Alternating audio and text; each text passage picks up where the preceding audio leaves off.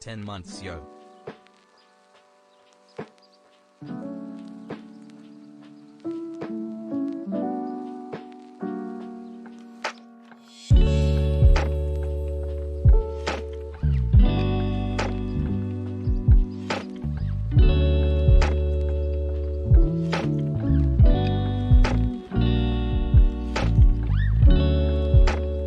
Sup, hell nerd.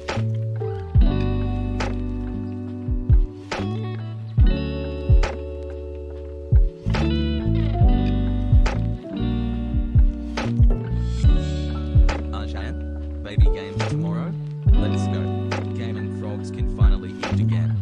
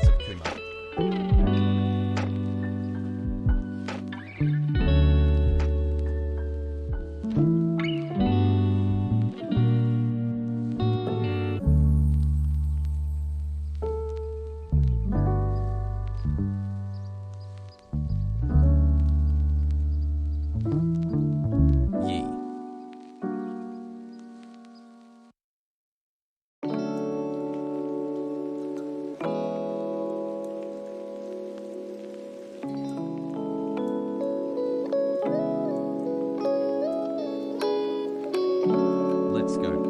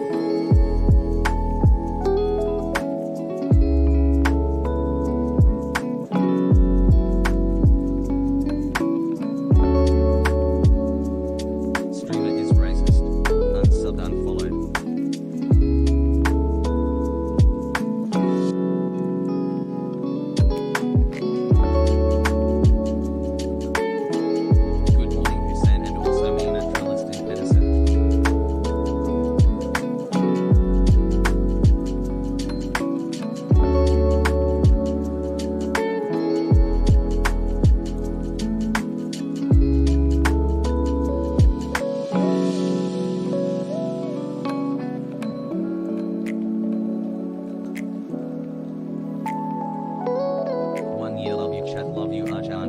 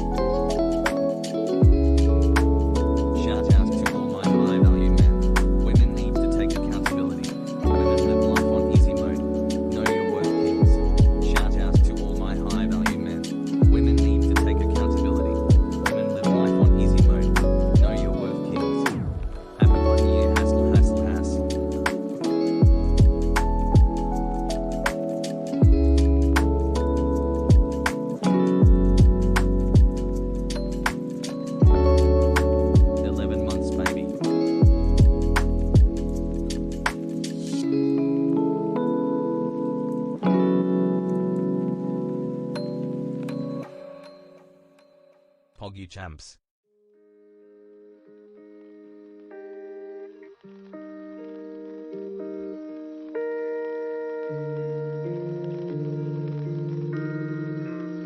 Hassle.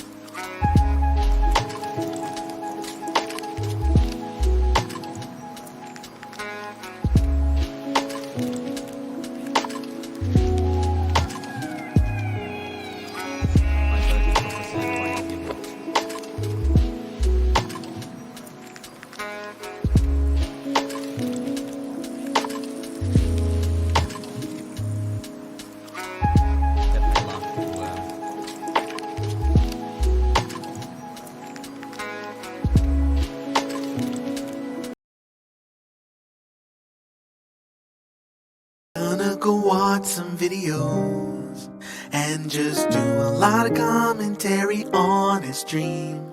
It's all a meme. So now what are we waiting for? Waiting for Hasan.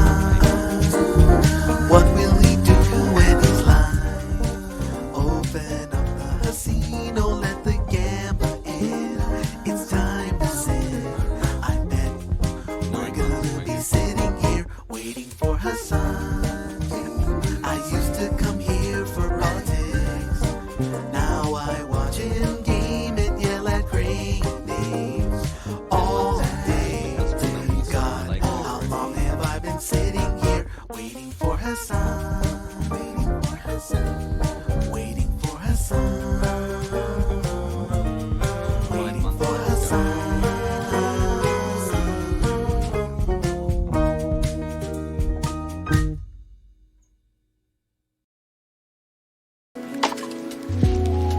3 months.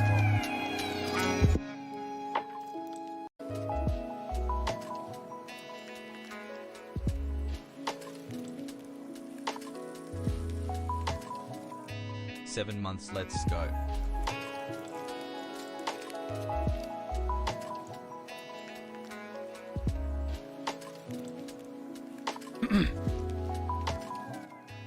What's 10 going on, months, everybody? boys. I hope everyone's having a fantastic evening, a fantastic afternoon, a fantastic pre-noon. No matter where you are in the world, I'm Hasan Piker, and this is the HasanAbi broadcast coming to you live Has Pains from can't believe I've been subbed for 4 sunny months to this California, Los problematic Angeles, streamer. folks. We are live and alive, and I hope all the boys, all the girls, and all the MBs are having a fantastic one, okay? It is 80 degrees and Hi, sunny fellas, here welcome in to Los Decade. Angeles, For California, folks. security reasons, I And need it to is check all your Thursday, diapers July and 15th, socks. 2021, 11:27 a.m. And I'm a tad bit late, and it's not the end of the world. There's a reason for it. I will tell you. But I apologize for that. 10 days out from officially turning 30 years old, which is absolutely fucking terrifying. So I'll just get that out of the way. Constantly on the back of my mind. Come on. And just the terrifying prospect, you know, getting old. Your body is not working as best as it could, as best as it once did. You know what I mean? Pete Just Pope. terrible. Just absolutely terrible.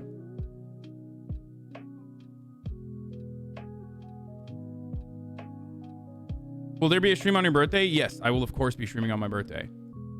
We might actually have like something really fun to do on my birthday. I haven't decided yet. I don't know yet. Lean into it.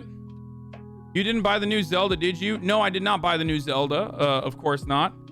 Not yet, These anyway. months I have will flown, my most man. likely Thanks do for it, all though. the Isn't it coming out on Friday? I will definitely be buying it to play it. Officially, I'm getting back to gaming. Ladies and gentlemen, I will be getting back to gaming. Magic the Gathering tournament for your birthday? No, but apparently they just, they did send me like a fat care package to my agency. My agent just texted me and was like, dude, there is a massive chest here that was sent for you. Do you want it? And apparently, yeah, they sent me like this massive fucking package. There's like a bag in it and stuff. I just told them like, oh, listen, I have too much stuff. Not as Like, I love that they sent that to me. That's like incredibly nice of them to do so. But you know, if there's like a massive Magic the Gathering fan at WME, you could give it to one of them. You know what I mean? Because I already have so much. Don't I bought it for you? Ultra PG, why the fuck did you do that? Oh my god. Streamer wants America to be a pot smoking country. Yeah, I know. We'll talk about that. We'll talk about the news. Anyway, you can preload the Zelda game and start playing at 9 p.m. tonight. Okay, little babies. Okay, Nintendo babies. Chill. Okay? 12 months boggers. You're literally like, oh my god, a new game came out, which is actually an old game. You can download it right now, and then you can play it at like 9 p.m. Pacific immediately. Ultra PG because it's your birthday present, Sag. Okay, chill. Don't do that. Don't do emotional terrorism, all right? Speaking of Magic the Gathering, there's a huge controversy right now about a trans MTG content creator being extremely racist in her past. Okay. What's the controversy? Did they recover from their racism? Then where's the controversy? Are they still racist? Then yeah, that is controversial. That's fucked up.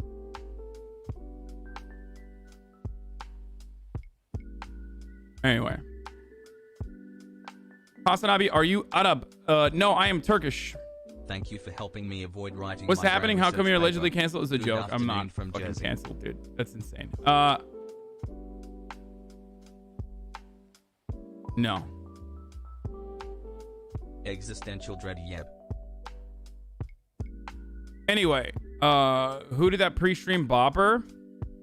The pre-stream bopper was made by Solar97. Or let's see what their name is in the chat. At Not Bannister in the chat.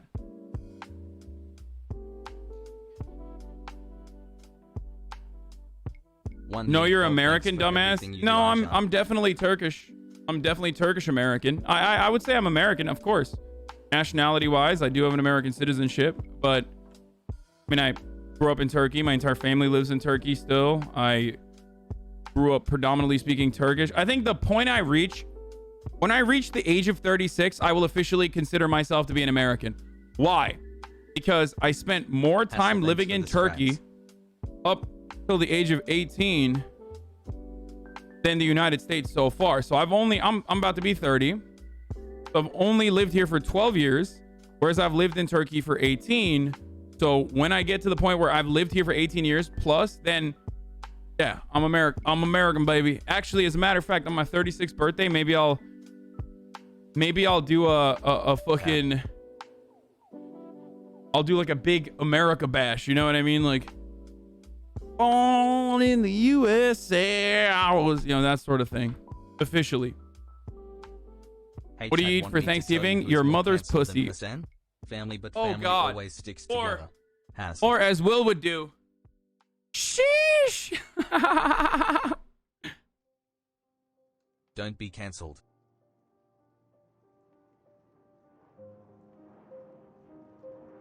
Yeah, I'm gonna do a white trash bash. Whoa, hold on now. Don't say white trash bash. Okay. 6 months, thanks for say WT bash. That is unacceptable. That's a pejorative specified towards whites. And that's unacceptable. Okay. Another TikTok about how you're hot. Yeah, give you know this guy Hasan. Give it to me, dude. I love that.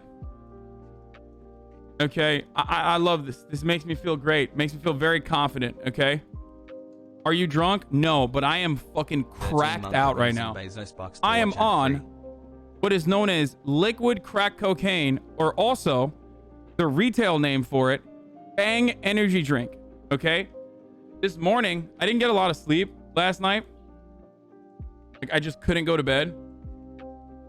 So I woke up at 7 and I had to work out at 9. So I was just like, that's it. I literally, like, I feel like Bang energy drink, like, by the way, it's a terrible brand. Like, the dude who owns it is like super reactionary. They were doing like COVID super spreader parties. They're fucking dog shit. Okay. And there's probably like lead in it. I don't know. But the reality is, it's liquid crack, right? So what I do basically is, like, I feel like I have just a thing of Bang just like sitting in the back of my fridge, like it's locked away.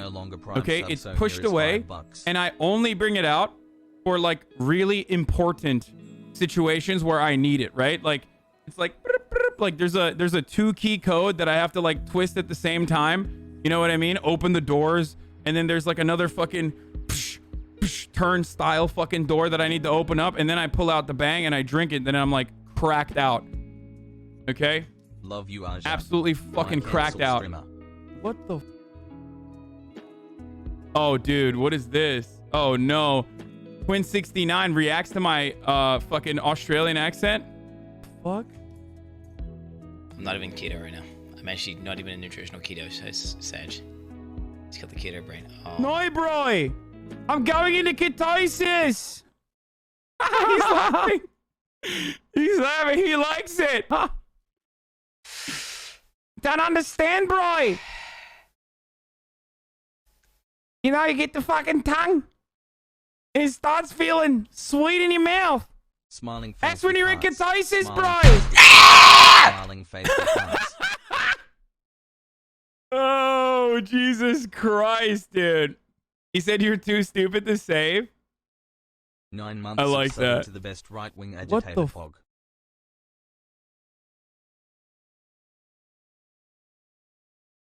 If you're afraid of aging, read this. Has pog, has What? pog, has pog, has pog, has pog. How to has slow pog. aging and even reverse it. Listen, if this is like a Veritasium video sponsored by the Peter Thiel Blood Boy Foundation, I'm not watching it, okay? And I'm banning you. We're not going to watch that right now, though.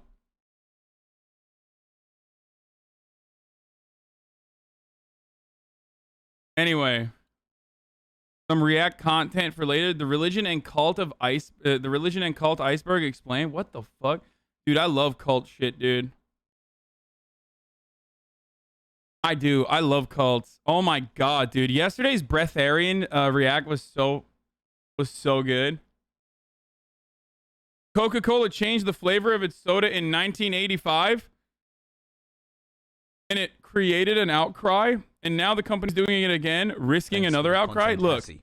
as long as they don't fucking touch Diet Coke, if they touch Diet Coke, mass labor organizing, okay? Yeah, they may or may not have murdered like labor activists in Latin America, okay, with death squads. That's one thing.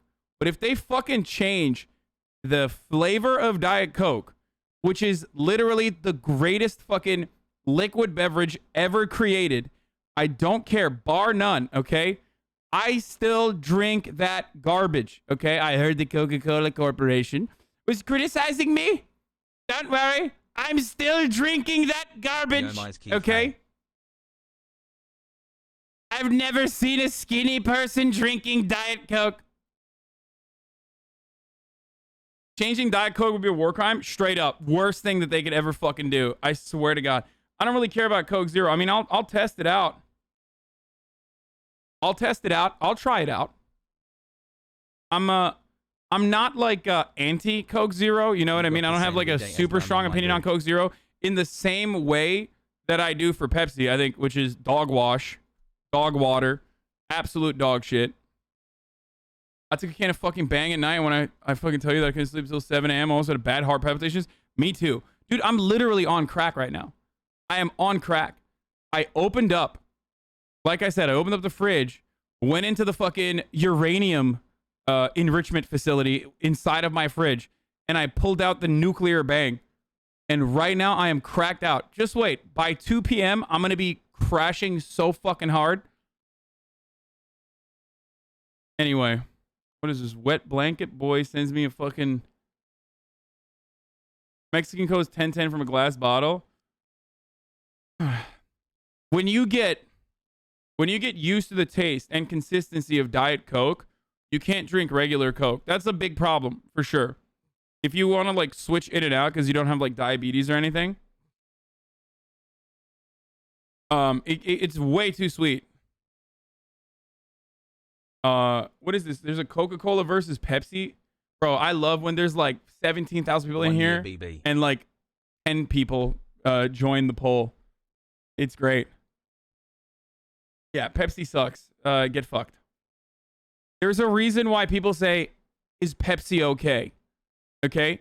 If Pepsi was as good as Coca-Cola, like the actual cola, then no one would ever be like, is Pepsi okay? And every single time like a person in the service industry is asking you that question, they're literally waiting for the retaliation too. They're like, is Pepsi okay? Because it's never fucking okay, dude. I'd rather drink water. Okay? It's not okay. It's literally not okay. If you like Pepsi, if you prefer Pepsi over Coke, you're just delusional. 6 months, Pepega. I cringe joke all day. You're going to drink my Pepsi. And I say this as someone who is a massive Diet Mountain Dew fan. I think Diet Mountain Dew, which is made by the Pepsi Corporation, is unironically the nectar of gods. Okay? Diet Mountain Dew is the nectar of gods. I'll say it. Hasan, would you like I'm some not state afraid. Discord I'm not merch? afraid to I can come out send with you this some opinion. cool stuff. Okay. Where's the Diet Dr. Pepper gang? I don't really drink Dr. Pepper at all. You like Diet Coke? Your opinion is invalid? Yeah, dude. Oh, copium, dude. Yeah, people like Pepsi and more. Okay, bro. Totally. Totally, dude. Coca Cola was created before refrigerators were invented. It has a lot to do with the taste difference between Coke and Pepsi. Look, I don't know when, okay? If they're... And I don't really care about this unless they're putting cocaine back in it, all right? That's what they should do. Coke Zero should just straight up have cocaine in it. Fuck it, dude. I'm saying it. America deserved cocaine in its diet sodas. Almost I love you, but year. please turn off your Wow. phone or give me a call. I cannot support hate. Please stop this. I know this isn't your heart. I love that meme, dude. This is why you don't get laid anymore. That's what Pepsi you for think. life. I fucked your mom, okay? So...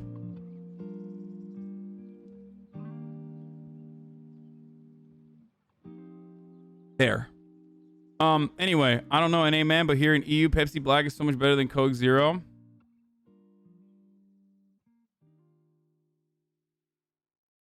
What is this? Andre Domise is Chat, going I can't find my crazy. Cat. Can What you is help me? PS PS PS PS PS PS PS PS PS PS PS PS PS PS Hassel. Oh, Black Lives Matter released a fucking statement that's like surprisingly not dog shit. And just everybody is losing their minds on the timeline, dude. Yeah. Mullets. Pepsi with lime is the only one who will drink a Diet Coke. When I was younger in Turkey, I used to drink what is known as, I think they have it in America too, a Pepsi Twist. WOO. I heard you agreed to pay your staff, then back out. A, do you really have a staff? Did you agree to pay them? C, back out after? Of what? Oh yeah? My soda ended police brutality. Pepsi What? FTW. Staff for what? Fuck is staff? Uncle Cheese? Can you give me a baby brother? Because I want to make fun of communists at home. Yeah, sure. I mean, he's anti-CrossFit, so I'll keep him, okay? Poo poo wee wee.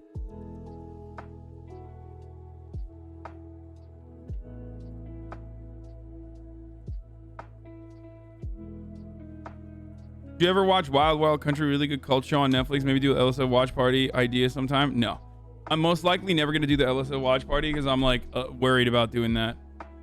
Please be my boyfriend. Anyway, what was I saying? Oh yeah, so basically I worked out this morning and now I'm fucking cracked out because of the bang. Like I literally have my regular obligatory toasted coconut diet. I mean, not diet, fucking cold brew right here, and I haven't even cracked it because I'm just like actually just, you know, high as hell right now with the bang.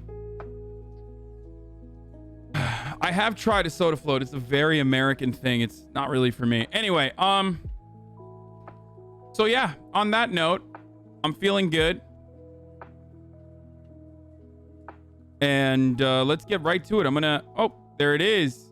Amacius with the fucking, Amacius is a legend. Thank you for the playlist, Amacius. Okay, I'm gonna fucking tweet out that I'm live. Okay, we're gonna welcome the Normans into our home. Hassle. And then afterwards, we are going to get started. What is this? Introducing Steam Deck, powerful portable PC gaming starting at $399, designed by Valve, powered by Steam. Oh my god, are you serious? Hasan, I've been here. Wait, that actually looks Can I get a welcome to the jungle? sick. No. Can I be the last TTS Have you been to of the Poppy's in day? LA? Yes, No. it's Do you very love me? tight. I don't No. like it. Then stop banging my Anyway. mom's sag. All right. Daycare is open.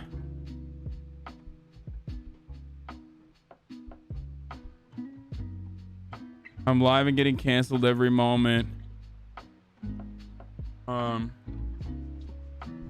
Steam Deck has a weird. We're talking Cuba. Love the stream. I might do murder today, by the way. I haven't done it in a while. We might get back to the murder reacts. I feel like people demand it. You know what I mean? I feel like this is something that people want. Y'all want murder, right? Yeah, not like at FBI. Yeah. I feel like I might do a murder today, dude. You haven't done a 90 day in a while? Yeah, I don't know. I might do a little bit of cults, a little bit of murder. We'll figure it out, okay?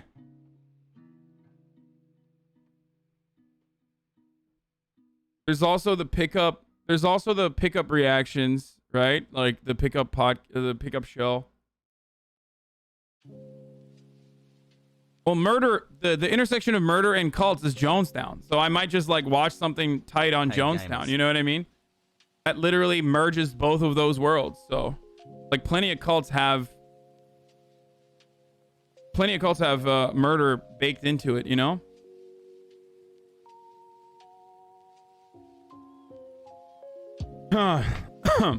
We're talking Cuba, infrastructure,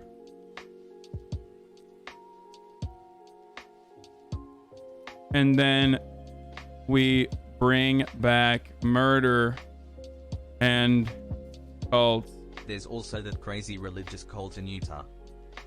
Get in now. www.twitch.tv/HasanAbi. All right. I made it. We're going to get started with the FreeBritney movement. You want to watch a Korean cannibal cult? No. Yes, I did see the new Karen that unlocked in New Jersey. We watched it like. I'm surprised that the reaction streamers did not get to that. I don't know if it's like in the HasanAbi Reacts complex, the HasanAbi Clips industrial complex.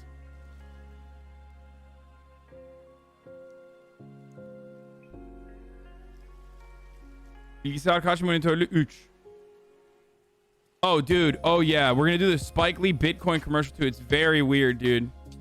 I don't like the fucking... Dude, it's crazy. Hollywood is getting into Bitcoin, too.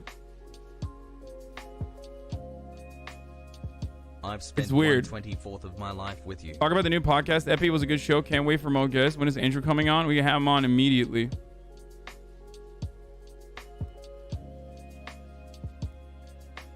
Minecraft Pogo when? Minecraft Pogo when?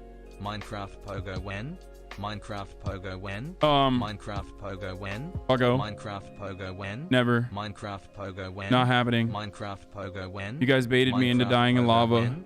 so I'm not gonna do How it. are you doing this afternoon? Pretty good. Dude, I'm even responding to donos. I should be doing crack cocaine more, you know what I mean?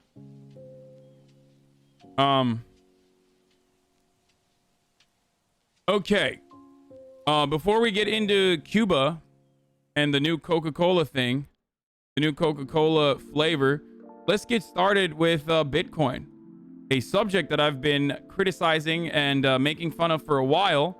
I'm sure this is going to be fine. I'm sure people are not going to get super offended by this.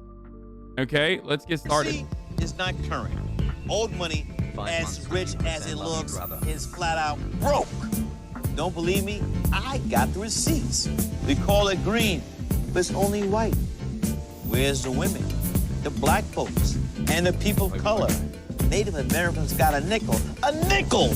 People don't even stop and pick up a nickel off the side. 7 million Americans have no bank account. 20 million are underbanked. Old money's not gonna pick us up. It pushes us down, exploits, systematically oppresses us. But new money is positive, inclusive,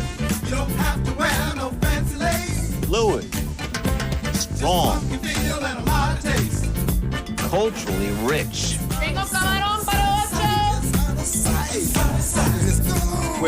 This is what happens when the government murders Fred Hampton, okay? I'm sorry. It's just the truth.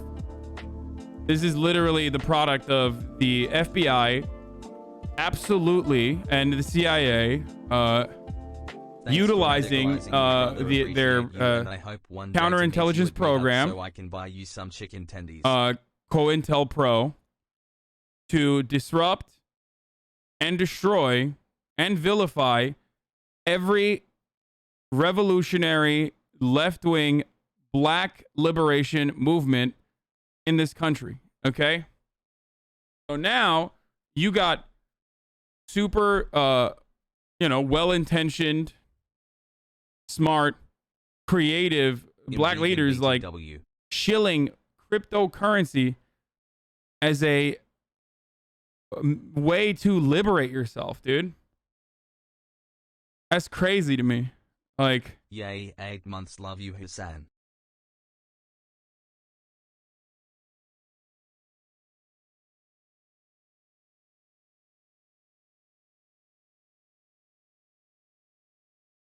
oh, this is hilarious, dude.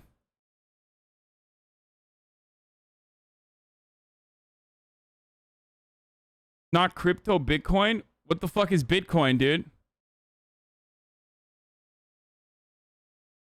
All the people holding bags with crypto are white libertarians? Yeah. The status is anything but status quo. Do your own research. I can't believe they got Kendrick to be on this too. Look at that. Look at that handsome man.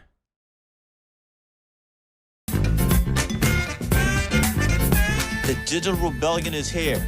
Old money is out. New money is in.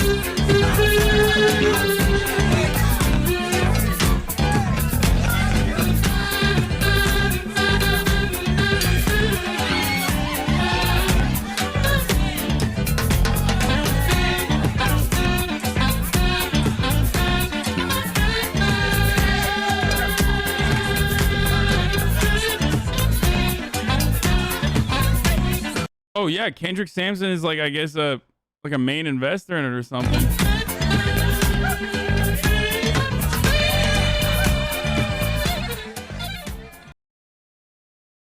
I really like the true crime. This is a very, aka the Vampire of Sacramento. This is a pretty sad thing to see, to be honest with you. Like, just joined. Do you not like this? I mean, first and foremost, I don't even understand what they're selling. I mean, I understand what he's selling, but I don't fully understand what the product is. What Spike Lee is selling is basically a false dream for marginalized people to like get involved in the fucking grift of crypto, right? But I don't know what the product is, really. Fancy wearing a shirt Lowick got for you which says lubricate my AR-15 with liberal cum. I would fucking...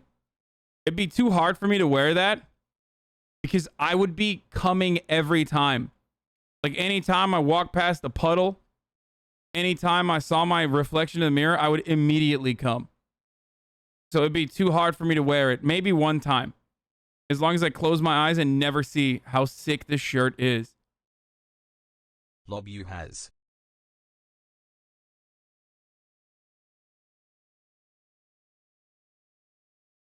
It's a Bitcoin ATM? Like, why? Well, I walked into a great time in the channel. Chairman Fred would hate this and would probably not like Spike Lee too much. I don't get it. He kind of lost it with the pro-police black Klansman too. Someone whispered me the clips of him buying shirts for you and Will on stream, but I don't know if he wanted to spoil it. I know it's not private because he streamed it, but still, yeah, we'll look at it. I saw this being linked around by some activists who are ultimately against how crypto is being used, but at least it shows a bit of the positives on the humanitarian side. Tales from the crypto. Libya, Palestine, and Syria near at top, and online search for Bitcoin and other digital forms. Okay, but like, you still need money to get involved in crypto. Like, the liberation for Palestine is not going to come through fucking engaging in the crypto market. You know what I mean? Like, what use is the $3 that you were able to fucking scrounge up so you could like buy I guess, a fraction of some fucking altcoin, 6 months or with our even favorite Bitcoin himbo if you have house. that kind of money. Most likely you don't. When you're being shelled by this colonialist apartheid state that does not want you to be there. You know what I mean?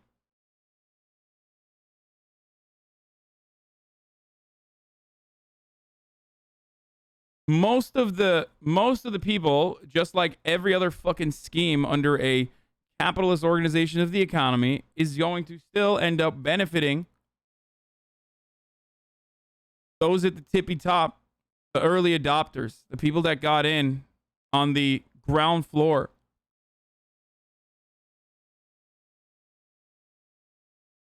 So, dude, I don't care about this fucking, what is this bombshell? I know there's a new bombshell Russia report from The Guardian. I saw it, but I didn't read it yet, and I don't know what it is. Someone says you sound old.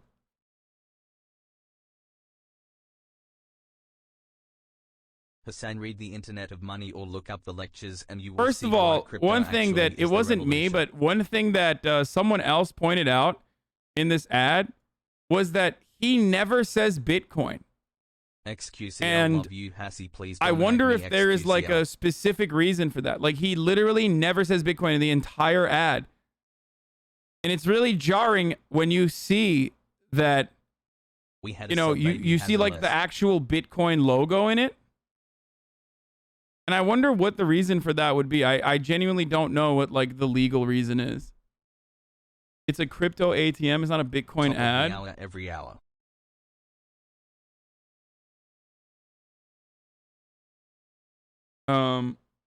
Like coin incoming. Oh yeah. Because the ad is the ATM, not the Bitcoin. Okay, dude. Like, that's kind of not my fault. Okay? How is it my fault if I watched a full fucking ad and like they barely describe what the product is and focus 75% of the ad on how cryptocurrency is going to liberate you from the white slave masters, dude? And I'm all for liberation from the white slave masters. You guys know this. I am. New blaxploitation There's a couple just things dropped. that I'm against. Okay, it's murder and slavery. These are bad things. There are things I'm for, like the ad break at the top of the hour, which is Dumped him coming for 10 right now months. because it's 11:57, where I run a 60-second ad break. Now, of course, there are methods to avoid said ad breaks. Scam has truth. One of the ways to avoid said ad breaks is, of course, by subscribing. You can do it for $5 or for free with a Twitch Prime. A Twitch Prime is free. You already have an Amazon Prime.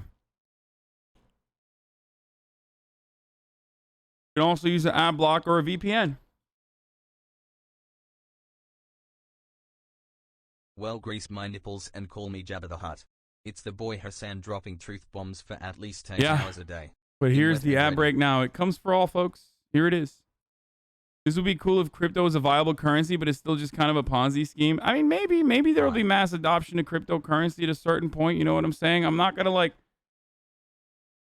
I still think that it's extremely volatile no matter what, because if anything erodes the confidence, there's nothing backing it, as it is a Happy 8 decentralized months, I love you, currency. chat, and Hasan, thank you for the laugh. You know what I Why mean? happy. I don't know how many people... I don't know how many... Is this financial advice? Fuck no, dude. I don't even have a credit card. If you think anything I say is financial advice, you're a fucking Hey, Hasan, idiot, thanks dude. for the streams. I like sneaking you into Amazon with me, but sadly that might end soon, Sag. Also, I don't think you need to say this is not financial advice when you're telling people not to buy shit and be an idiot. Oh my god, can you imagine I go to fucking jail? No, that wouldn't happen because you're not losing money. I'm telling you not to waste money. So you can't like sue someone for lost profits. You know what I mean? 3. That's such a fucking somewhere out there in the chat, a libertarian was like, oh my god, I just realized, like, this is something 1 we year could of do. stunlocks You and and Phase instill- K hanging out? How would I do that? She's not like... She's not out here. She's in like fucking... I don't know where the fuck she is. Dr. Mr. Hasan, I love you and her streams. I would though, she's Been dope. struggling with my health lately, so I sit in bed and watch her streams and they make me feel so much better. Hassel, hope today is a good one. Have you ever seen a picture of the CEO of Why would bank? you need a Bitcoin ATM? The point is that you use your coin for purchases, not obtain fiat. Yeah, I guess. Oh, Phase K. I was thinking of K. Shit, I was thinking of Kaylee. I thought you meant Phase Kaylee. Lee. It's not Phase K anymore, boys. It's Fraser K. They're converting your cash to coins to use online to buy drugs. Hell yeah. That's 17. great.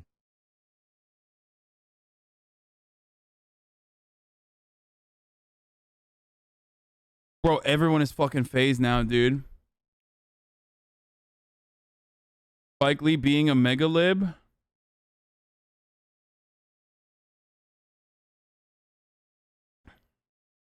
Phase Jeff Flake. Hell yeah, dude. Phase Jeff Flake. #1 Turkish ambassador, dude. Best Turkish ambassador.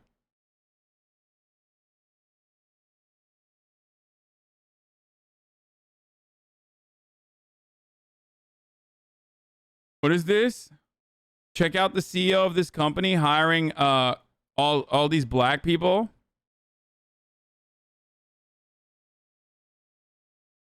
Where is it?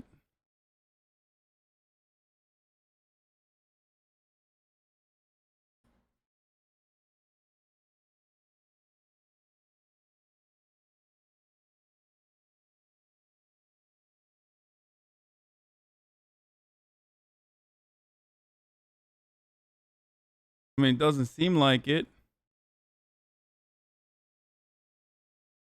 Okay, Chris McAllery is the founder and CEO of CoinCloud, the world's leading digital currency machines, DCMs.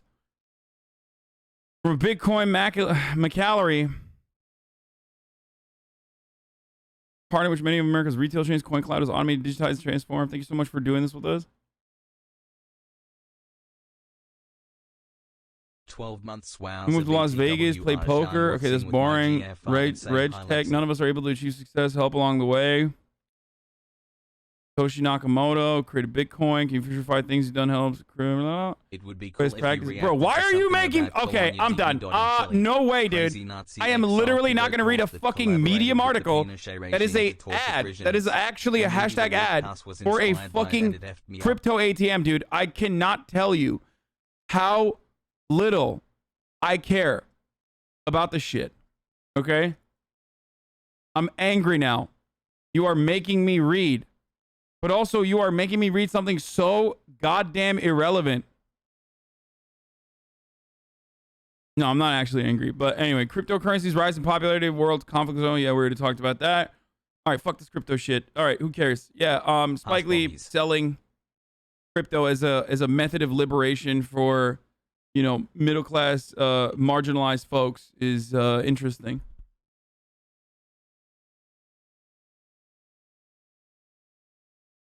Okay, so the only reason why I'm going to talk about this coup thing is one, because it's been threaded out and it's like significantly easier to read that way rather than a full-blown article. Okay. And two, because Donald Trump responded to it. But before we do that, I just want to show like a really funny Cuba thing. Now David is here. Hey say. Not me here protesting for Cuba, and they all start cheering USA. I'm here for the right reasons, but I don't feel comfortable around this many Trumpies. Man, perhaps this should be a wake-up moment. Like when you're... Like if you are a well-intentioned person who has like BLM, ACAP, all this stuff in your, you know, in your bio. Well, it's just Save the Children too. Raging feminist. Anyway, if you got all these like ideas, right? At some point you got a butterfly tattoo on your face. You know what I mean? Like at some point you got to be like, hold up. A lot of these fucking assholes agree with me on this. Like, what's going on here? Just investigate a little bit further. You know what I mean? Like, what do they want to do with Cuba? Maybe they want to turn it into a fucking island for tourism, for casinos and slavery, you know? Thanks I don't know. Moments.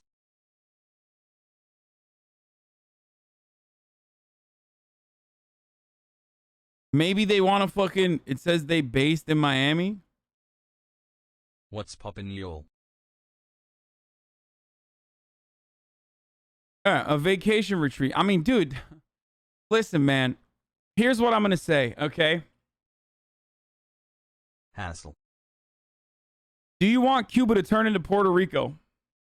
But, like, probably worse, too. Because right now, the government is restrictive. Of course they are. 100%. People don't have free speech in the same way that Americans appreciate it. Okay? You all lost the game. But everything else, for all else considered, they at least have some form of autonomy from American imperialism and colonialism. Pump and dump to meet margin like, this is a country that for the past, you know, half a fucking century has been able to operate outside of the international global trade, Hasan, you look nice today. and still has been able to survive, improve literacy rates in their country, improve healthcare in their country. They're gonna have problems. Of course they're gonna have problems, right? And people are going to protest. Except, if you truly care East Coast, go to about what's going on in Cuba, chocolate milk, then you should allow the Cuban people to protest their own country if they want to. Okay? And also, make a positive impact where it counts. If you're an American, there is an area where you can make a positive impact, and that is lifting the embargo, lifting the restrictions that stop Cuba from trading with America's trade partners, i.e. the entire world, okay? That has cost like $130 billion in commodities that have been lost in the process of the embargo that costs America a fuckload of money too. Billions of dollars a year, if I'm not mistaken. Do it up, baby. Go into making sure that we are processing all the goods that are going into Cuba and like figuring out what's allowed, what's not allowed. It's like, why is that up to us? Another thing you can do is, you know, I don't know, end the terrible, terrible prisons in Cuba. I mean, man, there's this one on a bay. I don't know if you guys have ever heard of this one. It's a crazy one. It's called Guantanamo Bay. These Cubans, man, they have this like torture prison. It's fucking crazy, dude. It's actually crazy. It's like they literally will lock you up extrajudiciously with under the suspicion that you might be a fucking terrorist or you might be like an anti-government terrorist, right? And then they fucking waterboard you. They blast music. They don't let you fucking, they do sleep deprivation. They like literally torture you. It's fucking nuts. I found out about this and I was like, damn, dude, we really got to stop Cuba from doing that shit. That is fucked up, dude. Straight up. Okay? That's so wild that fucking Cuba is doing that. I mean, seriously. You're absolutely correct, but so many people right now are either hyper left or reactionary right. Nuanced takes on Cuba are so fucking rare.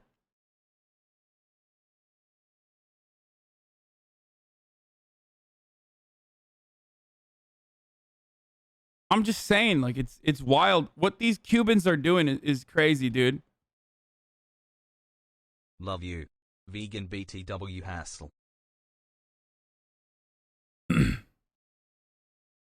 That's fucked, yo, but what about Gitmo? Dude, that's literally what I'm talking about. Are you serious? Where do your allegiances lie? Did you not understand the joke that I was making? It's our prison. I'm talking about Gitmo, Guantanamo Bay. That was the joke. On hello.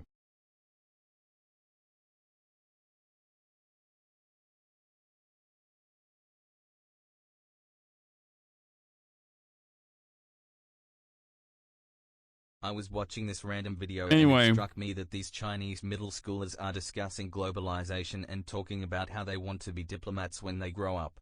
Kinda cool. 9 months Bog, call me da baby.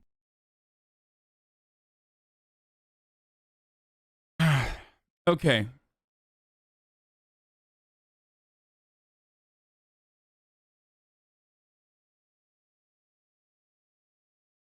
Insane how Cuba holds 22% of the world's prison population and occupies 5% of the total world population. I know, it's fucking nuts. Anyway, so Hold on. So yeah, Cuba has many problems. Every one-party government is going to run into issues. I mean, no matter what. That is a 9 problem. months pogo go go go go go.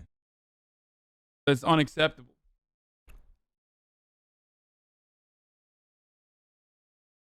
Why don't you get more bitches on your dick? How's it going? Still less real life revisionist than activation. Having free speech restrictions is a gigantic problem.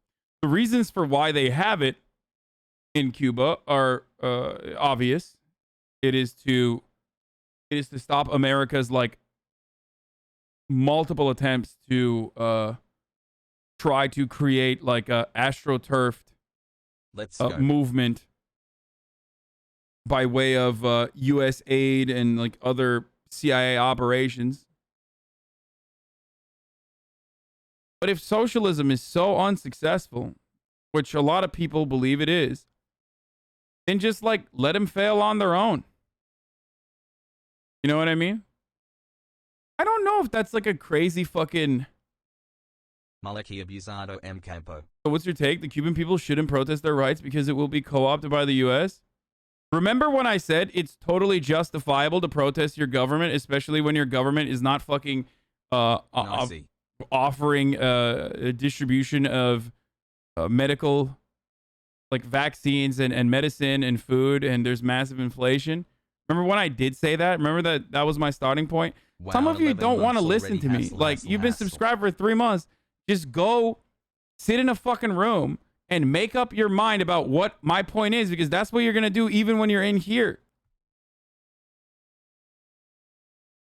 Like, I literally started the conversation by saying, of course people should be allowed to fucking protest their government.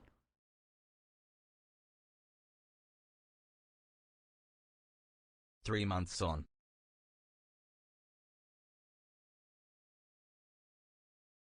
I don't understand why people say that. Like, I know they can't distribute vaccines because they don't have syringes from the embargo. I know the embargo does not stop medical supplies. I know is what Jen Psaki said. But hold on, let's actually I want to see the Jen Psaki comments. Let's see if I can find them if they're in this playlist. If not, we'll get to that. Obviously, we are going to talk about Larry Nassar's abuse allegations and how the DOJ report found that the FBI mishandled them. And you clapped him. He'll never forgive you. Vegan, by the way. Just kidding, I love you.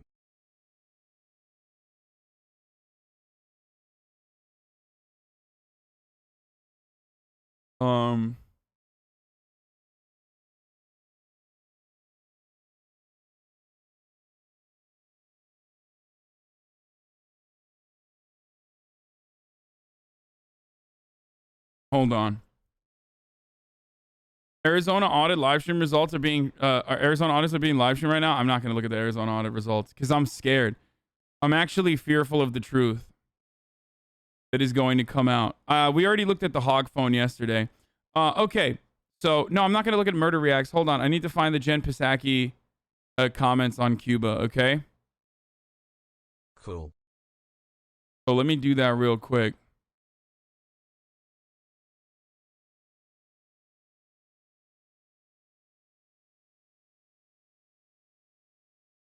At HasanAbi, if you are in favor of protesting their government, why are you critical of the Jan 6th protest? I'm very curious. Was it this? At this, but the president of Cuba did directly accuse the United States of basically fomenting these protests because of the embargo, and that leading to a lack of medicine and the other things. Do you have a specific response to him? Well, I'd first say that the U.S. embargo allows humanitarian goods to reach Cuba. We expedite any request to export humanitarian or medical supplies to Cuba. That continues to be the case. Yeah, they expedite it, dude. Okay, well, the question is, why do you have to fucking stop it? Like, why can't it go directly? Why does there need to be an expedited process to begin with? How about no process? Because the question isn't like, hey, are you doing a good job with the embargo? The question is, why is there a fucking embargo? So this is not a proper answer, okay? It's a great way to deflect, though, because dumbass liberals will be like, oh, well, they're expediting the medicine. It's like, dude, but why? 3 months. Why is there a process in which, like, it's coming into America and then being expedited to Cuba? Okay? Why? And by the way, the expedited is fucking bullshit, too. There's still, like, month-long processes for all of this stuff.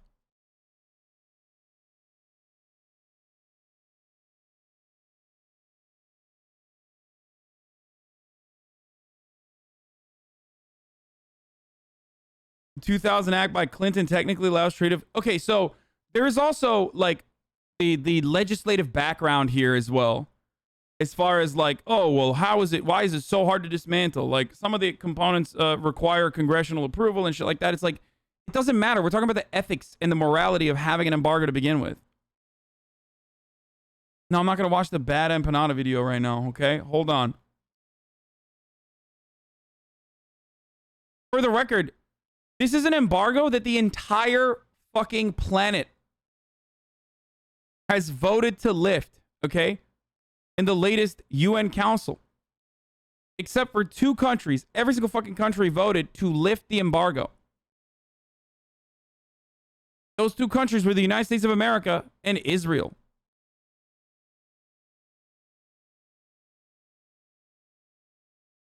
Aren't they just saying they sent it as fast as possible? I don't agree with you, sanctions, and do think this is mostly just bullshit PR, but I'm a bit confused.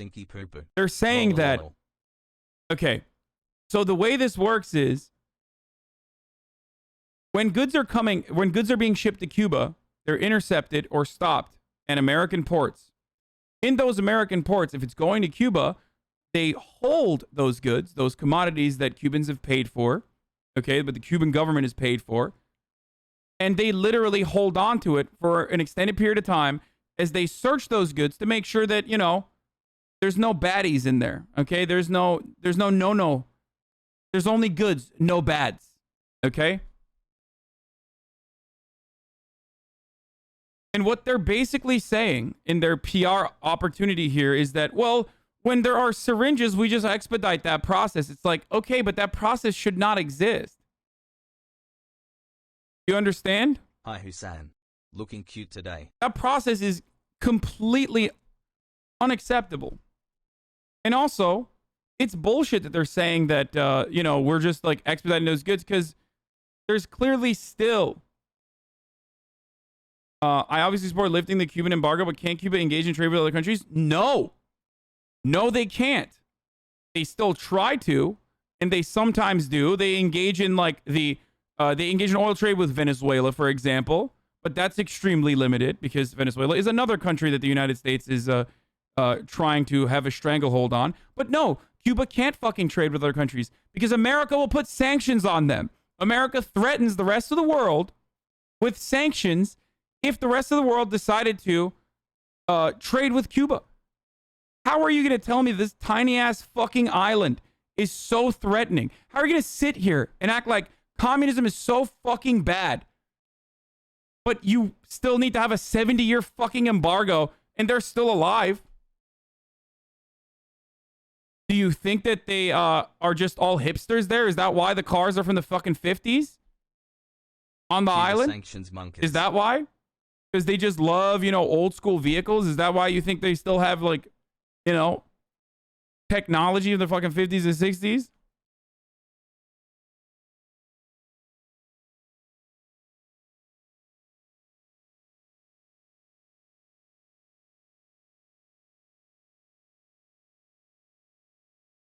Having said that, there are still countries that trade with Cuba. But again, that's like under close watch of the United States.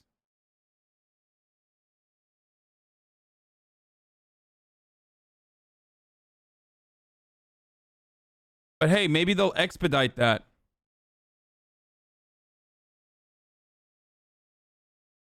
So, they were extremely dangerous to the U.S. during the Cuban Missile Crisis. Yeah, fucking keep murdering them for generations then, dude. Fuck it. I don't even think they deserve food then. And guess what? They were extremely dangerous to the U.S. during the Cuban Missile Crisis. How about the U.S. was extremely dangerous to them during the Cuban Missile Crisis, motherfucker? Go read a goddamn book. The only reason why there was a fucking missile there to begin with was because they put missiles in Turkey.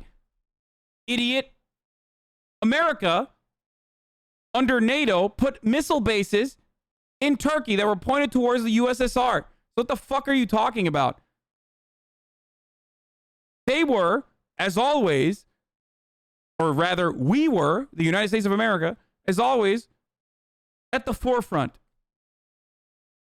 We're the one that delivered the first blow. No, totally, dude. Trying to murder a leader, a foreign leader, over and over again for like 60 fucking years, dude. And having this like crippling embargo for 70. Totally normal, totally justifiable for this tiny island. Just let them fail, dude. Word. Let them fail. Let them engage in global trade and let them fucking fail. If they're going to fail, they're going to fail. If socialism is so bad, let the Cuban people have autonomy, okay? Let the Cuban government have autonomy.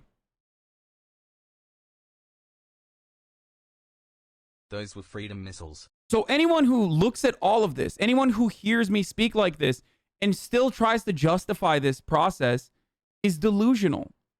And this is the reason why when I see people protesting on the streets, when they say, we want fucking vaccines, we want to be able to live our lives, we want food, we don't want inflation. When I hear that, I say, I completely understand where those people are coming from. I do. It is a normal and healthy part of any country to have your citizens rise the fuck up sometimes when your government is fucking up. There are other problems in Cuba beyond that, in the way that it's governed. But again, most of that is to counter the oppressive American imperialist methods of trying to control and spark uprisings within Cuba. They wouldn't have to do any of that if people were so fucking pissed off that they're just going to, like, you know, rise up on their own. Wu made it to 7 Let them months. fail equals Cubans starve and die? No, motherfucker, I'm being sarcastic. That's not going to happen.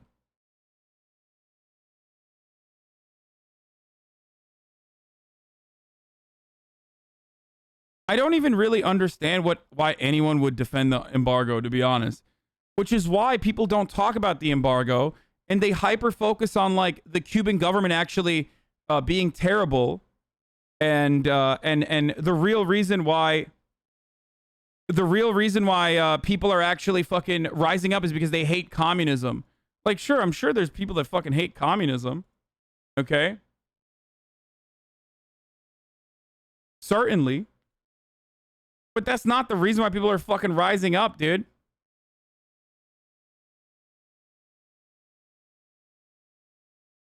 But there's a specific reason as to why we are having a conversation not about like the insane elephant in the fucking room in the form of a fat embargo and sanctions and threats, or even like the only kind of aid allowed is to is offered to non-government organizations, i.e. like, you know, CIA approved orgs that are there to, I guess, disrupt Cuban operations and like topple communism. And this isn't even like a conspiracy theory. try and fail regularly in Cuba to topple the administration, as America has done time and time again in Latin American countries. If you're unfamiliar with the history of American involvement in Latin American countries, read up on it.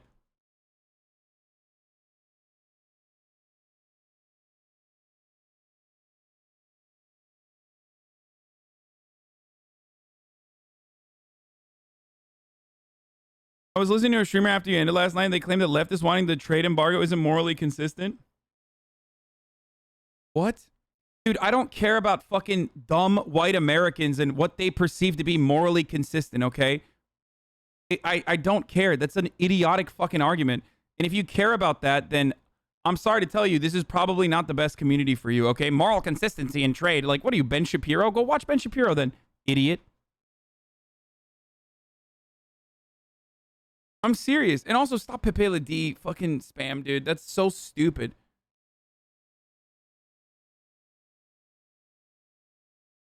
Like, okay, dude. Oh my God, moral consistency. Yeah, America's doing Cuba a favor by fucking stopping Cuba from doing trade with other countries in the way that they want to.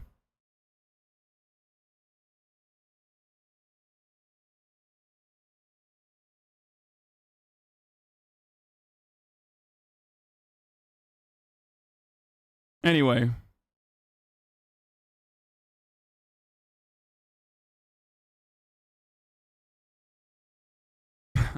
It's so fucked up. The Cuban revolution turned autocratic. Why didn't they just try to implement land reform and reduce Western corporate exploitation in a democratic manner the way Guatemala did in the 1950s? That went swimmingly, right?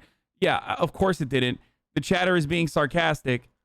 Yeah, exactly. But there is a perfect world out there in which authoritarianism should not exist in like regular the regular forming of a social democratic government, okay? But unfortunately, there are a million different fucking examples in Latin American countries where such a thing occurs, and then, oops, paramilitary death squads and a coup d'etat.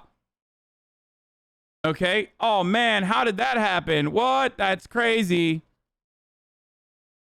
Fuck, dude.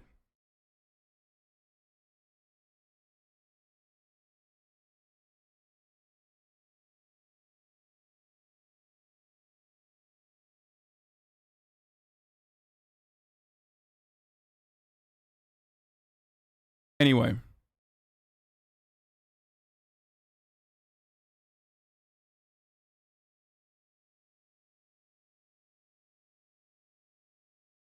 A person I knew from high school back in Iowa. People protested the rightfully elected president after the revolution in Egypt in 2014. He got military coup and now it's a fucked up regime. Yeah. It's still the most insane take I've heard to this day.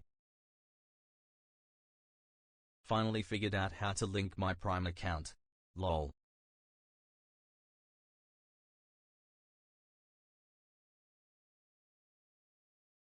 I still believe you're framing the protest too much around the U.S. Yes, the embargo is 1,000% bad, but calling it the elephant when Cuba doesn't even have things like a full and fair democracy and unrestricted internet access, unrestricted internet is off, in my opinion.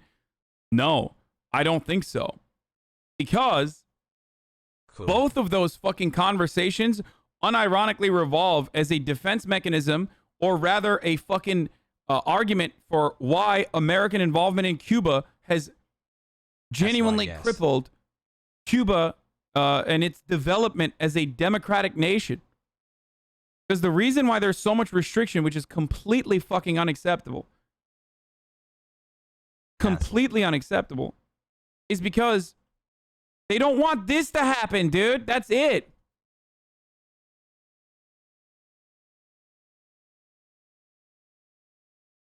We live in a society where libs and pitbull join hands against communism. You're gonna tell me that, like, these dudes have been trying to murder the fucking government for, like, the heads of government for, like, 60 years. Multiple attempts on assassinations and shit like that. You're gonna tell me that it's, like, insignificant, dude? Half the chat wanted like, literally a military takeover when they saw January 6th. Imagine, like, just, can you imagine for a brief moment, like, people want to fucking nuke Russia because they bought Facebook ads. Okay? Could you imagine if there was, like, a country that was routinely trying to execute our head of state? Okay? Constantly a much larger and much more powerful country that's like right up our fucking asshole, constantly trying to execute our head of state, constantly trying to fucking funnel funds into psychotic like neo-Nazi groups to grow that, to make a robust neo-Nazi fascist movement in America, to have like a fascist takeover, okay, of the country. Over and over again. They do this, and they do it, they try to do it successfully. A country that then tries to fucking invade us, okay? A country that literally stops all of our trade. It's like unimaginable because we are the hegemonic dominating power, okay? We are literally the main superpower on the planet. So it's impossible for so many of you sheltered, privileged Americans to even comprehend a world in which there is a much more powerful country that is literally stopping you from trading in the way that you want to with the rest of the fucking world. And you do that over and over again, and the only aid that you're like allowing the country to get is aid that you have designated for, anti-government groups. Let Cuba be communist and trade with me. I want Cuban money. I think you would probably want some kind of control in order to maintain your autonomy. Okay? That's where this comes from. And it's still fucking unacceptable. I get it.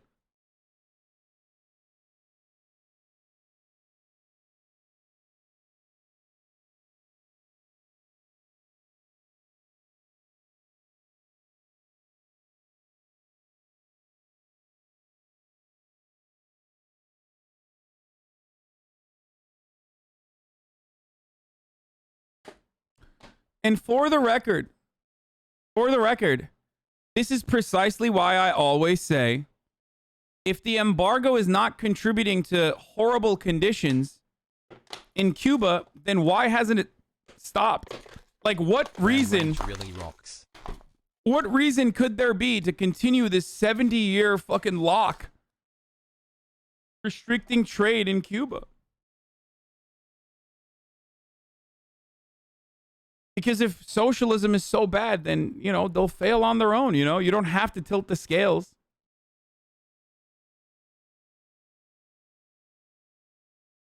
If you take a poll among U.S. intellectuals, support for bombing Afghanistan is just overwhelming.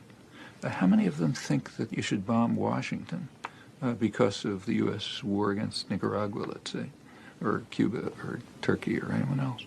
If anyone were to suggest this, they'd be considered insane. But why? I mean, if one is right, why is the other wrong?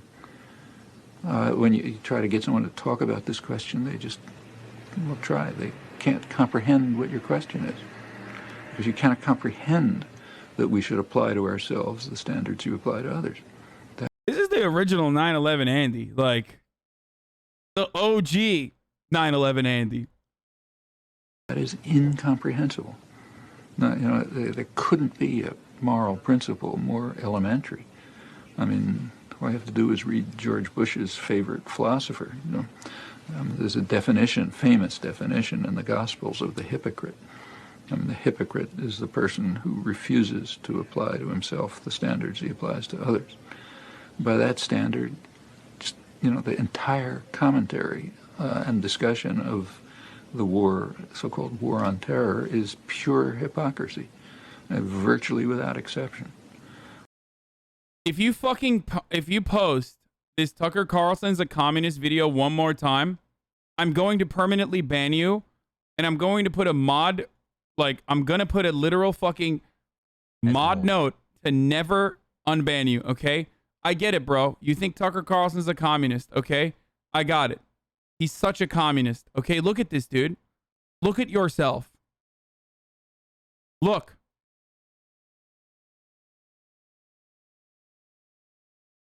I promise you, if you spammed it this much, I saw it, I noticed it, and I'm avoiding it.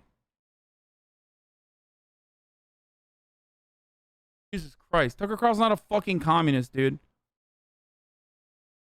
Oh.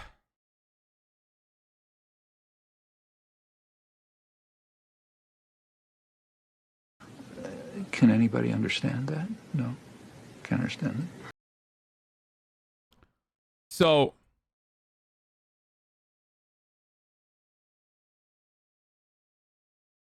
I'm going to be honest, I didn't realize how much America's fucked up the rest of the world prior to watching your streams. I was vaguely aware, but had no idea to the extent that we do it. Thank you.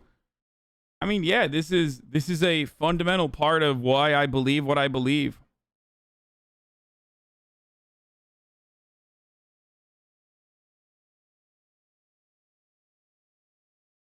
It's just like, if you close your eyes and yell la la la la la, I can't hear you, then yes. Or are educated on a completely fallacious, made-up way of analyzing history and America's historic wrongs, then yeah, you're just going to be like, yeah, this seems normal. I don't know why. You don't even think about it. You don't even consider it.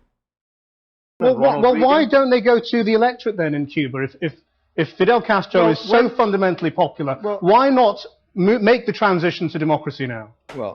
Well, when the United States lifts the state of war and siege on Cuba, but that's irrelevant, normal life can... How can you say that's irrelevant, dude?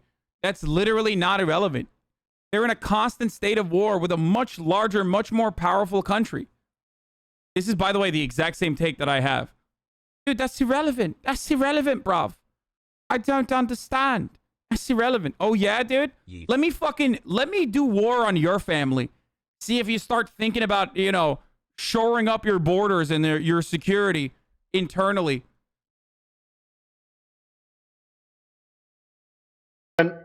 No, it's absolutely relevant. When Hitler was at the Channel ports threatening to invade us, there wasn't much democracy, and if you'd wandered around the East End proselytizing for Hitler, you wouldn't have lasted long. There's every threat. They've tried to kill Fidel Castro hundreds of times. They've invaded countries all over the world, thousands of miles from their shores. Hitler didn't stop democracy in Britain. Yes, he did, as a matter of fact. Many democratic freedoms were suspended in Britain, especially for those who were proselytizing for Hitler. And that's the comparison that you have to make. We didn't lose the vote. Notwithstanding that siege. No, you did actually. If you knew anything about British history, you'd know there were no elections. By the way, that's the same as like during World War II, even in America, like the Sedition Act, dude. Have you heard of it? Are you fucking kidding me? Like, I love when people always say stuff like, oh, well, the Russians were murdering people who didn't fight. It's like, dude, we fucking jailed people who didn't go to the draft either. Like, what are you talking about, dude? Like, we absolutely also child support the baby is totally, justifiably, understandably took away liberties in time of war. Wrong about everything, lol? Me? Or are you talking about the other dude? The only Italian who doesn't care about soccer. Are you saying universal suffrage? Like, we don't do that anymore. We don't do that anymore. And that should probably show you how little... By the way, there were unjustifiable things that we did too, like internment camps. Do not misunderstand me. But... we don't even do that anymore to the same degree because we're not fighting real wars. We're just fighting never-ending wars against insurgencies, okay? So it's counterinsurgency wars that don't even require us to, you know, stop the economy and hyper-focus on, you know, finishing this war. As a matter of fact, the military-industrial complex relies on there being a never-ending war. We have created this entire system in an effort to just like keep doing war, but far away, to counter insurgencies and not even give a shit. But we did it after 9/11 with the Patriot Act as well.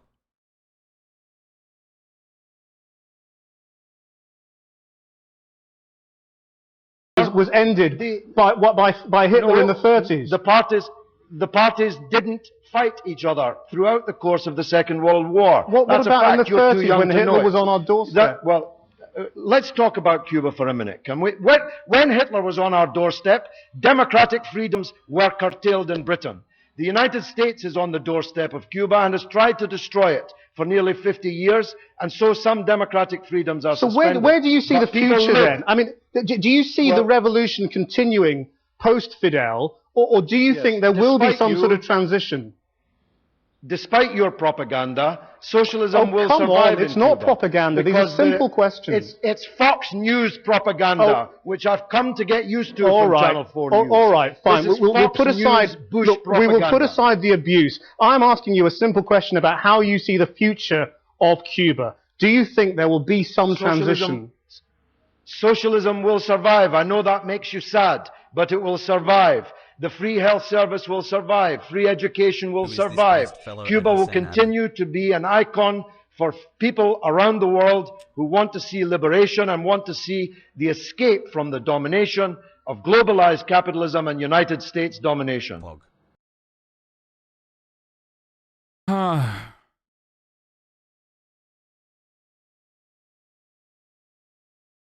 MP. Another crucial point made earlier was also ignoring in media propaganda. Are the Cuban people liberated from the misery that afflicts the most of the third world? Yes, they can all read and write. They live longer and more of their children survive than in the U.S. Yeah, that's the other part about it is like, despite America's greatest efforts to fucking absolutely destroy the Cuban governance, whether it's autocratic or not, besides the point, like Cuba has unironically thrived in comparison to fucking Afghanistan, dude. So, or the many different examples that I can give you. It's like, I'll just keep pointing to like different places that America has fucked up. Do you want Cuba to be like Afghanistan? Do you want Cuba to be like fucking Iraq? Do you want Cuba to be like Yemen? Do you want Cuba to be like Libya? Do you want Cuba to be like Guatemala? You want Cuba to be like El Salvador? Somalis in chat, Hasan. And the answer for many that agitate for American involvement is yes. That's it. Because I don't give a fuck. For all of the wealthy Cubans living in Miami, some well-intentioned and some not, they don't give a fuck as long as they get their land back, okay? As long as they get their fucking land back, they don't care if they enslave the rest of the fucking Cubans to a lifetime of indentured servitude. I got my fucking land back and I got fat American contracts. That's what I fucking want. That's what those rich motherfuckers want. Okay? So if you're a well-intentioned Cuban American living in America and you're like, oh man, like fucking this Cuban government is crazy, dude. It's like you really have to reframe your perspective on never-ending fucking war.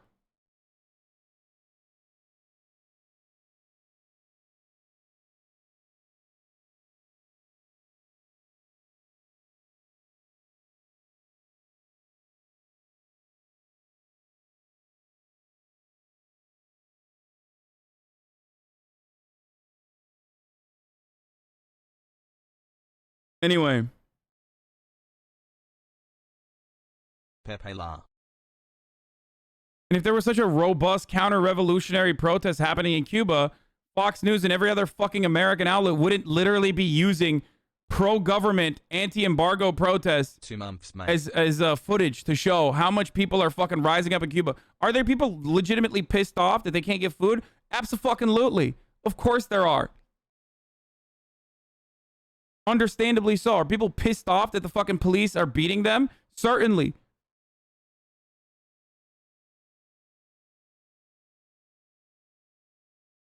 What's the difference between, for example, West Germany and Japan after World War II and other interventions? A great question, chatter. Why did democracy successfully get implanted there but nowhere else? That is a remarkably interesting take. I wonder why. I wonder why. Just think about it. I think you can come to the conclusion on your own. I believe in you. Both of those countries that you mentioned were allowed to build capitalist vassal states for the United States of America for the most part. Okay? They were given the opportunity for autonomy in the aftermath of World War II. Countries that had a different perspective. Countries that wanted to democratically become socialist if they wanted to, or countries that were reliant on the USSR did not have that opportunity. Hassle meow meow hassle. Well, Japan isn't really democratic either. I mean, yeah.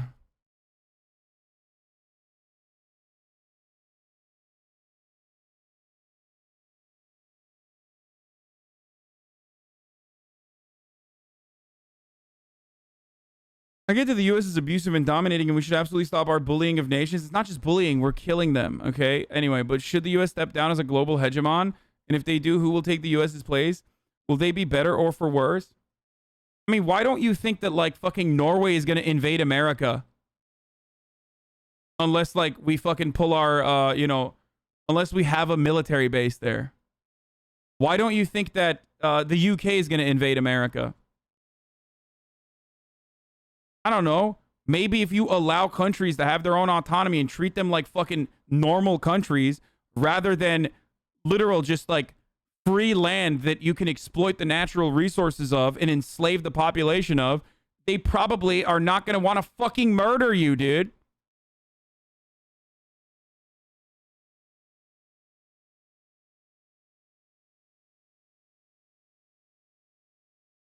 Hassle. There's also never been an instance where a hegemonic power is like, all right, we're dialing this back. Okay? Empire does not dial it back. It dies. Norway doesn't have its own autonomy. Give me a break. No, that's... Dude, why? Why do people misunderstand my point? Like, I'm making the exact opposite point. I'm saying that Norway has its own autonomy, and yet they're not trying to fucking invade America. Why is that?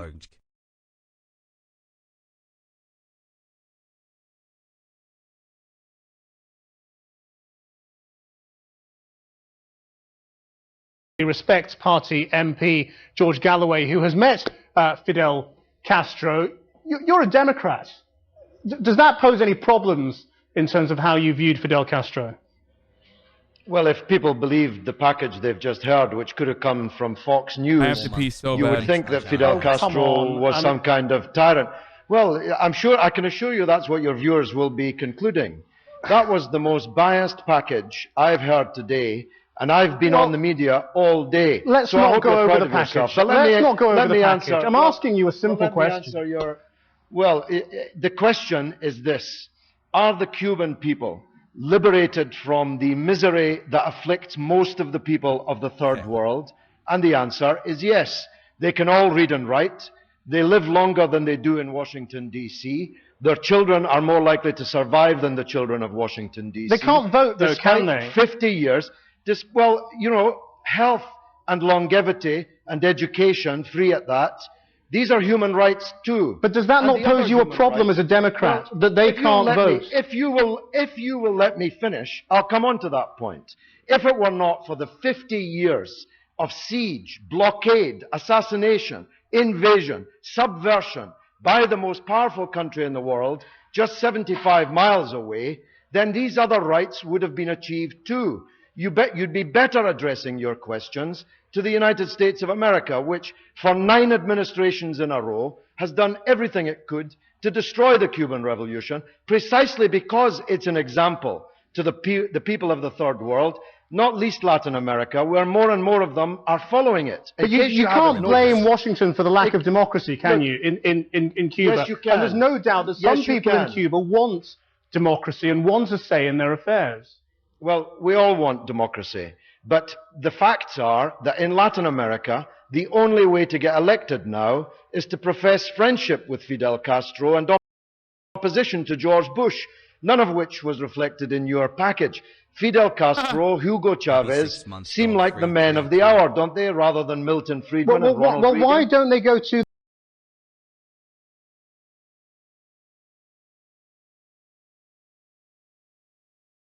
Again, this newscaster dude, just search up his career. He bums up to the conservatives. Yeah, I mean, he famously shit on Robert Downey Jr. so hard that he left the interview. The interviewer, by the way. So,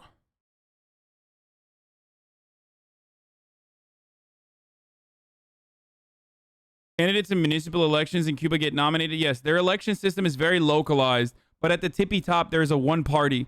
But their election systems are really interesting and super fucking local. Candidates in municipal elections in Cuba get nominated and elected by the people living in the municipalities, and they even voted on a new constitution in 2019 that was approved by 90% of the people with a participation rate of 90%. It's still the opposite of having multiple parties. You only have so much control over your own area.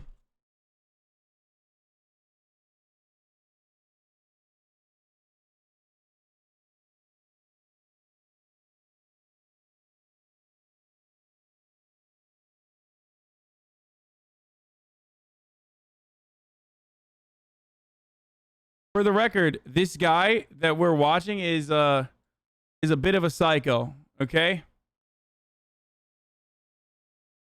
Didn't he fucking have like anti-Semitic takes and shit?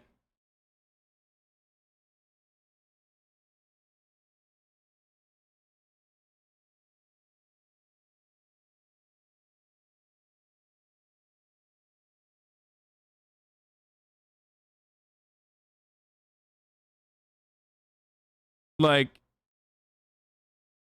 he's making the correct arguments, but he's been on a journey, lol. He's voting Tory, lol.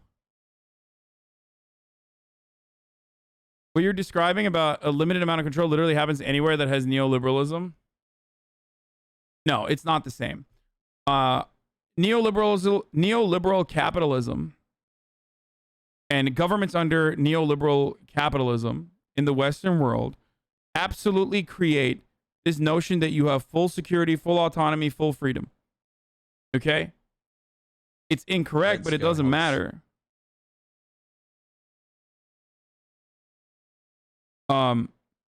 People believe it. And that's a really successful, in my opinion, really successful and really viable method of control.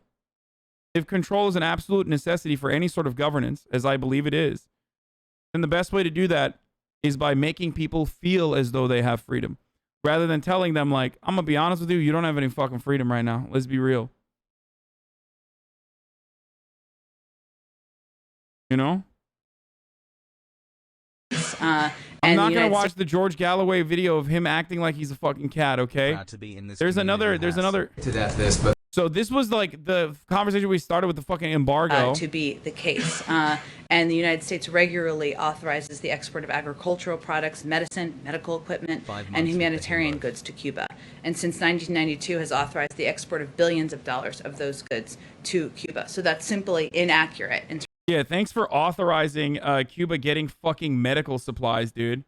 That's so nice of America to like authorize medical supplies coming into Cuba. Like, shut the fuck up.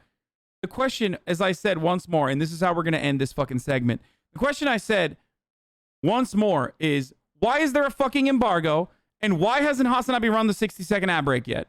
Okay, those are the two fucking questions that everyone is asking. Why hasn't he run the fucking ad break yet? Well, I'm running it now. But fear not. There is a way that you can avoid the ads by subscribing for $5 or for free with a Twitch Prime. Okay?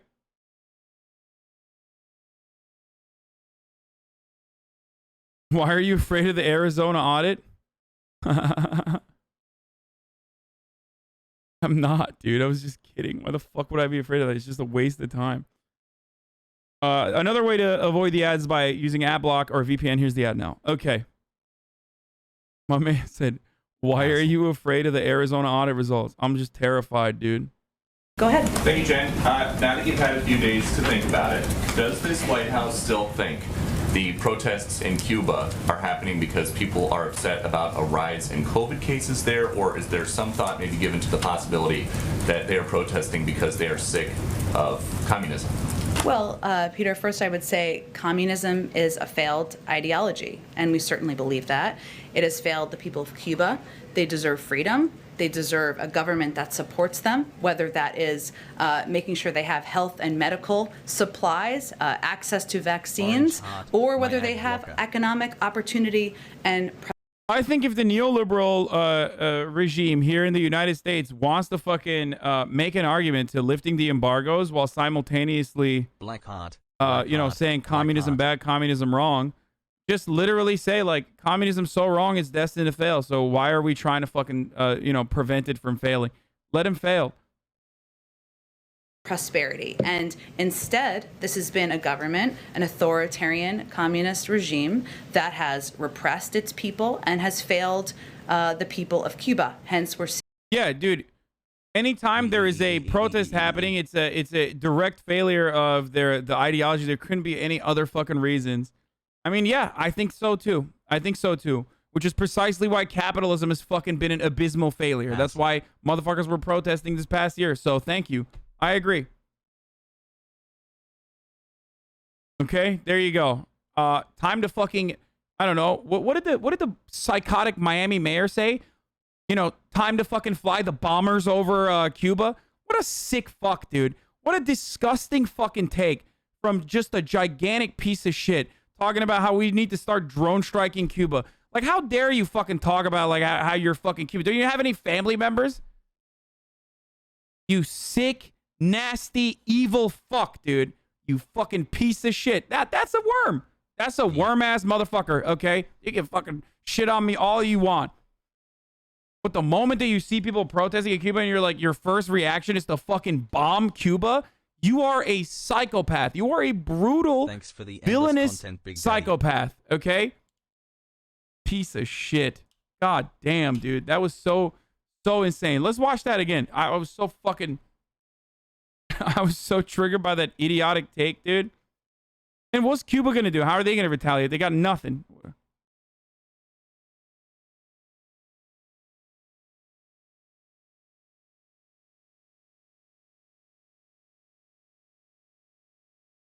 Let me find that video again. That fucking sick freak. That Miami mayor. What the fuck's his name? Hassel.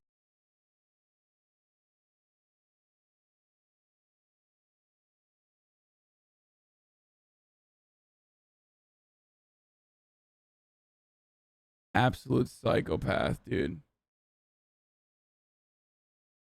I want to see the video, man. Where's the fucking video? I know Francis Suarez, but like, I want to see the video. I can't find the Twitter video that was like... Where is it? Where is it? Where is it? Where is it? Where is it? Francis Suarez. Oh, here it is. Let's watch this again. I need you to understand how psychopathic and bloodthirsty these motherfuckers are. And I focused on, unfortunately in this video, I focused a little too much on like how Fox News was engaging in manufacturing consent. Policies that empower them and help them improve their lives. Do you think that President Biden, looking at this situation, will lift that embargo? And do you think that's what he should do? No, I don't think the embargo is cruel at all. And I think that the Cuban people are not asking for the embargo is cruel at all. And their lives. Do you think that President Biden, looking at this situation, will lift that embargo? And do you think that's what he should do? No, I don't think the embargo is cruel at all. I mean, fuck this guy. You're really gonna fucking sit here and cry that like Cubans called this guy a worm? Love you, chat and i.e. Gusano? Really? That's what you're gonna fucking cry about, dude? Okay. Yeah. I don't know. I choose to fucking take on significantly more important issues than that. That's a straight up ghoul, bro. That dude is like, worm is a nice thing to say about this motherfucker, okay?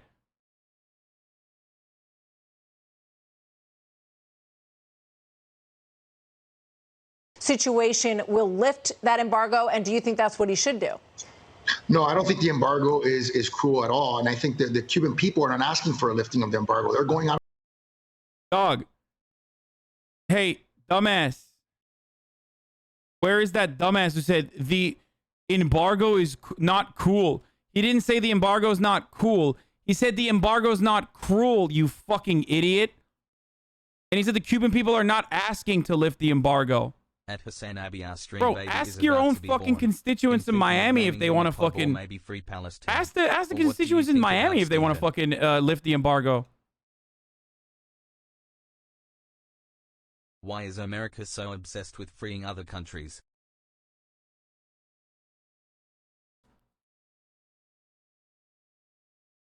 Fucking hog, dude. Absolute hog. 9 months has. He's not saying cruel. He's not saying cool. He's saying cruel. He's saying out on the streets every single day talking about the failure. Even like Cuban Americans, they want to fucking. It's been a month already. Thanks for the daycare. Even Cuban Americans, like, even if they fucking despise the Castro, not the revolution, but like at least the current Cuban regime, even if they despise it, due in 6 days, they still want to lift the embargo so they can send fucking money to their families, dude. You sick fuck. Like literally, there are very few Cubans that are like, yeah, no, fucking the embargo is great, dude. It's sick. I really love not being able to send money to my fucking grandma, dude. I love it, dude. Straight up. My favorite thing is unironically not being able to send money to my fucking family, dude. Psycho. Bro, don't talk like you understand Cuban Americans. You aren't from here, Mr. California. Man, I don't need to fucking understand Cuban Americans. I understand humanity. And this is an inhumane demon right here. I don't give a fuck, dude. Suck my cock. Oh, bro, no, bro. I understand Cubans, bro. I'm from Miami, bro, so I get Cubans, bro. They actually fucking love not being able to send money to their fucking parents, bro. It's sick. Of the communist regime to provide for its people. And I don't understand why that's so difficult for people to understand. It has failed for 6 decades. And what should be being contemplated right now is a coalition of potential. As a Latino, I would say Gusano is the same slang. The way you use hog to describe cruel conservatives is not racially charged, it's politically charged. Not as hate, but as frustration. Yeah, it's fucking lame when like white people are calling people Gusanos, for sure. Because it's like, it just reeks of like, I just learned a cool new word and I'm just going to say it because I'm with it, right? It does. Having said that, though, to like liken it to some fucking major ethnic slur is so psychotic and disrespectful to the plenty of ethnic slurs out there. And you are absolutely relying on white liberals not recognizing that like brown people and white people of Hispanic origin could be insanely cruel to one another. Okay? You're like, oh, wait a minute. It's a term that, Latino people use. So obviously, fuck, oh my God, it must be an ethnic slur. It's like, shut the fuck up, dude.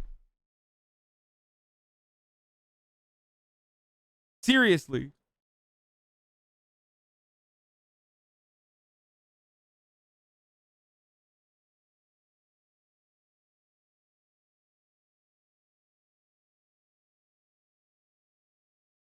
That's not true. A lot of older Cuban Americans hate Castro so much they don't want the U.S. to give in and to his regime and lift the embargo. Okay, well, they're psychopaths, dude. What? Just because your fucking grandparents and like, that's the other part of this. Like, just because someone's parents are fucking Cuban, but also delusional, psychopathic maniacs doesn't mean I'm going to be like, oh, well, I guess they're Cuban. Oh, no, dude. I guess they're Cuban, so they must know better. Like, I don't give a fuck, dude. You know what I mean? Like, and I know that chatter is not making that argument. I know that. I know that chatter is not making that argument. But it's such a fucking insanely idiotic thing to be like, well, here are some psychos who want to keep, like, wanting to keep crippling the Cuban economy, not allowing them to trade, restricting everything they do, and also not even letting you fucking send money to your family back in Cuba. Like, well, those guys are actually right then. You should debate their grandma on Discord.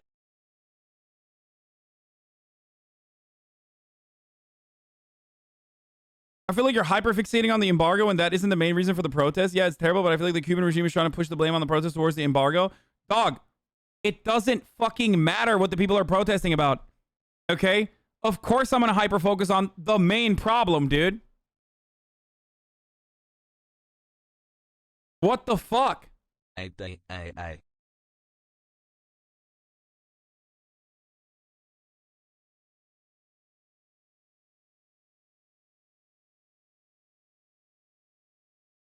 One, those conditions are partially, if not entirely, as a consequence of the fucking embargoes. Okay? And two, that is something that we can stop. Okay? That's something that we can stop. Countries have uprisings. Countries have protests. It's a part of how countries operate, okay? We had fucking protests. People have legitimate demands from their government. If you want a country to be able to successfully operate and work on its own, you can't be constantly trying to fucking murder their administrations, agitate for war against them, and then literally put a 70-year fucking lock on all of their goddamn trade, and then be like, well, we let some of the medicine go through. Like, oh, sick, dude. Never mind. Never fucking mind, dude.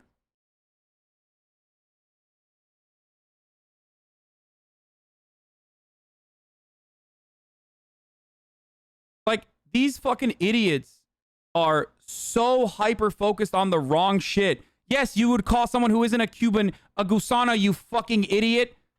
It's the same thing as motherfuckers in Venezuela, too. This is what Latin Americans consider counter-revolutionary, pro-American imperialist reactionaries. That's what they fucking call them. It just means worm. That's why I was talking about it. Yeah.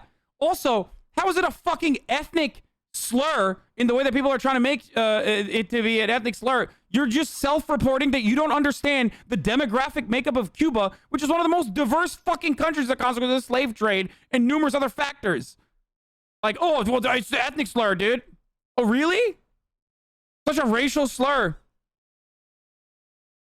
Yeah, that's how it started, but that's a goalpost switch. You fucking motherfucker. You literally, as soon as you get back into a fucking corner, you're like, well, that's how it started, but you would realistically never use it like that.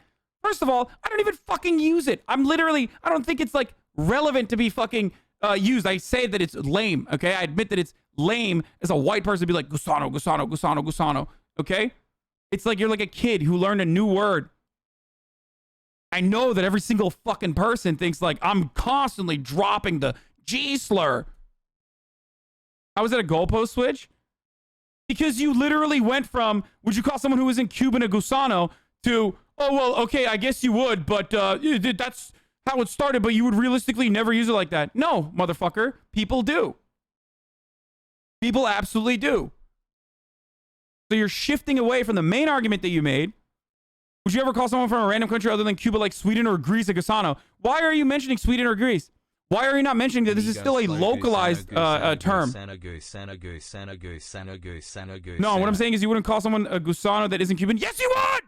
And people do! Get it to your thick, dense fucking skull. Okay? And people do. It's still, like I said, it's still fucking lame.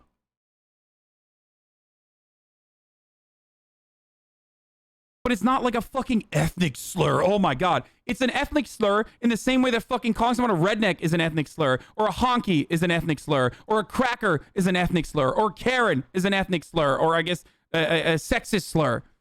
Okay? It is the language of the oppressed against those who wish to continue their oppression. I am not being oppressed by the fucking reactionaries. So when I use it, it's whack. And I admit it. But to say that this is an unacceptable thing to say, oh my God, how dare you? It's like, shut the fuck up, bitch. That's my fucking take on it, okay?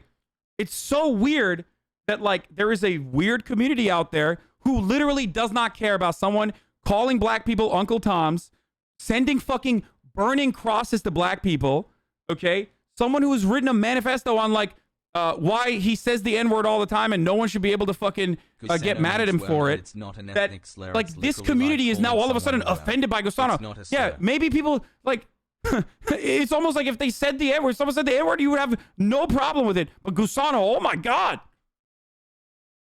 The inherent irony is that you keep trying to fucking liken it to the N-word over and over again in these arguments, and it's so fucking stupid. It's so insane.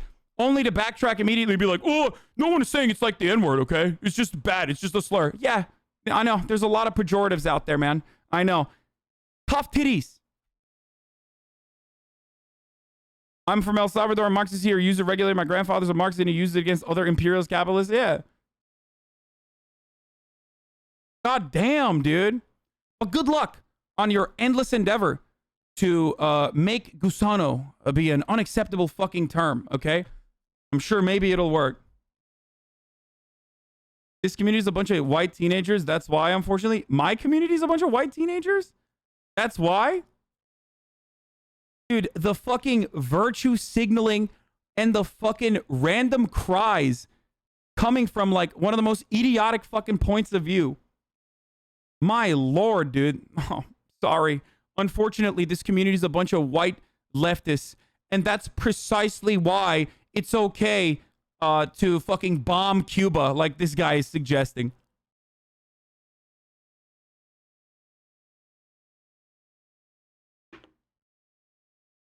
What happened, dude? I thought we were talking about the term Gusano and how it's like a fucking ethnic slur or some shit.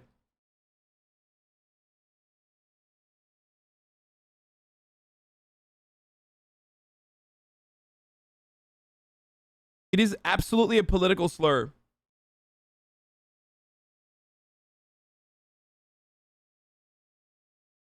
You call it a government, not a regime. It just legitimizes the fucking dumb lip talking points, like not caping for the Cuban government or anything, but they're a legitimate government that undeniably cares, which is a lot more than others.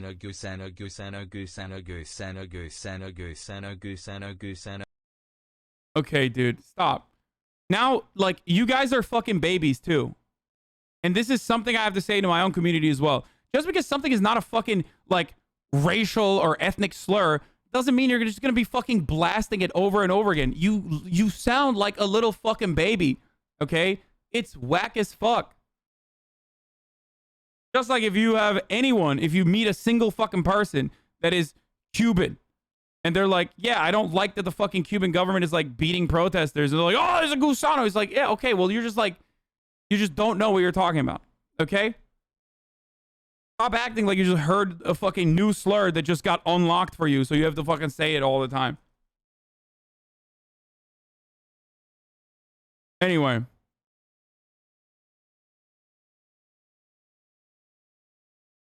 Yeah. I love the argument that, like, Gusano was like the N-word. Like, oh, you know, you should fucking not say it as a racial slur. It's like, well, you're not saying the N-word. Clearly, there was a fucking, you know, hierarchy there of slurs.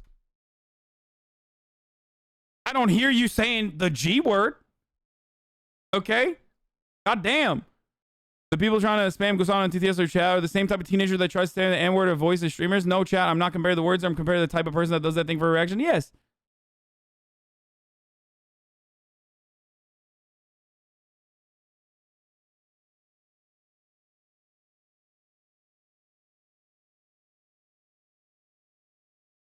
I can't believe you're calling cops pigs. The comments on our YouTube Cuba vid are about Cuba are full of young Cuban lefties saying that you're 100% correct describing their psycho far-right family members law. It's pretty funny. The reason why I wanted to fucking, you know, lock people into this, like, moral consistency thing is because it's pretty funny. I want people to, like, literally have to describe what, I use Gusano as a slur against Cubans because I hate Cubans and also hate anti-Castro sentiment and love the Cuban Revolution. Yeah, that's the other part of it that's, like, so stupid. It's like, oh yeah, it's such an ethnic slur, which for some weird reason doesn't encompass the entire ethnicity of Cuba. I wonder why.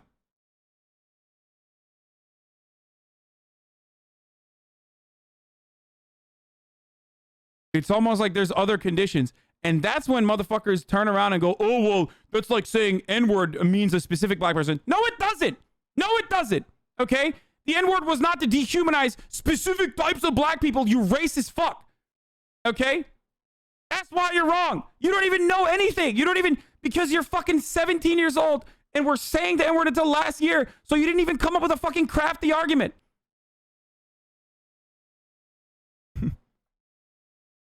I'm literally arguing against all of the takes that I've read in the past fucking, you know, 12 hours on the internet, okay? It is so incredibly disingenuous. All while Cubans on the ground are getting their asses beat by the police, and more importantly than that, the Cubans on the ground do not have access to fucking medical supplies and food, and are facing gigantic inflation, brought about by a crippling fucking embargo that's been going on for 60, 70 years. 70 fucking years, dude.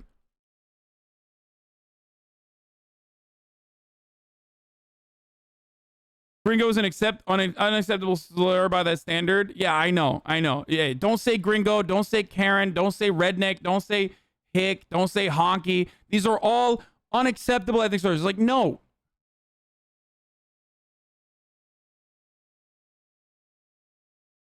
Anyway, hopefully, you know, some of these motherfuckers will grow up. Probably not, though, because it's hot to just be like, dude, I fucking hate Hasan so much. He is such a fucking cockroach. That fucking roach Turk, dude. Uncle Tom is a racist term used to discriminate against specific types of black people, and you cannot say it.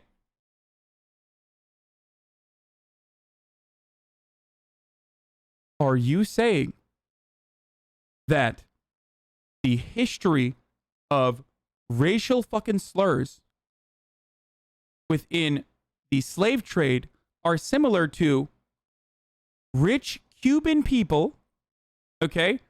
Rich Cuban people escaping Cuba and consistently justifying to bomb Cuba or continue an embargo? Which, by the way, I said it. Like, I said Uncle Tom. I literally called Jesse Lee Peterson Uncle Ruckus to his face. Yeah, I did. Uncle Ruckus is what I was like, I can't believe that you are like Uncle Ruckus. Like, you're like a real human being that is like this.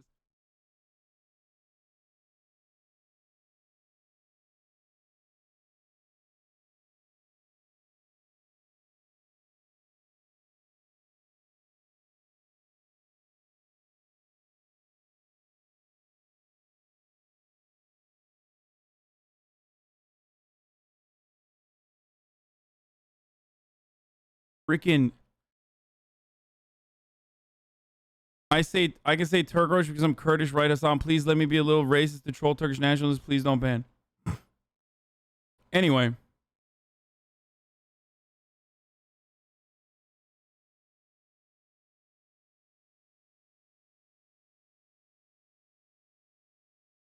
But if you consider the impact that slurs are mean and being mean is bad, I do. But I'm not a nice person, so I'm not a kind person.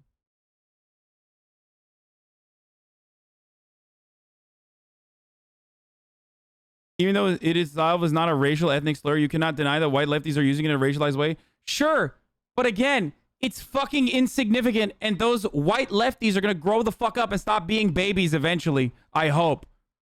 Okay? You just sound whack as fuck. And you sound lame when you say it because you just learned a new fucking word. But to say that this is dehumanizing, like, oh, the plight, dude. Fuck. Oh, the plight.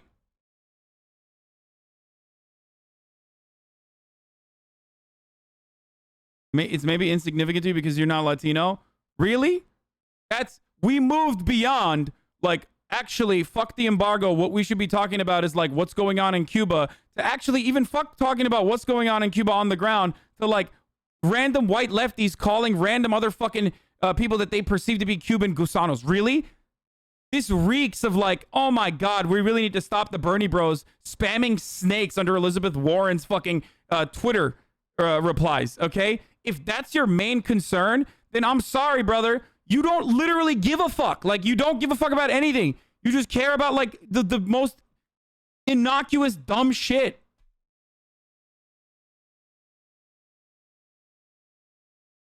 It literally is just a diversion.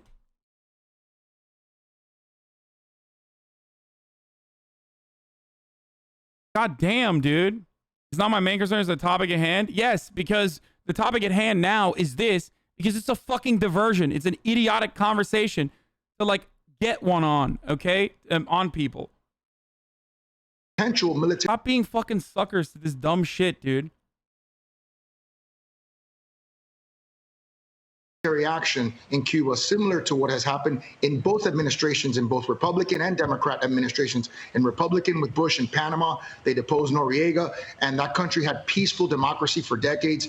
And you had interventions by Democratic presidents, taking out Osama bin Laden in Pakistan. It's a sovereign country where they took out a terrorist that probably saved thousands, if not hundreds of thousands of lives, and President Clinton in Kosovo, intervening in a humanitarian issue with airstrikes. So there have been many, many opportunities. Do you think that pinning the majority of the blame on the embargo could be seen as distracting from the terrible shit that the Cuban government frequently engages in? No, I think the embargo is significantly worse than what the Cuban government is engaging in. And a lot of the things that the Cuban government is currently engaging in are because they are in a constant state of fucking war from the United States of America. Okay? That's the answer. I mean, the fucking mayor of Miami is literally in front of you being like, we need to do airstrikes in Cuba. And you're like, but what about fucking free speech, dude? I don't understand. Like, they don't have internet. Like, yeah, I know. That fucking sucks. They should. They absolutely should. They have every right to fucking protest that. And hopefully the Cuban government fucking it does not deny their humanitarian needs. Okay? But you're a fucking psycho if we're literally watching a Cuban Miami mayor literally be like, we need to fucking bomb Cuba and the embargo was good. And you're like, what about the fucking internet, dude? They don't have internet. Oh, no. Oh, fuck. I know, dude. Osama bin Laden in Pakistan. It's a sovereign country where they took out a terrorist that probably saved thousands, if not hundreds of thousands of lives, and President Clinton in Kosovo, intervening in a humanitarian issue with air. Strawman harder. That person, I literally read their fucking comment, dude. I literally read their comment and responded to it. That is not a straw man, dude. What the fuck are you talking about?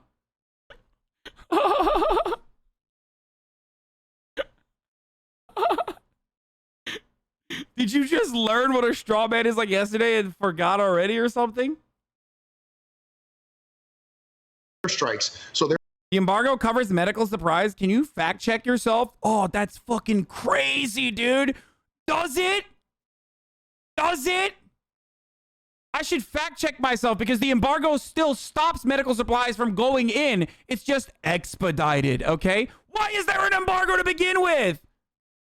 Why? Why is there an embargo to begin with? That's the question. The question isn't like, are you expediting fucking medical supplies? No, the question is, why are you stopping at any point goods from coming into Cuba that they paid for?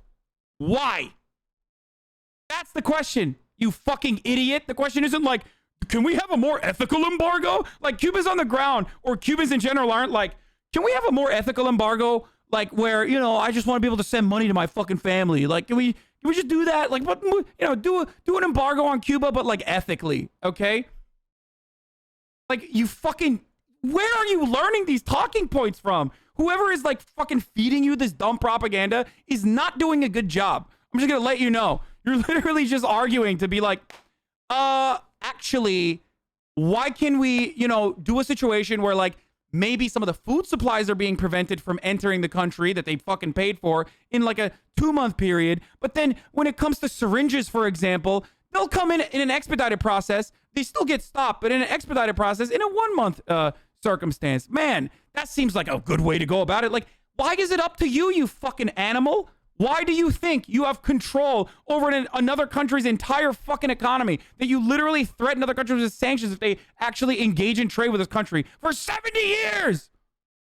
Woo! I'm done. I can't do this anymore, dude. Your fucking centrist brain rot is hurting my soul.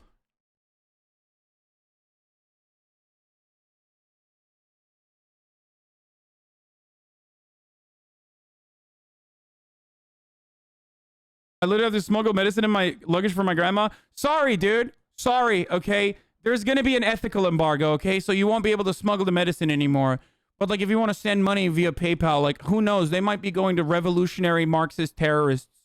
So we're going to stop that, okay? I'm a white liberal living in Iowa, and I think that maybe we shouldn't do that.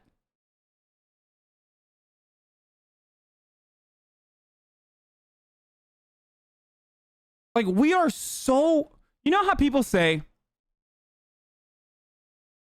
America is so white supremacist that, like, trying to dismantle or trying to criticize racism feels like you're criticizing America. It's kind of like that same energy here where it's like, we are so comfortable absolutely fucking the rest of the planet that it's like, that's the default position. So anyone that tells me that that's not the default position, I'm going to be like, hold on. You're really going to tell me we can't restrict goods from coming into a different country? I don't know. You need to convince me on that. I don't know. Maybe I could fucking believe your point of view if the Cubans were nicer to me. Like, what the fuck? Come on, we're gonna give him some potatoes. Not all the potatoes, but some of the potatoes.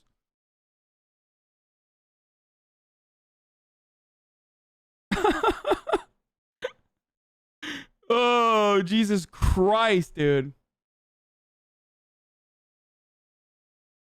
Come on, we're giving him fucking expedited medication. Come on.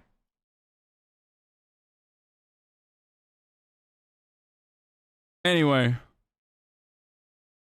I think we covered this up and down, in and out.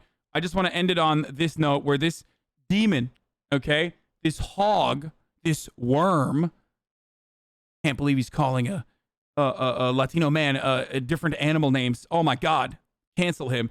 Is unironically advocating to bomb Cuba after turning around and literally, okay, turning around and literally saying that the crippling 70-year-long embargo is actually poggers, okay? Not weird champ at all. Actually poggers and should continue.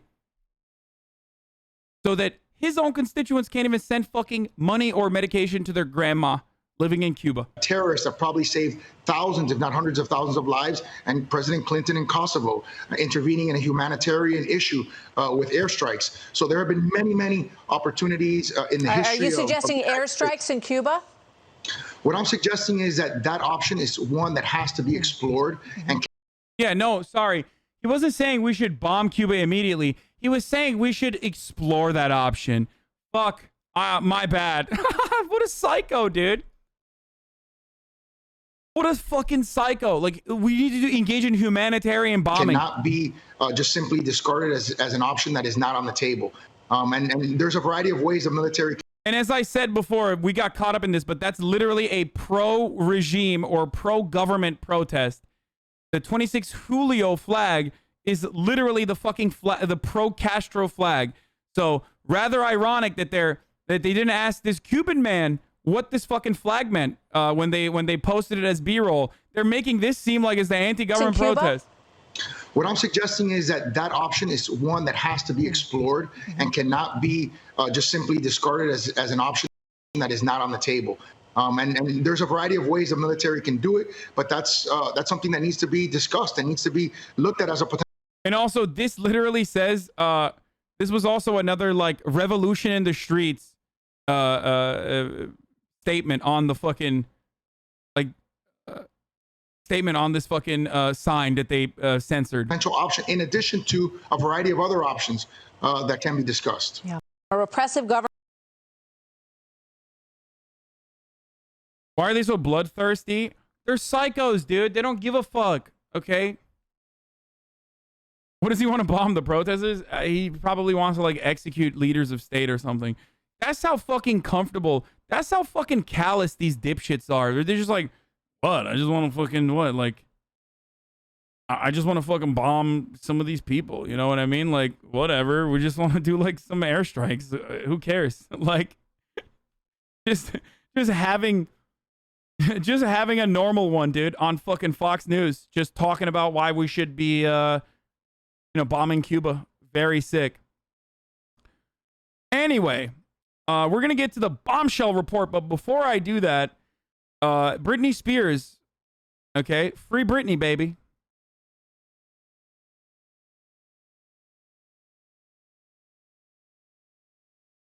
Free motherfucking Britney, baby. QTCinderella, friend of the show, was on PBS. Let's take a look at if she looked like a psycho or not. because I was a little worried watching in the background because she was literally holding up a right-wing website. Britney She just looked like a QAnon supporter a little bit. Spears has won a major victory Okay, I'm in the gonna go pee. battle I'll be to back in end one the second. legal arrangement that controls her life. A California judge ruled yesterday that the pop star can hire her own attorney for the first time in this fight. After the hearing, the singer posted video of herself celebrating with horseback riding and cartwheels. She says, quote, "New with real representation today. I feel gratitude and blessed." Jamie Yuccas has more. She's lived much of her life delighting fans, but Wednesday, Britney Spears broke down as she pleaded with a judge to remove her father, Jamie Spears, as conservator of her estate, estimated at $60 million. The singer described what she called cruelty, saying she had been stripped of basic freedoms like her driver's license, hair vitamins, even coffee. She told the court by phone, "You're allowing my dad to ruin my life." She wanted him charged with conservatorship abuse. How hard is it in a conservatorship to prove that someone's been abused? It's very difficult. What matters is for her to show that she is ready to assume control of her own person and her own financial affairs. In perhaps the biggest move towards Spears' freedom so far, the judge granted the 39-year-old permission to hire former federal prosecutor Matthew Rosengart to represent her going forward. He called for Jamie Spears to resign immediately. We will be moving. Oh, shit. What the fuck's going on here? Why is that happening? Dude, I hate it when that fucking tweaks out. Let's see if it works now. Promptly and aggressively for his removal. Ah, sorry, boys.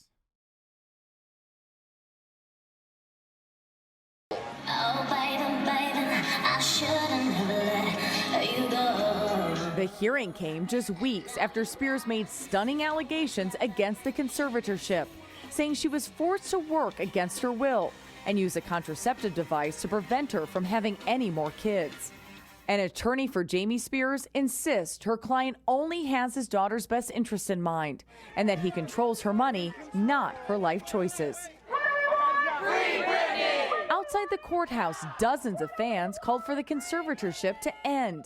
Every single time something like this happens, you have this feeling of it's not enough, but it's still a massive step.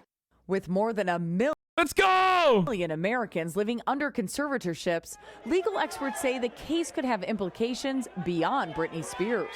Now, legislators are going to be looking at ways to make sure. That's it? Yeah, of course. Y'all are so cute, dude. That's how TV spots work, dude. You think they're going to have like a 5-minute conversation with QTCinderella? That this type of total control by a conservator should not be allowed to occur again. For CBS This Morning, Jamie Yuccas, Los Angeles. It seems to be good news for Britney that she gets to take a little bit of control by hiring the lawyer she wants, but gotta hand it to Britney Spears fans. In the beginning, people just... Famous? No, it has nothing to do with fame. Like, it has nothing to do with fame. It's just like, at that moment, she's there as someone who is a protester. So of course that was how it's gonna work. Okay, they look a little cuckoo for Cuckoo Puffs, but nobody's... It's fucking dope, though. ...saying that now. It's because of them, in large part, that this story still has the legs that it does. That's right. Yeah, it's so big. And very vocal. In that Instagram post that she posted last night where she was doing the cartwheels that we just showed you, she actually used the hashtag FreeBritney for the first time. Oh my God! Oh, they're not talking about fucking cutie. Still has the legs that it does. Hand it to Britney Spears fans. In the beginning, people just thought, okay, they look a little cuckoo for Cuckoo Puffs. This morning, Jamie Yuccas, Los Angeles. It seems to be good news for Britney that she gets to take a little bit of control by hiring the lawyer she wants, but gotta hand it to Britney Spears fans. In the beginning, people just thought, okay, they look a little cuckoo for Cuckoo Puffs, but nobody's saying that now. It's because of them, in large part, that this story still has the legs that it does. That's right. Yeah, it's so big. And very vocal. In that Instagram post that she posted last night where she was doing the cartwheels that we just showed you, she actually used the hashtag FreeBritney for the first time. That's right. Yes. Yeah, and I noticed that too. She's pretty good at cartwheels, by the way. God damn. I dude, have to what say, the fuck? thing that startled me most in this was that 1.3 million Americans are living under conservatorships. I had no idea it was that many. Oh my God. I didn't either. What the fuck? Bro, we gotta stop this shit, dude. This is crazy. This is actually fucking crazy, dude. God damn, dude. What the fuck?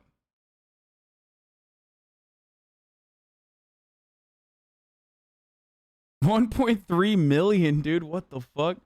I mean, there's a lot that's under conservatorship for good reason. Probably a big chunk of them are old. You know, you got like people with dementia, Alzheimer's, like debilitating diseases that like don't or mental health complications that do not allow them to have autonomy over their own bodies and shit like that.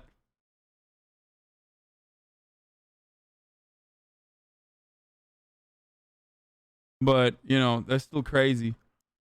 General Mark Milley, election concerns, reference to Hitler in the new book. I hate these like books that are coming out. I hate these books. I'm going to skip it. I hate these like, Trump said he loves Hitler. Like, okay, well, why didn't you talk about that when he was president, you fucking asshole? Like, why did you hold on to that?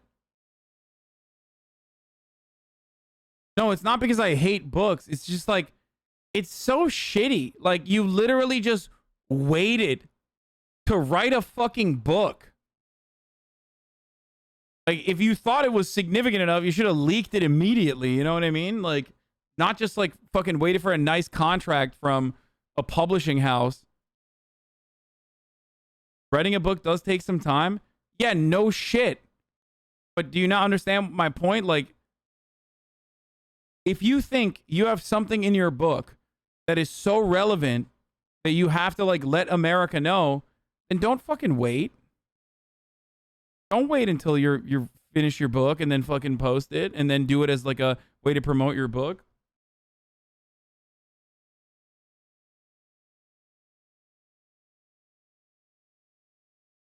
It's okay, hating books is the leftist take. Only if you read theory and then we all watch their video essays. That's a good one.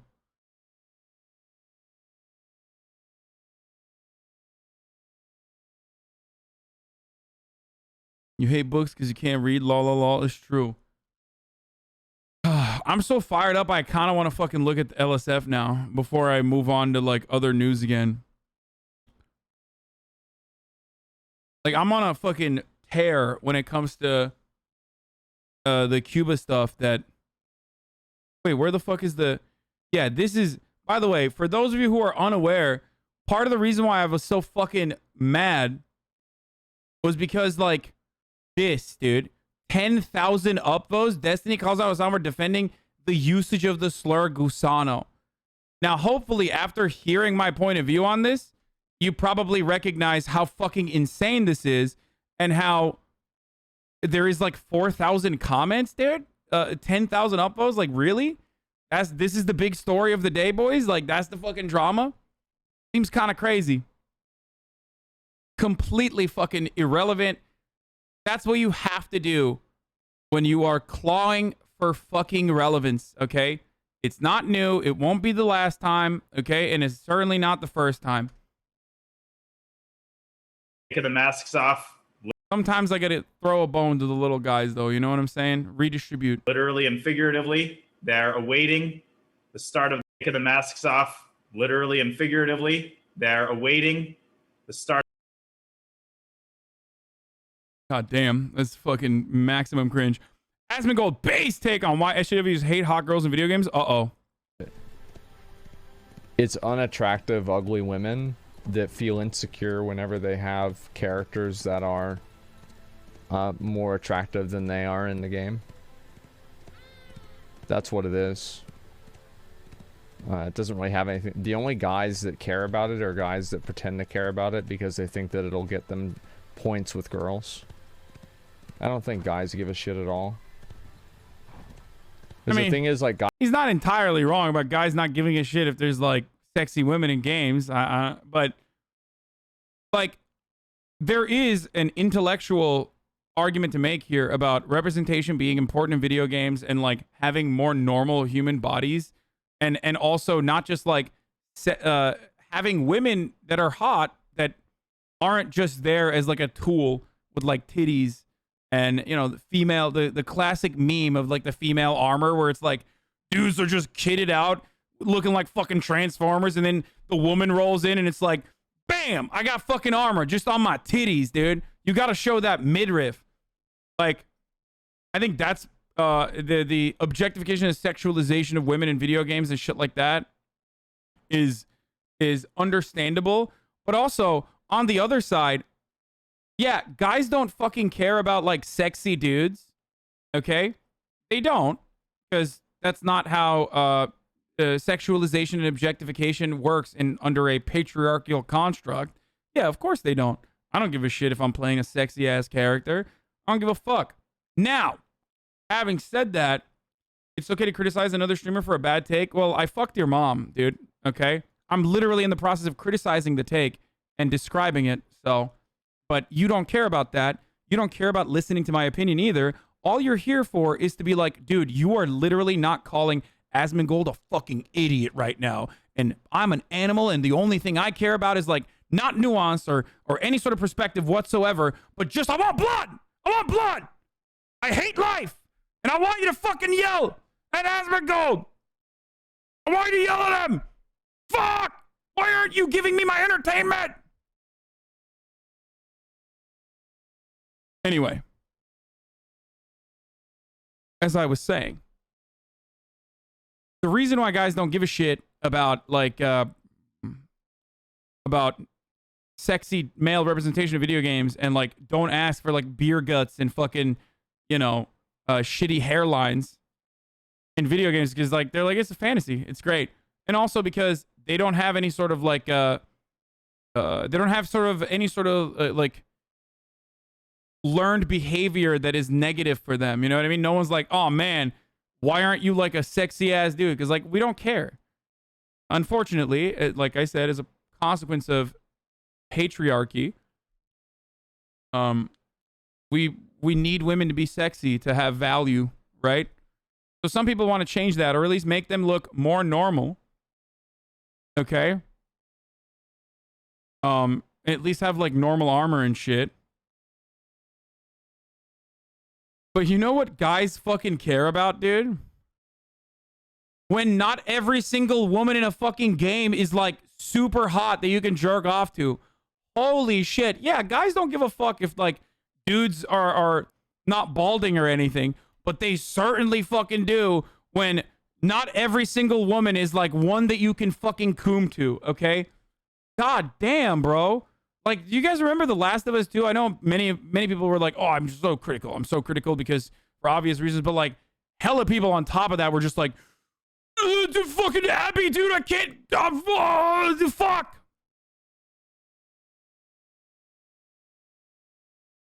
It's like, okay. The Last of Us 2 was amazing and the representation was done extremely well. I thought so too.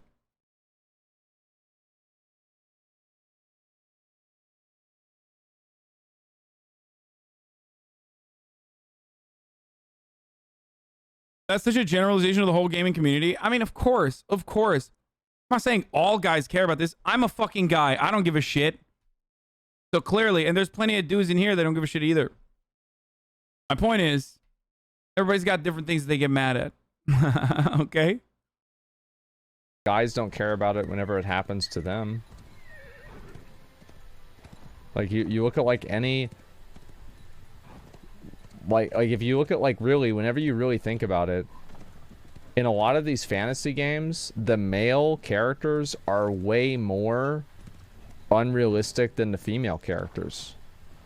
Like the female characters, it's just a fit woman with, you know, like double D's.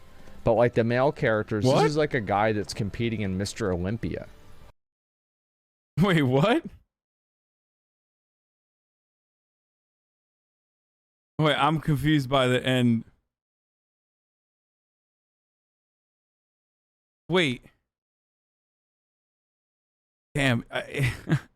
Asmongold has been around a lot of sexy ladies, I think. Where he's just like everybody looks like this. I don't understand. This is just what every woman looks like in my life. He's like, what? I don't understand. The women that I'm seeing in the video game reflect the women that I'm seeing in real life. This is normal. Whereas the guys, this is way more unrealistic. The male standards are way more unrealistic.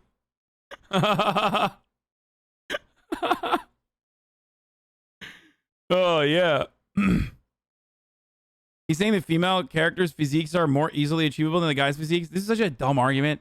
I don't know if he's saying that, but like, regardless, that's not what he said. I'm making a fucking joke. But the reason why you're taking this so seriously is because you're a pathetic fucking loser. And this is the most important thing in your life. And that goes for either side of this equation, even though I do slant on one side, definitely, certainly, because I do think that the other side's argument is legitimate, understandable, as a consequence of structures that we exist under and allow for further justifications to objectify women or expect women to look a certain way. Anyway. But yeah, you care about it because you're fucking pathetic. I'm gonna be honest with you. You literally are like, that's not what he said. Yeah, I made a joke. I know that that's not exactly what he said. I was making a joke out of that. That's how that works. I don't know if you know that or not. Do you think your points of view are shaped by your privilege? Of course they are, dude. Are you kidding me? So, yes. Yes, absolutely, dude. And even then, yes, Metatrousers is correct. The point is that women are sexual objects and the men are power fantasies. But, I mean, the counter to that is like, well, women are incredibly powerful in these games as well, like, despite looking like sex objects. Anyway.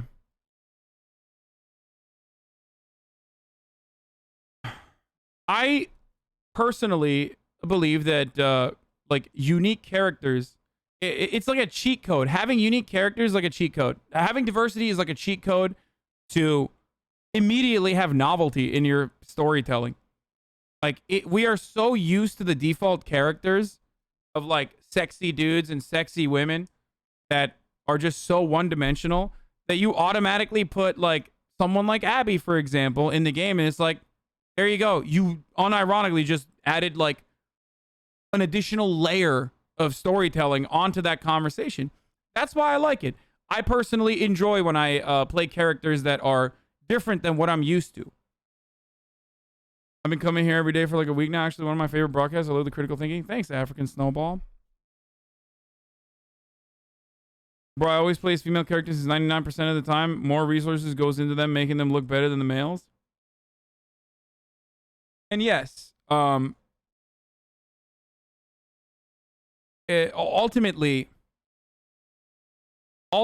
I think that it doesn't impact men in the same way that it does women anyway. And it's the same as like me being objectified constantly, right? People try to use that to undermine me all the time. Like, people will just be like, dude, you would be nowhere if you weren't attractive. You're just a fucking idiot. You're the dumb himbo who's attractive. I'm like, yeah, I am.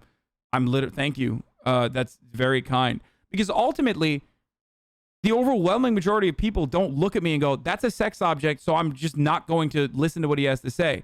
Whereas a lot of people unironically do that for women. And that is a problem. And that kind of attitude is unfortunately reinforced by this kind of representation. Now, is it bad to have sexy ladies in video games? Of course not. It's fucking awesome. Okay? You will never stop me from cranking my hog. Okay? I'm going to be fucking Rule 34ing left and fucking right. I'm not going to stop. You can't stop me. It's not illegal. I will jerk off. Okay? I will jerk off to Overwatch porn. I don't care. Try to stop me. It's not happening. Okay? I'm going to come, in the words of Donald Trump. So, as I was saying, so there's a good place for that in video games as well. But it's also a good place to have like a diverse body of characters. So that, I don't know, people can feel like they're being seen. Or even if you don't give a fuck about that, it's like, an interesting character regardless, because you're so like, we're all so used to the same fucking copy pasted bullshit over and over again.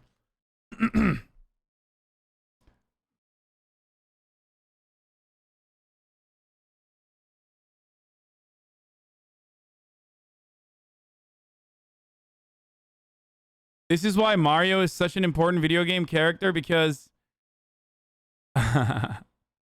because he's fat, a working class guy, and most importantly, an Italian. Hey, you fucking right. You fucking right.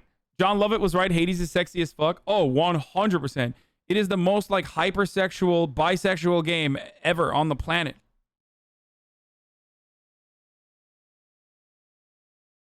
I think Asmon plays more games than you, bro. Okay. I mean, that's literally, yes, that's completely true.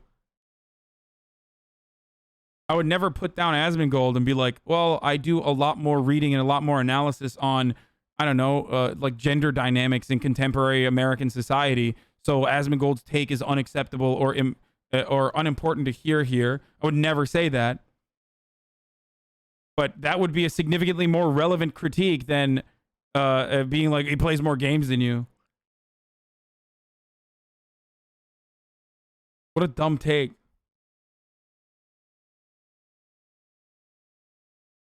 Bro, I could barely run this morning because the podcast was so hilarious. Dude, it was great. The podcast from yesterday with John Lovett of Love It or Leave It was really good because we had like a fuckload of politics in the front, okay? We had like a really good nonstop political back and forth for like an hour. And then after that, it was just all fun. And a lot of fun, and Will fucking killed it too on the fun section especially. So definitely check that out. That's an ad, by the way, kind of like the top of the hour ad break that's coming right now, because there is a 60-second ad break that is incoming at this moment. But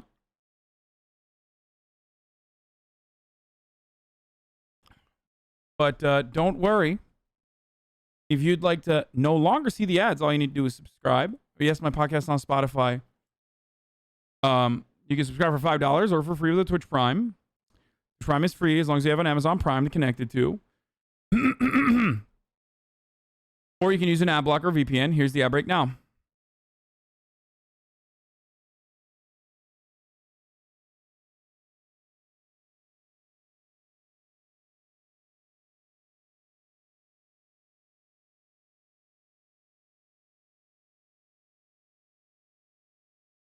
Oh, dude, I've literally jerked off to the Samsung girl. Someone wrote Samsung girl rule 34. Yeah, there was a... Oh, yeah.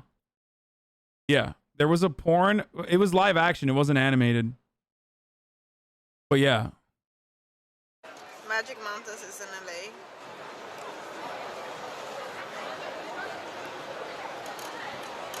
Very funny clash.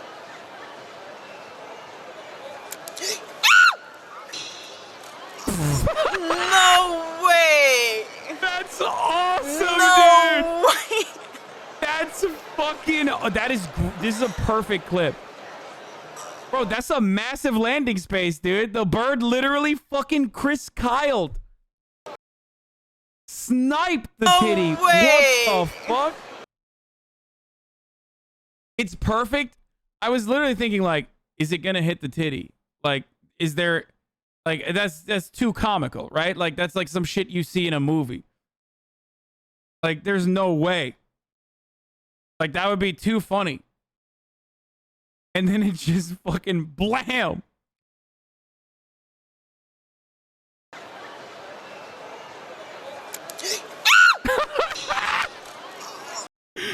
Oh, that's so awesome, dude.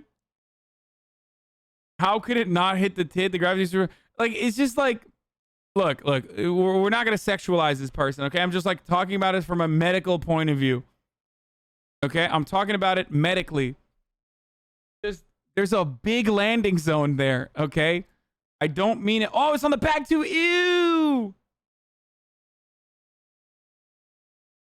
Oh, I just saw. Oh, God. Oh, God. It's just like, from a medical standpoint, okay, this is not sexual at all, okay? There's nothing inherently sexual about a titty.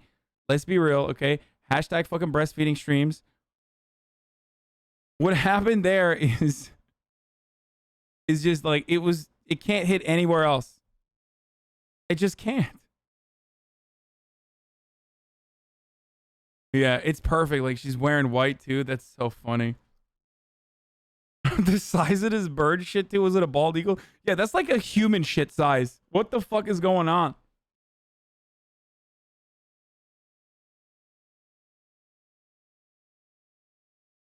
TD is not a medical term. Okay, I meant like breast disease. No way! No way!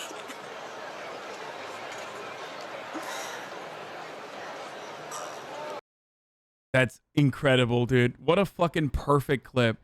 Damn. Nick claims people raid Soda House. What? Number one, because I've been dealing with a lot of like illness offline. You know, people coming to the house, fucking swatting, fucking people breaking down doors. And I just worry when like groups of stupid people are allowed to group up, bad things happen. You know, it's just really worrisome to me. You know, because that's where that shit fosters. You know, they encourage each other. You know, it really just scares me. It really, really does. You know, it's just so weird. Number one, because I've been dealing with a lot of. Excuse that his old house got broken into. Where is that? Where is the XQC clip? Let's watch that.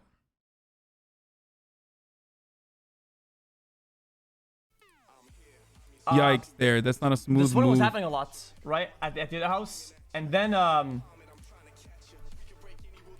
some person went to my old house and broke into it with like a crowbar.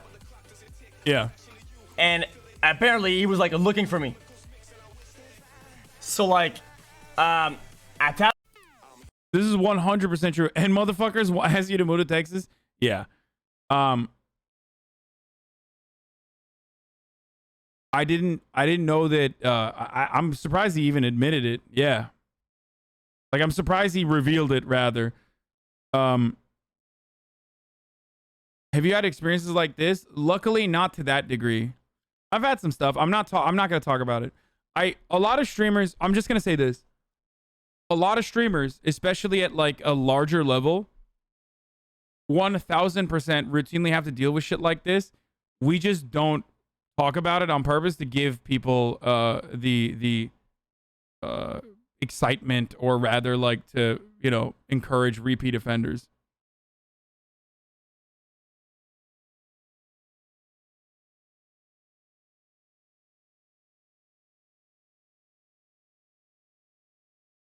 But yeah, it's a regular occurrence for sure.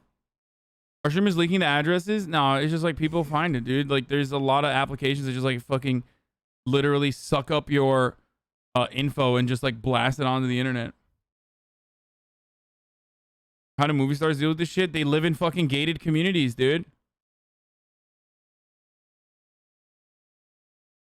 You do a lot of conscious effort to not dox yourself, though. No, yes, it doesn't matter. It doesn't matter.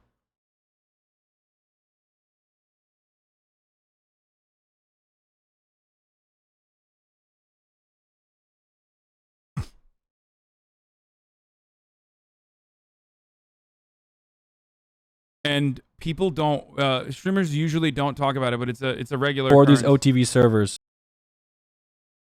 That's what I said. It's right here in big bold, you know, in big letters. Mate, it's and a here's private the proof to server back for it a up. reason. Here we go. So here's Rust on Twitch for years. You know, the channel itself getting 3,000 viewers, you know, 5,000 viewers, which is more than I have in my offline chat. And then here comes the OTV Rust server. Boom! Shoots up here. And then the hype goes down. And then it, you know, it's doubled what it was before. Give it that. So now it's an actual viable section on Twitch. But still, if anyone in their right mind denies what I was saying about its success on Twitch, you're number one, an idiot. Number two, delusional. Number three, You're just on some sort of weird copium. That's all I was saying for these OTV servers. What is the? Why are people mad at him? I mean, he's fucking right. What's he?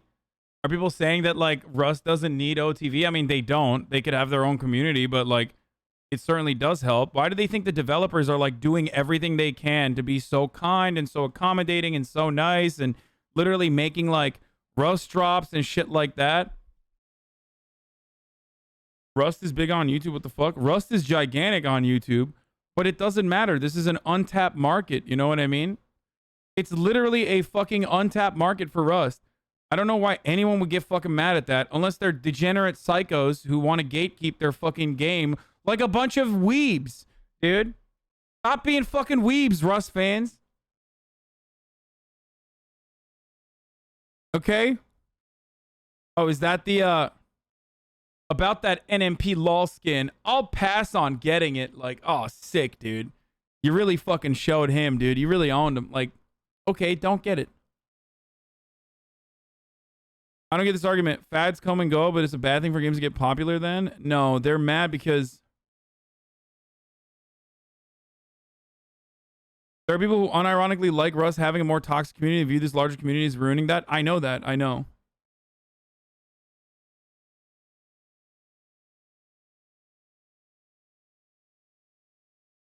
And also, for the record, I'm going to keep it a $1.50 here. Rust literally went to the top and had record high sales when the OTV server came out. So I don't give a fuck about what YouTube metric you're using or what Twitch metric you're using. It is literally unfucking deniable that the offline TV server popped Rust the fuck off, dude. So literally just look it up. From the point of view of a developer, that's incredible. That's it.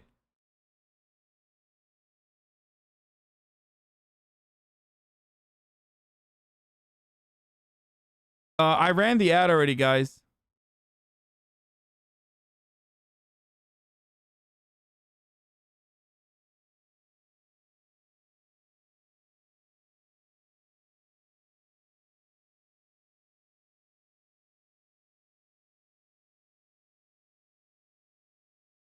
Anyway, I mean, if you don't believe me, I mean, let's look at this. Let's look at this.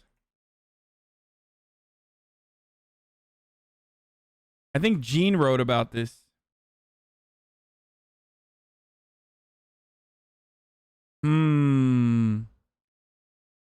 That's crazy, man. That's so wild, dude. It's almost like when the OTV Rust server started, like everybody got hella into Rust, dude.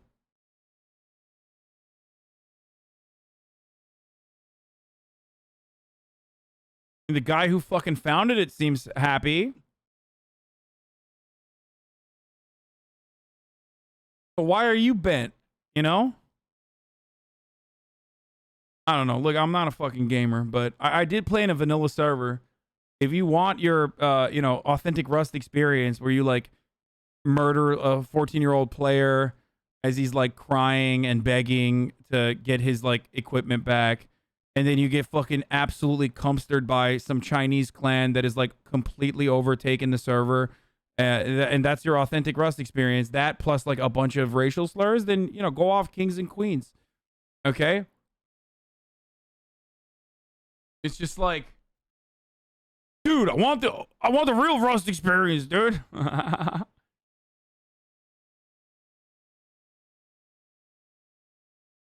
want the real Rust experience where everybody's like spamming the Nazi flag and saying the N-word over and over again.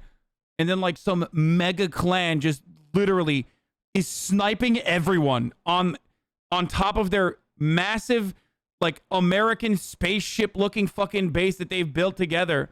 Okay, that has like an ecosystem inside of it. Like I wanna fucking literally spawn and get camped immediately because every part of the map is covered by this clan. Okay, that's what I'm excited about with Rust. Thank you.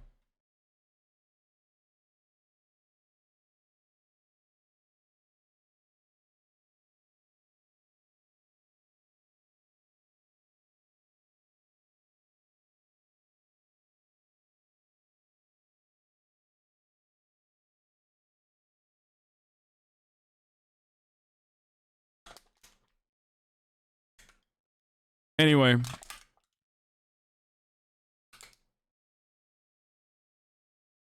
Okay. I think Nick has like the correct take here. I don't know why people are mad.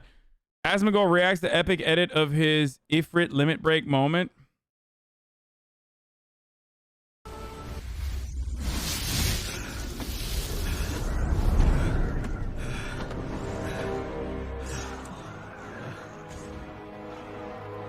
All the...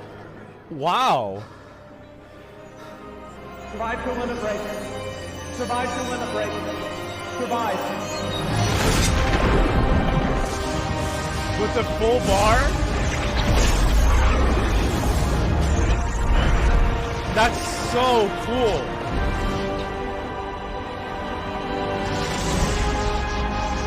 All the players coming back to life.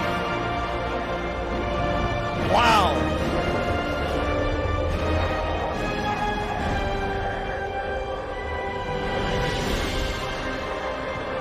Okay. Stand! God, this is so good. I love it. That was pretty cool. I mean, I watched the OG clip, so I know the context. So now that I know the context, some Rush tryhards pros believe they were kicked from the OTV server for not role playing. Abe clarifies the misunderstanding. Feels like every time Rust pros are in the spotlight, they behave like the biggest wankers. Something must be about that game. I mean, they picked Rust of all games to be a pro at. I mean, like, but like the other Rust pros that are not kicked out of the server are fucking awesome.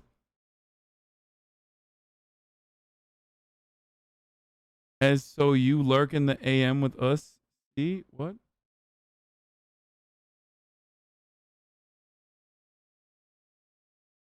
Since you were talking about video game characters being hot, okay, we'll do that in a second. It's just because, like, that's the game. I get what OTV and some are trying to do. It's essentially always acting out some school plays that happen to be set in the game. But then you have to really just do that on your own or only with people who want to do that when they get into a fight or do a raid or whatever. But that's literally them doing that. But that's them doing that. And Rust pros are mad that they can't let them do the thing that they want to do in a private server. And this guy is criticizing them. We're not... I think they need to be crystal clear. We are not playing Rust. Hold on. We are not playing Rust. We are role-playing using a Rust server as the meeting place to do so. If you want to play the game, don't do it here. And then don't invite anyone until you've essentially had that one-on-one talk confirming they understand that.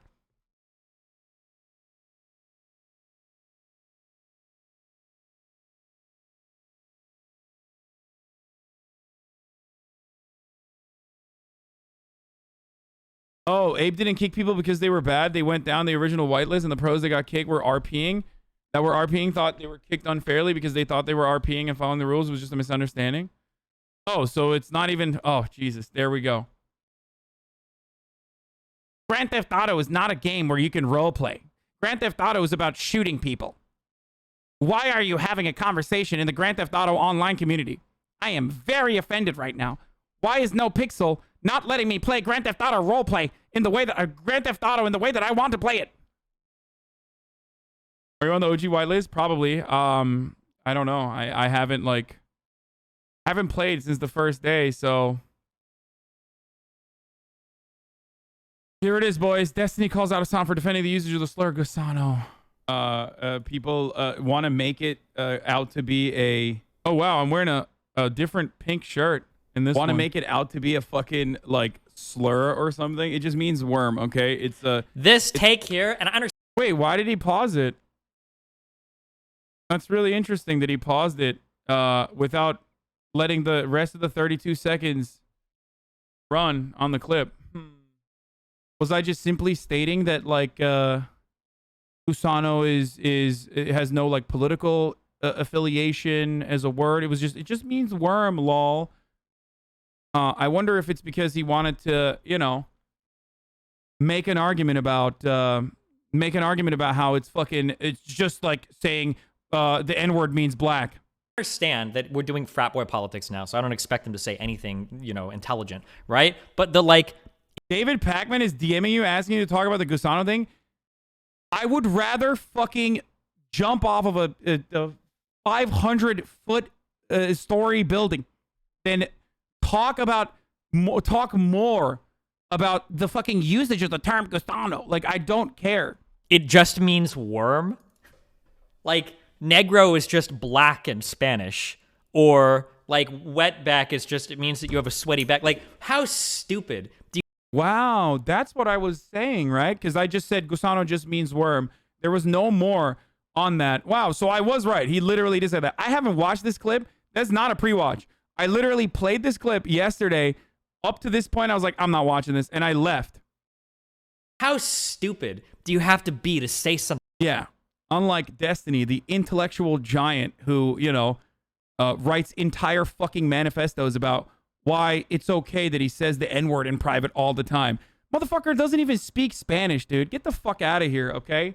God damn. Are you gatekeeping my Cuban personality? Like, no, Destiny is not a fucking Gusano. You want to know why? Because he's just a regular old Nebraska hog, okay? That's it. And also, any fucking comparisons to the N-word is so disrespectful to the massive history of the N-word, okay? And that's precisely what his fans have been doing, because all they give a shit about is not necessarily like a semantics argument even, but just to win the argument, okay? That's it. Something like this. Like, how many racial slurs, how many slur words are literally just like words for something else? Like, how stupid do you have to be to say something like? Also, this person, unironically, as Ben Swolio pointed out, has routinely defended using the term Uncle Tom and using the term wait, did he the C word too? No. But he has absolutely, I know for a fact that he's fucking defended the usage of the word Uncle Tom and token. Yeah, okay. And not only that, but also he literally sent a fucking burning cross to a black conservative who said being black is lit. And he said, "Oh, is that lit, you say?" So for him to turn around and be like, "Oh my God, I'm so offended that people are using the term Gusano, a term that most people had to fucking Google immediately after I fucking mentioned it for the first time ever, and it's actually certainly not political, and can only be used against Cubans, and it's not just a catch-all fucking term that a lot of leftist Latin Americans use against people that they perceive to be like capitalist, anti-imperialist, counter-revolutionaries." You know, I'm so offended. I'm so offended. It's just the same shit. This dude literally just uses social justice and people of color as a fucking prop just to like be like, I'm so offended on behalf of everyone else. He's no different than he's the edgy SJW with fucking blue hair, okay? That's all he is. He literally just weaponizes social justice when it's appropriate and then writes a fucking manifesto about trying to, you know, trying to defend that like all the black people calling him out for saying the N-word in private are actually wrong and racist. Like, I'm sorry, dude. Once you say, you know, you want to mow down fucking BLM protesters, like, you've lost the high ground on an argument that you want to make about fucking a political term that you are now choosing to be offended. Okay? God damn. Gusano is literally in the same fucking vein as Karen, a certain type of behavior for a sex, technically, okay? And in the same vein as like saying cracker or honky or redneck. It is a language, it is a term that oppressed people have come up with to describe the conditions of their oppression and the continued conditions of their oppression by those who would wish to oppress them. Okay? That's it. So anyone who like tries to fucking get offended about this is being absolutely ridiculous. Having said that, do a lot of people on the left, I guess, utilize this word against anyone that they're like, "Oh, are you Cuban? Well, you're a Gusano because you fucking criticize Cuba." Like, oh, shut the fuck up. Okay? Shut the fuck up. Like, just stop fucking calling every Cuban person a Gusano. You're not edgy. You just learned the fucking word, and now you're just trying to use it, okay? Ultimately, none of this matters. What matters is uplifting and helping the material conditions of Cubans who are protesting in Cuba, whether it be legitimate claims that they have to get more food and medical supplies, or to lift the fucking embargo that has been going on for 70 goddamn years. Okay? That's it. So any other fucking counter, any other argument outside of that is a total diversion, and it's exclusively centering around what mostly predominantly white American fucking liberals want to argue about, because it's about the sport. It's not about uplifting Cuba or Cuban people. It's just about the support. It's just about the sport of debate, the blood sport that revolves around debating and like winning an argument with semantics. Okay. He literally agrees with you on lifting the embargo. Good. That's great. I'm glad.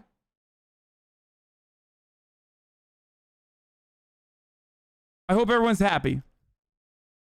Yeah, for the record, like, you know, Destiny himself is like,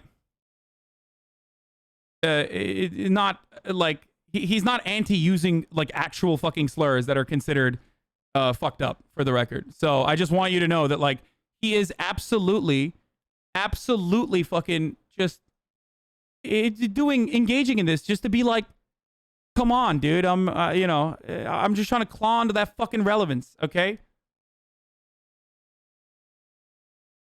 He's not. He's a ridiculous person. It's an unserious person. And this is an unserious conversation to have, okay?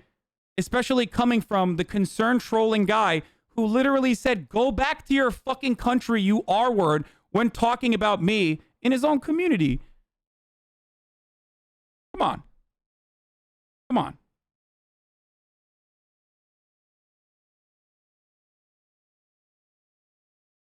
D-Sims quickly deleted this thread where the comment section proved he was lying. Destiny tells an interesting story about Hasan. This is a lie. He said in his chat that during the BLM Scuff podcast, oh my God, did he fucking actually lie about why he said go back to your own country? Man, that's crazy. R-word, dude? Just say it. It's not the first time. You fucking caught me, dude. I know. I use the R-word sometimes, okay? And I apologize for it, and I try not to. It kind of betrays the values that you have if you legitimately don't... If you legitimately are using that as an effort to critique me for using ableist language, then urging me to use the language or urging me to use that word kind of betrays that original value, right? You are literally doing the thing that I'm criticizing, which is most debate lords on the internet, and this is why I like absolutely fucking moved away from this attitude. Most debate lords on the internet exclusively care about winning that microcosm argument. Okay, that's it. That's all it is. The clip was him saying that you were stupid for saying you were scared of being deported under Donald Trump. He was laughing at you in the face. He was laughing at you for saying that because you were born in America. Wait, what? No, we were talking about police brutality and shit, weren't we? That's a lie, dude. There's literally timestamps about what he was saying. That's not a fucking response, dude. Like, what? Okay, you are right, but who canceled you? The relaxed law? Oh, no one did. I'm just memeing about it. Yeah, he tried to say it was because of a joke in response of you calling him a white boy. I mean, he is. He's a white guy, and so am I. I don't know why he's so fucking, like, what are you, ashamed of being white, dude? Is that what it is? Man, how are you going to fucking collect brownie points with those alt-right dipshits, dude? I know. The funniest part about that entire argument is like, no matter what Destiny fucking says, his communities unironically defend him. So like, there is no consistency there at all. He said, go back to your fucking country. Go back to Turkey. You R-word. Like this. Like, I don't even think he's a Gusano, for the record. I think he's a normal hog or a Weasley little liar, like a weasel. You know what I mean?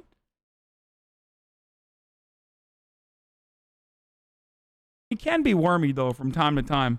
But definitely weasel is what I would use. Like how many racial slurs just mean something? Or like the F slur just means like a bundle of sticks? Dude, that's such a good argument. Fuck, dude. Fuck, dude. Exactly. Exactly, dude. That's so good. Yeah.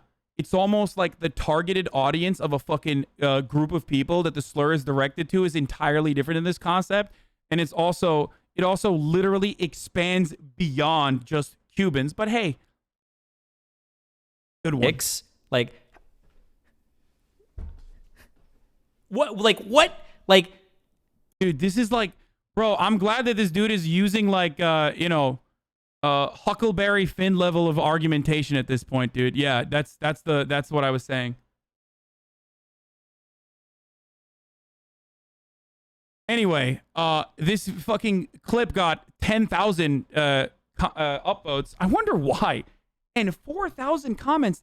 That's crazy. Let's take a look. I wonder if there's like any brigading going on. I mean, after all, this actual clip, not Destiny's reaction to it, but this actual clip was posted on LSF 2 days ago, and also then subsequently posted on the Destiny subreddit. But I'm sure this clip has nothing to do.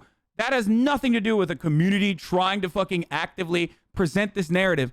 If you actually were not so fucking caught up in your own asshole about, what certain words mean or how certain semantics are going to be perceived, one, you wouldn't have gotten fucking departnered for saying that BLM protests should be killed. Okay, they need to stop. And two, you wouldn't be trying to make Gusano happen. Because anyone that's not directly involved in this, or the fucking wants to shit on me, or is like well-intentioned, certainly, and is all of a sudden like, wait a minute, this seems like it's a slur, it's a racial slur, that's crazy. Controversial. Why is this a controversial argument? Let's see. It's controversial. Hasan didn't end his explanation there. He said what it translates to, and then explained how it's used against people with a specific political position, originally people by people of identical ethnicity. Then he later explained how it's asking for it to be banned from chat for being a slur, like asking it for scab to be banned from chat for being a slur against people who are anti-union. But sure, pause at the only part where he explains the words itself isn't inherently problematic, and leave out the part where he explains the meaning isn't either. You win the argument.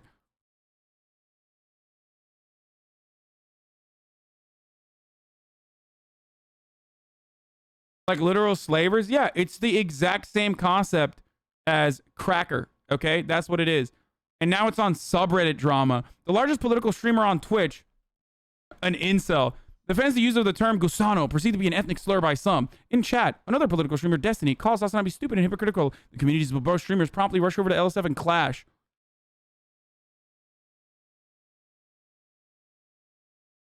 Good luck, guys. I'm sure, it'll work, I'm sure.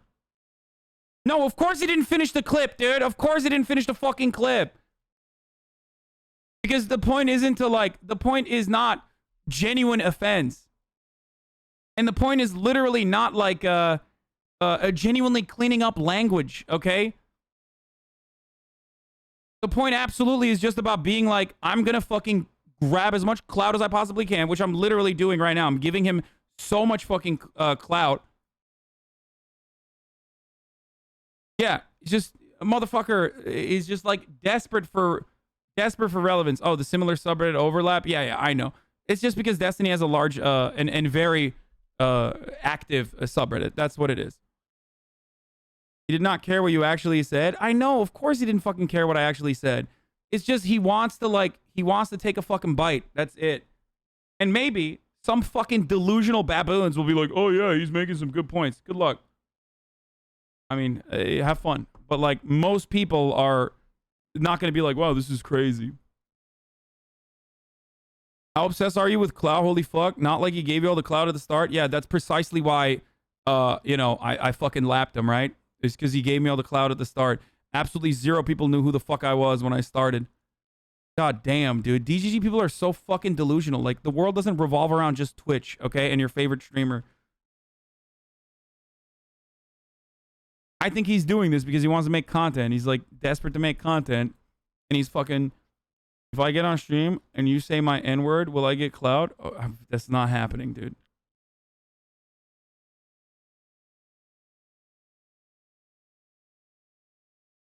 And then like every time this is like, what? Why do these people hate each other? And then it's like literally all fucking Destiny fans, like they just have like lore written about it. Like, oh, it's because they did a Kamala Harris video. Maybe it's because I just don't like him, dude. I just don't think he's a nice person, okay? Like, I literally don't think he's a nice person. That's it. He's not someone that I choose to be around, especially because of to be honest, Destiny in a fucking vacuum, I still don't think he's that pleasant to be around, to be real with you. but it's literally his fucking community that makes it so much worse. And the way he weaponizes his community, like you can't just like be friends with this person or have a normal conversation with this person because he's constantly looking for new ways to just like, how will I fucking demonstrate how truthful I am by, you know, attacking someone in the marketplace of ideas. He's just like fucking annoying Ben Shapiro. And he loves drama, and that's all he's doing. And it's like he's trying to gain clout, which, you know, it's great.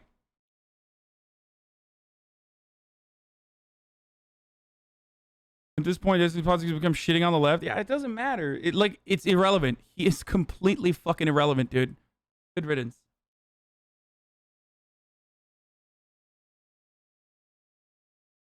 You know? PG was feeding Pac-Man a bunch of lies about the Gusano shit chat and are telling him you don't like him anymore. Pac-Man basically agrees with you, and it would be nice to clear that up, in my opinion. Yeah, here's how I fucking clear that up. By literally DMing him and being like, dude, I don't want to get involved in any of this shit, okay? Is a psycho. Not like by way of like Twitch streamer chats fucking sending each other clips, okay? Stop saying he's irrelevant, make you seem like you care about Klaus so much. The reality is he does, okay? He tries to act like he doesn't, but like this is the reason why he wants to fucking make drama for himself. And I know his fucking delusional psychopathic audience is somehow believe that like he doesn't care at all, dude. It's like, no, of course he does. This is how he makes money. Disney got banned for the F slur and saying Cubans should be shot. No shot.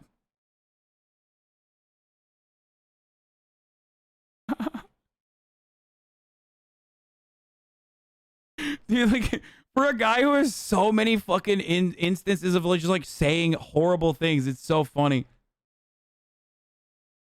It is actually funny. He's just like, he is the most annoying fucking debate lord, and his community is incredibly fucking toxic. I know that like we are functionally on the same side on certain issues, right? But ultimately, it's so fucking toxic that back in the day, my like anytime I had a conversation about anything, there would be like 1,000 messages about people being like, we need to debate about this issue right now. It's like, no, dude, no, we're not. Okay. What would you do in his position? Meaning what he's gotten himself to with his bans and departnering. Check the Reddit. They're so obsessed with you. I know.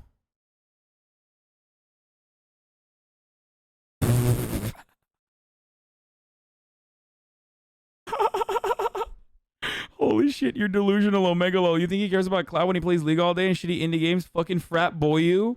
You're so jealous of him, Omegalol. Your insecurities are showing. You think he cares about Cloud? Stop projecting, frat boy.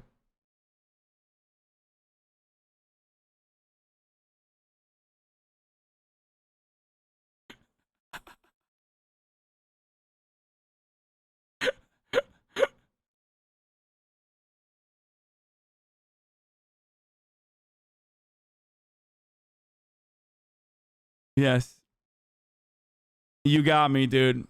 I'm deeply jealous of Destiny. You got me. I really am. Not worth keeping as a pet, just ban the shitter? No, I'm definitely keeping him as a pet. Are you kidding me? Saying Gusano is a slur is like saying African slaves running away is oppressive towards the factory owner's profit margin. Yeah. Like if I was jealous of Destiny, I would just say some like insanely irredeemable shit so that fucking I get departnered. You know what I mean? Like that's, I think it's easier to go down to that point. Like, and by the way, the worst part is not yet. The worst part isn't here yet. Destiny just talking about this is one thing, and like making a couple YouTube videos is another thing. The worst part is now coming. These fucking weirdos are literally going to be in here for the next 2 weeks, maybe a month. You'll see. Constantly. Prove me wrong, okay? I hope I'm so wrong. Prove me wrong. But they're going to be constantly in here like fucking chirping nonstop. Even fucking RTBA knows. As he's Destiny's main mod, and he bans all of them. But sometimes you can't get to all of them. And they are going to be constantly chirping, constantly fucking clipping shit out of context, constantly fucking crying, and you know, constantly sending shit to Destiny so we can react to it. And then LSF is gonna fucking you know, highlight it and shit like that. It's happened time and time again, which is usually why I don't ever engage. But you know, it got 10,000 upvotes, so they did it. They did it. I think the best thing from now on will be to literally ignore every single D clip and drama bait clips. Literally turn a blind eye, not give it attention. Yeah. Like it's been 2 years, guys. Give up, man. Please, please. I beg you. I promise it's better for your health. Okay. Good job. I'm not I'm not even a political streamer, right? Like I'm a fucking dumb himbo frat boy who watches YouTube clips. So like, why are you here? Like there is literally no moral justification for why we need to constantly monitor this person because he's doing a really bad job. It's like I just, just let me go. Does him being bad give the excuse to use racial slurs? It's not a racial slur. It's literally not a racial slur, which was my point. But it's a good way to self-report in the chat. I'm just gonna ban all these people. If you want, you can hug him in the front. 찍어줄 수 있대. Oh, bless you. Sorry. He's like, I must touch everything. So for the past hour, you've been milking this drama thing for the clout out of him? Yeah, dude, I'm getting so much clout out of him, dude. It's crazy. Yeah, I love having a bunch of like absolute delusional parasocial psychopaths in here for the next 2 fucking years, dude. On a fucking streamer who's like 1/10 of my community at this point. I love that fucking clout, dude. Now we're gonna get stuck in straight away. Rops, are you a juicer? Why do you care so much? You have 2K viewers, Yes. bro. There you go. Disagree, Simple. banned. It's confirmed on HLTV. Confirmed. For those of you who are boomers like me and only learnt about what a juicer was recently, it's an XQC fan. Okay. Robs, how do you feel about XQC not streaming as much GTA 5 RP anymore? It's sad, but honestly, I think his viewership has dropped after he moved out of his place. So I don't know what happened. Yeah, but do you see why he moved out of his place? Yeah, I've seen that, but I don't know if it's true. Dude, apparently some guy broke into his house with a fucking crowbar. And Jesus like, Christ. yeah. Nice. Amazing. Like, so he's moved. He's moved now. Anyway, we won't get stuck into. Didn't you flame Steven Crowder for also saying that Sam Cedar had way less relevance? Yes, the difference is I'm not a fucking debate lord. Okay? I'm not. And also, Sam Cedar and Steven Crowder were literally both there, not to debate one another, but there to debate. This is what I mean. You're not even making good arguments. I hate that. I hate that. Like, that's the worst part about having these fucking debate lord shitheads in the chat. None of them make good arguments. You're literally not making a good argument, dude. You are trying to compare something that is not comparable by literally just robbing the context of the situation entirely. And that's the worst part because I can't fucking help myself, dude. I can't. I promise you, no matter what you do, you are not going to have like a good saying I can't debate isn't a good argument because I'm not trying to debate. I'm not trying to debate, dude. I'm not. But please, come with better fucking takes, dude. If you're going to come. Like, these motherfuckers are so pathological, so delusional, so psychopathic that they're doing it. Remember why I said, like, these dudes will never give up? They will literally, they are so much more annoying than crypto heads, for sure. They will literally stay in here and try to debate me on debates. Like, I don't want to do it, dude.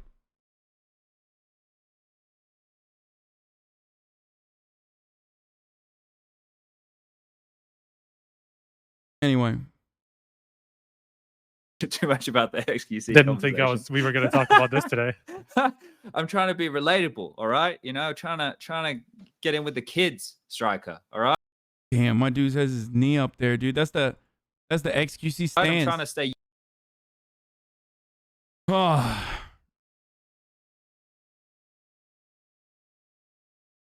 This is strategic. Let DG self-report and ban easy money. Okay, don't open it out, dude. Young. Don't fucking reveal what we're doing here. AYAYA. Okay, I gotta pee. So bad. There's a little intermission.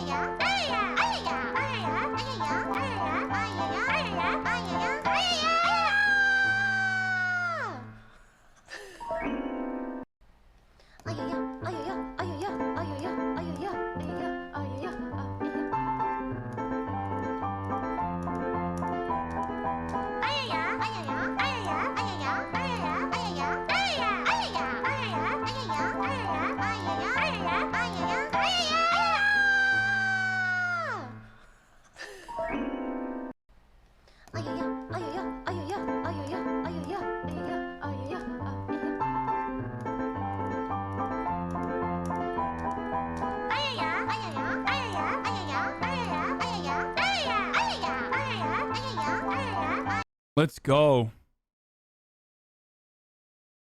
Okay, we can nuke the weebs, I think, just for a little bit, like a 5-second nuke, so they know that this is not a community that fosters weeb shit. Thank you. No, you're gonna kill me. Oh, my bad. Uh-oh. Okay, what if I just ran into the water? This is not good. I'm about to die. Uh-oh. Sir? Could we not, please? Nice. You can't get me.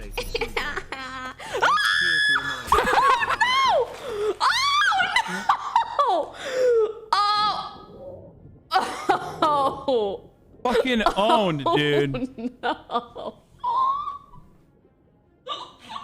Oh, I'm sorry.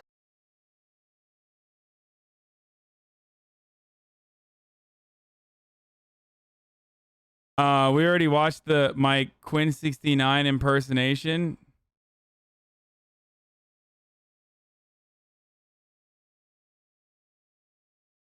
Say what you want about Hasan, but I feel like his accent game is, oh my god. Wow. This made my fucking day, dude. Thank you, Blarvis. $5 will be distributed to your PayPal.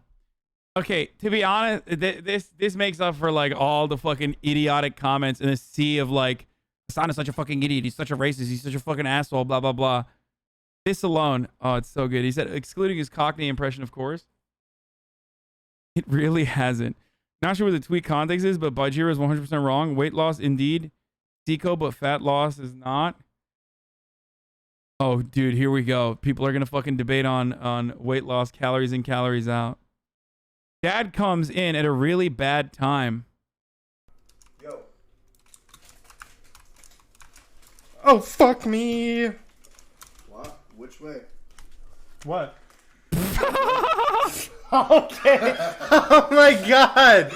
God. What the fuck? Okay. Hey, Dad. You hate to see it, dude. You fucking hate to see it, folks.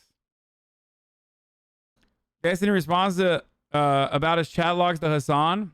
Oh, let's see when he said, go back to your country. Why is he? Okay, the difference between me and Hasan is I shouldn't have. Okay, it was a bad joke. I admit it. Now, the reason why I did it is because when we were on a podcast. Oh, that's why. Oh, okay. His go-to insult for me was to call me okay white boy. It was like, okay, dude. Go. That's literally not the case. That's not even. That did not happen. He was not on the podcast and he was butthurt. Also, he is a white boy. And that's a completely made up fucking reason for why he said, go back to Turkey, fucking R word. Good, though. It's a good one that he pulled out of his ass. Go back to Turkey, right? It was a dumb joke. I shouldn't have said it. But I'm not like on. It's a funny joke, dude. Dude, everyone's always joking when they tell me to go back to Turkey. He was defending Melina? No? No, absolutely not. Melina was not on the... This was a scuff podcast. I mean, dude, how can you... man, intellectuals bested once again in the marketplace of ideas by this very cool technique. This one is called the lying technique, where you just become a Weasley little liar. And bye-bye, I win. That's how it works. Stream saying like, now let me, if he wants to point this out as me being like a quote unquote hypocrite or whatever, right? Then, okay, let me show you what I would have to do to make this hypocrite. Wait, what's wrong with saying go back to Turkey? Turkey's just a country. I'm just. Really? Go back to Turkey is the same as Gusano? Really? Okay. Fine. Saying that you should go back to like. You have to be. Look, we talk about parasocial shit, and there's like definitely stands that I have as well who like defend me no matter what. But in order for this to be like, in order for this to be a good argument that you are like fully in support of, you unironically have to be either so far up Destiny's ass that you can't fucking see anything else, okay? Or you are incredibly out of touch, very privileged, and think that like, you know, these two are the same things, and he lied to you about like how devastating and damaging the term Gusano was. Oh no.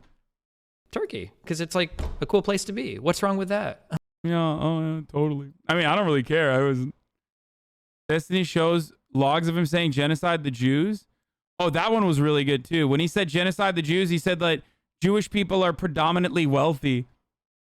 I'm not going to even show this because like he literally justified saying genocide the Jews because he said that they're predominantly wealthy. So they're in like a... It's kind of dumb for you to still go on Mindwave's show after he does this to you. No, I think Mindwave's is cool. It's all good.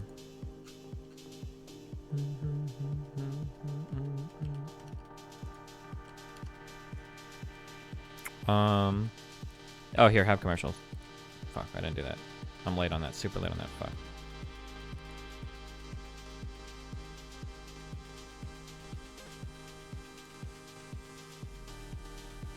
By the way, before he added this in his logs that he was saying you My wouldn't be Darkest surprised if he Dungeon turned run into on an speed and anti-Semitic difficulty lefty. before the sequel Yeah. comes out. Dude, that would take me like weeks to beat again. What is this? To address this?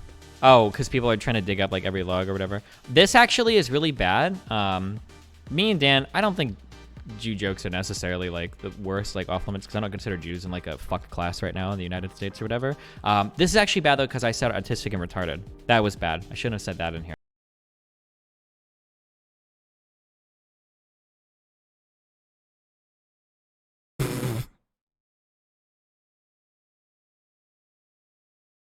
I mean, come on, dude. Look. Do I think Destiny is like unironically a gigantic anti-Semite? I don't think he would be spending his entire fucking time debating Nazis if he was literally like straight up in agreement with them. You know what I mean? He's just fucking incredibly privileged, but more than that, he literally can't ever admit that he's wrong about anything. That's his whole brand. And people, for some weird reason, just never recognize that. When it comes to certain issues, it's just like, he's literally always going to walk his way out of anything that he's ever said. I mean, he fucking wrote a massive manifesto, dude. What do you want? Like, what more do you want, dude? That guy's like, oh, well, the Gusano is actually a racially charged ethnic term. It's like, no, fucking it's not. Here. I was pretty frustrated at the Adobe shit. But, yeah, it's interesting that people actually focus on the Jew stuff, especially when I'm not really... Well, no, I won't go that far for Hasan's audience, but yeah, I actually shouldn't have said those two things. Careful, in this clip, he's admitting he shouldn't have said something. Yeah, the R word.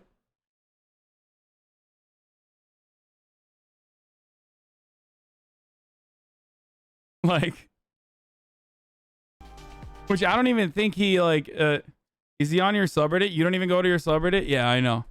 Anyway, so when he sent a fucking cross, and I think he apologized for this, so I'm going to be honest with you. But, I'm not going to like, I think he apologized for this, but he sent a cross to a black conservative and he's like very edgy and plenty of people fucking make edgy comments. And I think people reform. And I've talked about this before. Okay. But like this is very good as an indication of how his audience reacts whenever he says anything.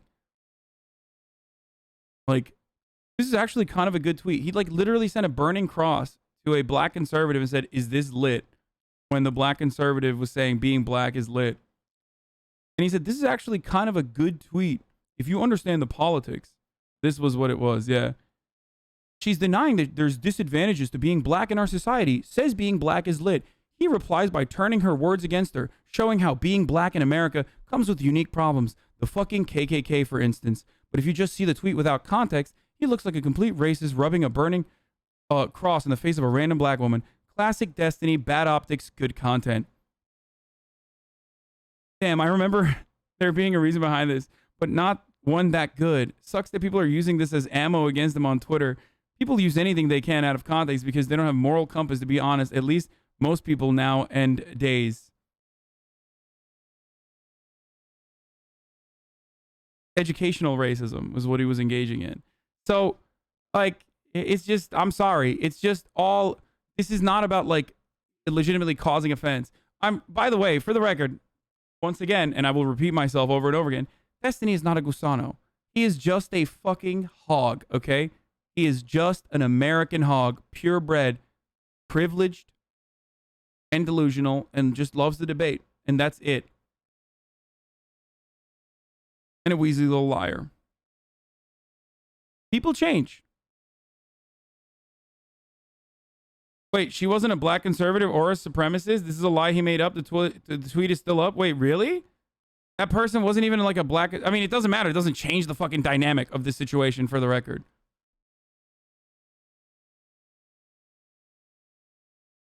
Like, there's no context in which that's like an appropriate response. Which I think is like...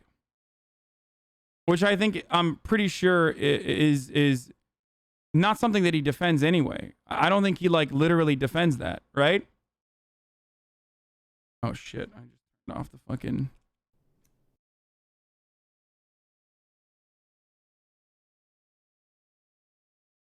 Which, by the way, for the record, like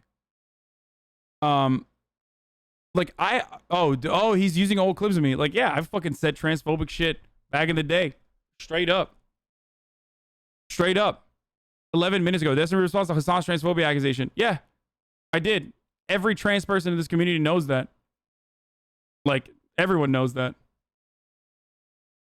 It's what literally helps me, I think, craft an even better fucking argument against transphobia now. And I unironically do believe that people can redeem themselves. It's kind of the whole point of why I do what I do.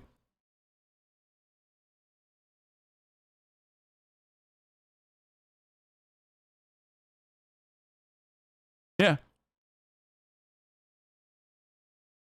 Apology does not equal reform. He just 2-3 months ago said the N-word and still does shit like this. I'm all for reform, but he hasn't shown the effort. Yeah. I'm asking you both to try and talk at least.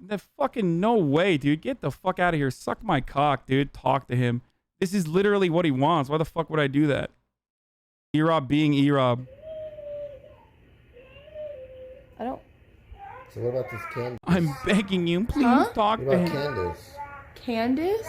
Candace dick fit in your mouth? Fucking got him, dude.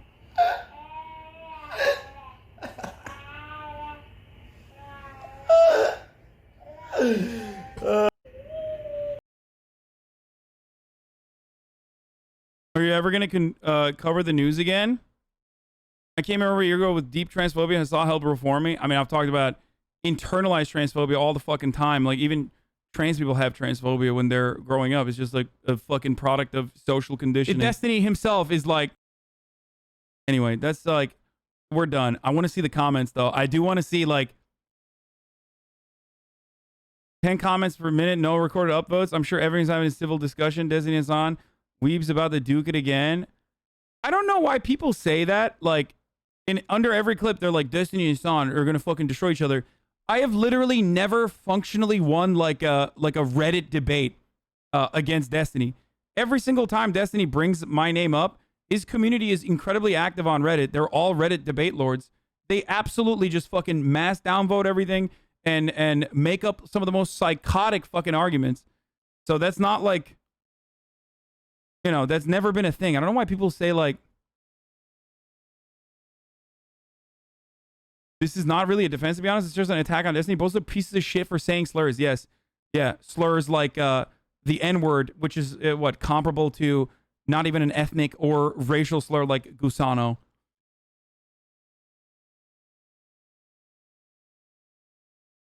And then people will just like make up decisions, like make up points that I've never made.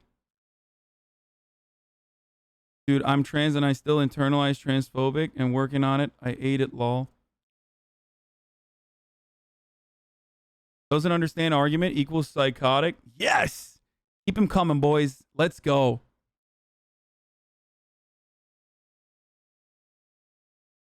His recent clips are already more upvoted than yours and they say it's brigaded.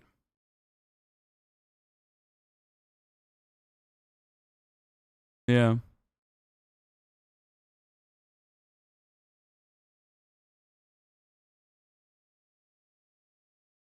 Asman wins the jackpot and dabs it up. This Facebook live streaming and vlog family had their house firebombed. What the fuck? Hold up. I 100%, when I went into the thread yesterday, all the comments defending you were at like minus 30 points. I wonder how, dude.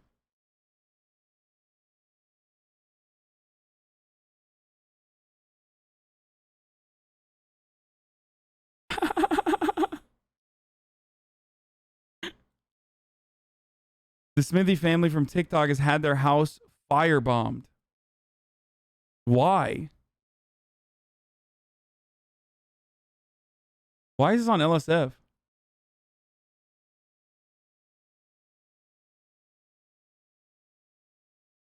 Why is the Smithy family house being firebombed on LSF?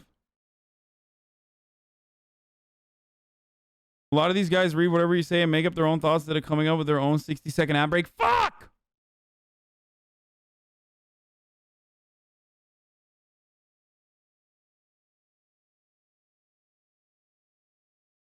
It was bound to happen. I hadn't conceded. I had not conceded to a single fucking take. I had not conceded at all to the top of the hour ad break saga. Okay? I was winning pretty fucking hard. Pretty fucking hard, dude.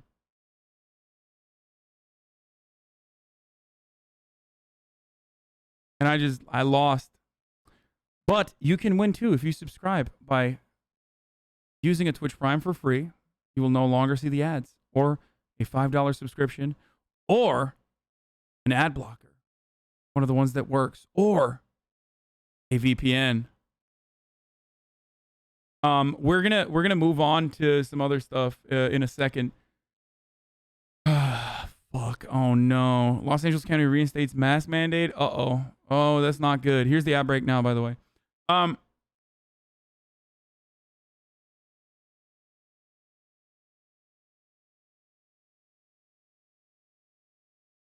You come from a much more privileged background, so I don't get why you're talking. About what?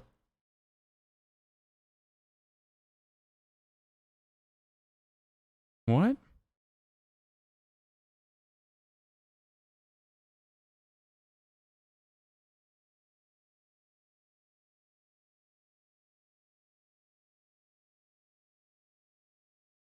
I don't know what that means, man.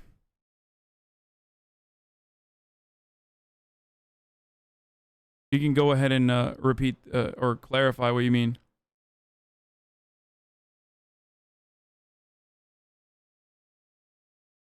Just joined bait. Sorry. Fucking asshole, dude.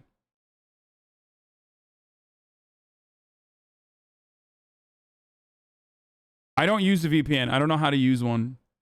It's part of the reason why I can't even... jerk off when I'm in Turkey. The porn.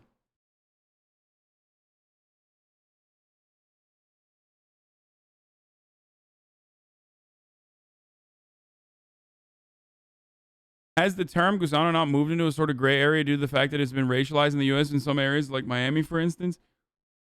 No one knows, dude.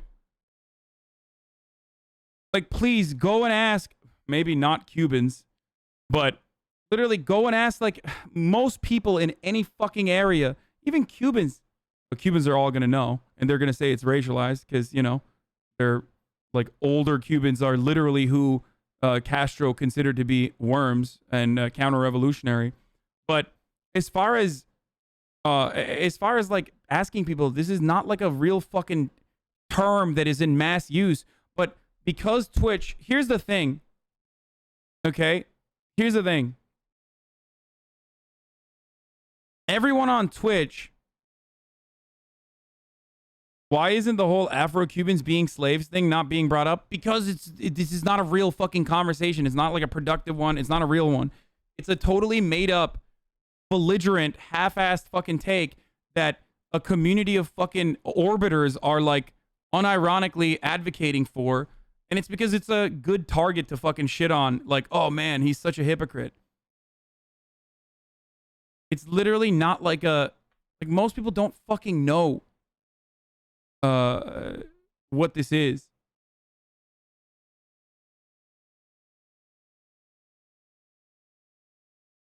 Which, by the way, yeah, like the irony here is like, you know, having this conversation about it is like literally gonna get people to use it, like learn about it and like actually start using it as a slur. Okay? And that's because it's a hyper-specific grievance that people have.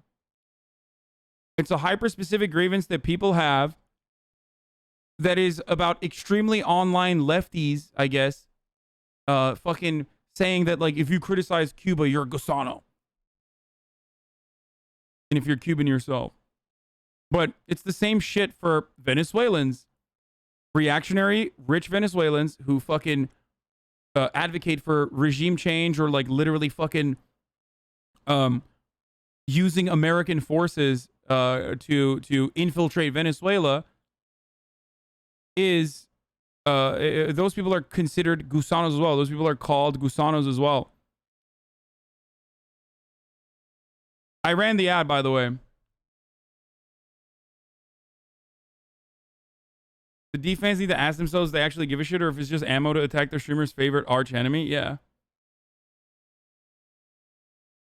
It's just like incredibly online, hyper-specific, incredibly online leftist shit. The top Urban Dictionary posted from 2005. Yeah.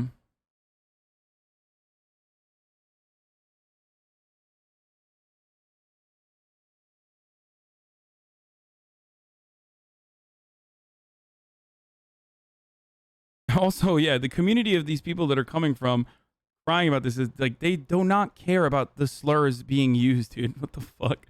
Like, that's perhaps the greatest example that they don't like, that this is all completely made up grievances, which will then go into a much larger. He's like probably showing old videos now. Like, it's just gonna go into like much larger, pointless fucking arguments with the hopes that like maybe someone with actual relevance will pick it up and like use it against me so it like reaches peak volatility, you know what I mean? That's it.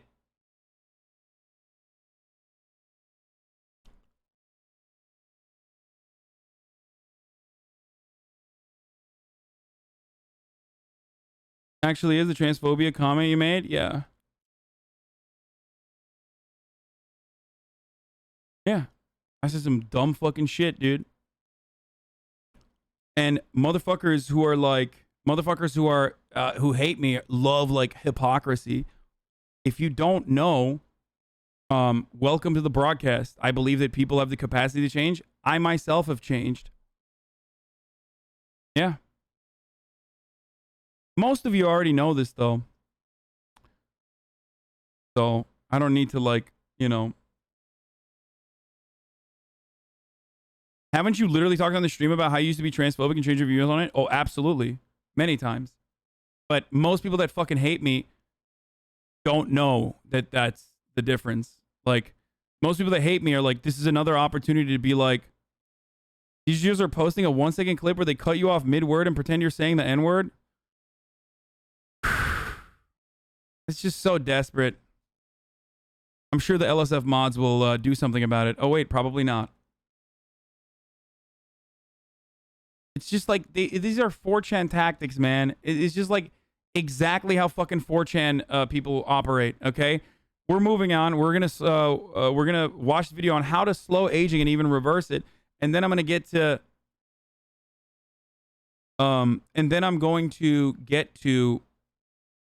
fun stuff here like murder and other shit.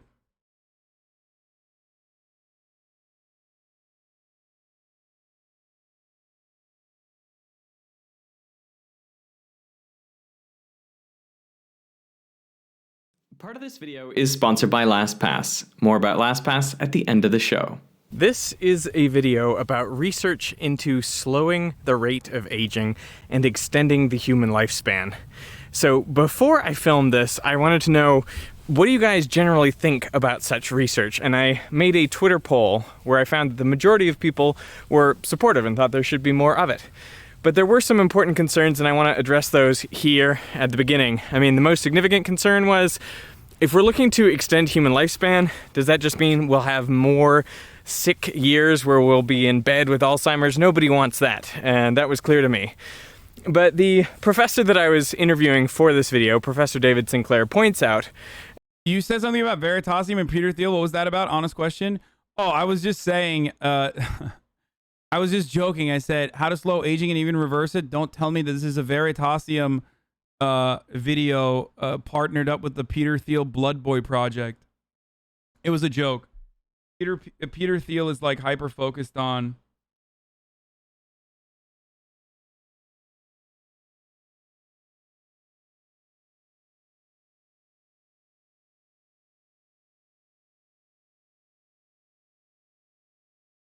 wait, hold on.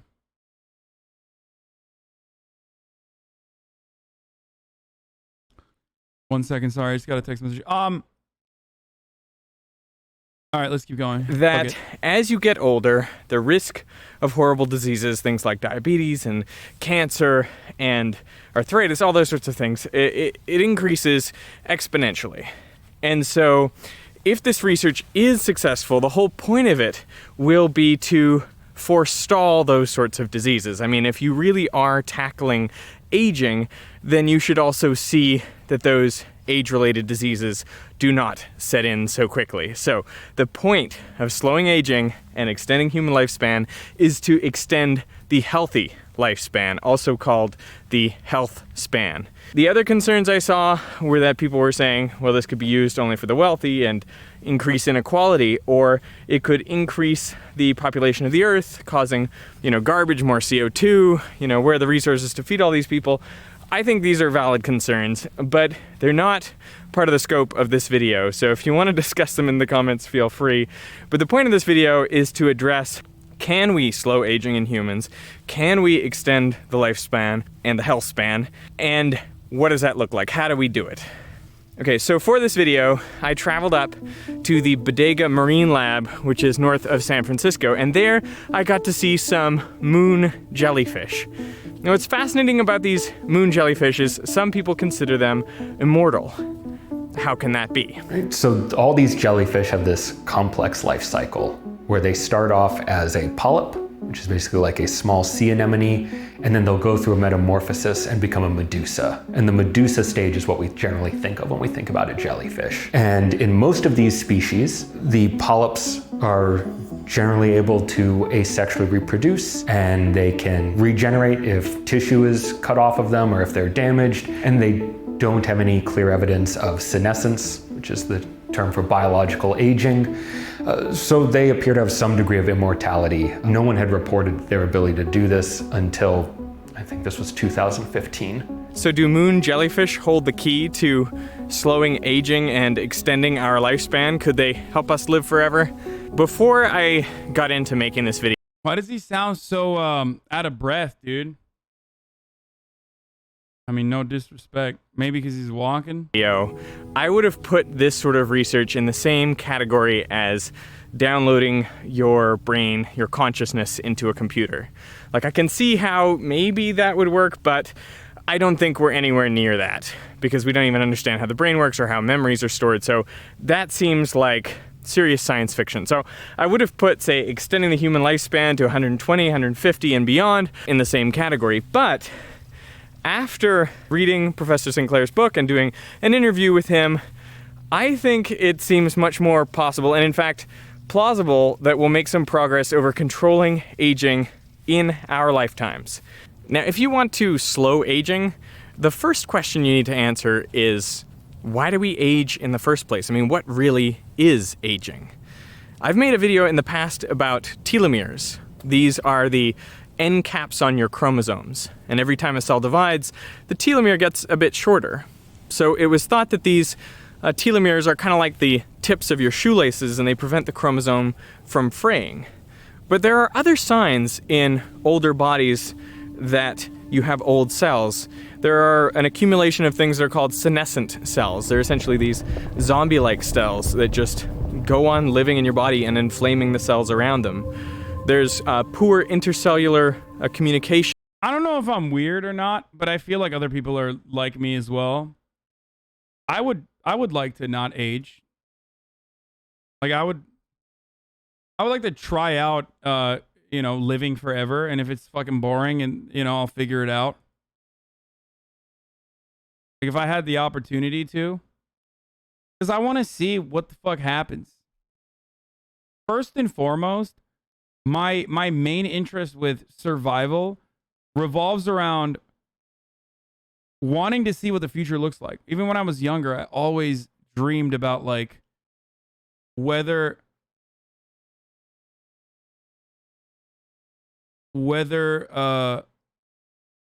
like what the future was going to look like. It's not a hot take. That's why I asked. I think everyone has this, but then other people fucking say that other people say like, immortality is a curse, not a gift after a while.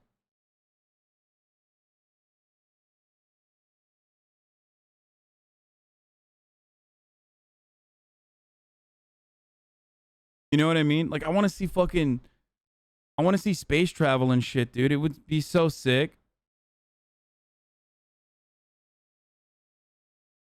Immortality isn't anti-aging. Okay, immortality and anti-aging at the same time. Be sick. Yeah, but you would lose your humanity? I mean, why? Maybe it forms into something entirely different.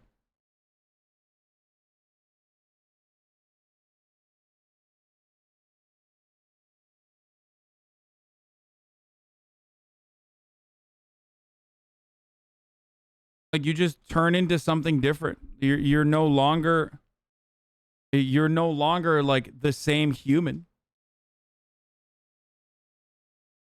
Bro, you're afraid of the ocean? How the fuck are you gonna go into space? That's a really interesting question. I don't know. I'm fascinated by space. I'm terrified by the ocean.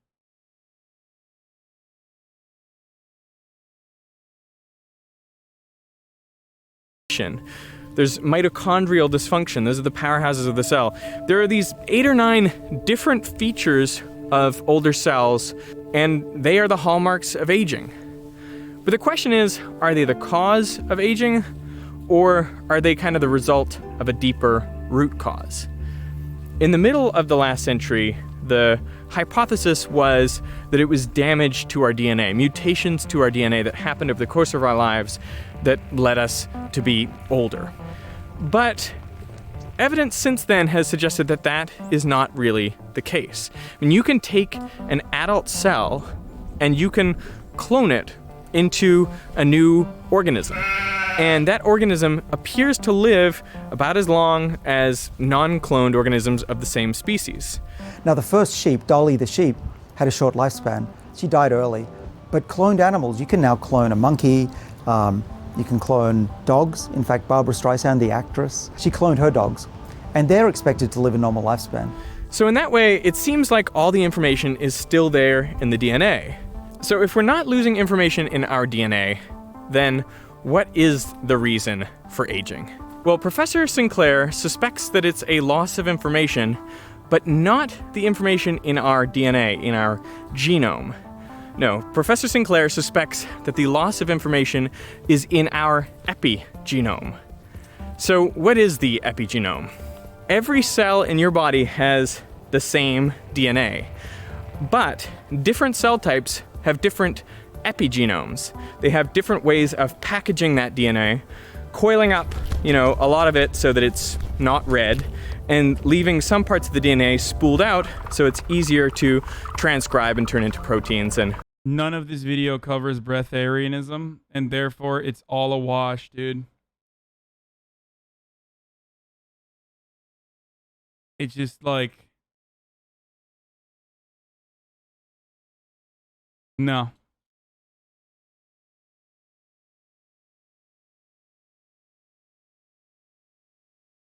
run that cell. Which is not true. So the epigenome is responsible for turning on or turning off different parts of the DNA.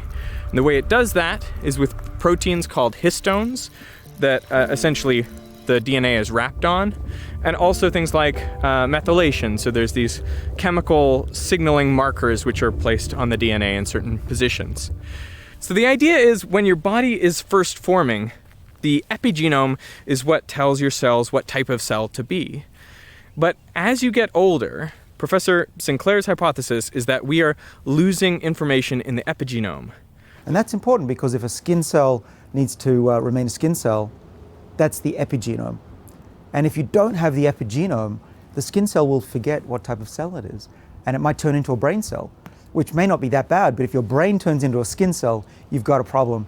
And I think that's largely what aging is. I've got to say, like, there's some weird, like, hair patches, like, on my shoulder that have happened as I've gotten older.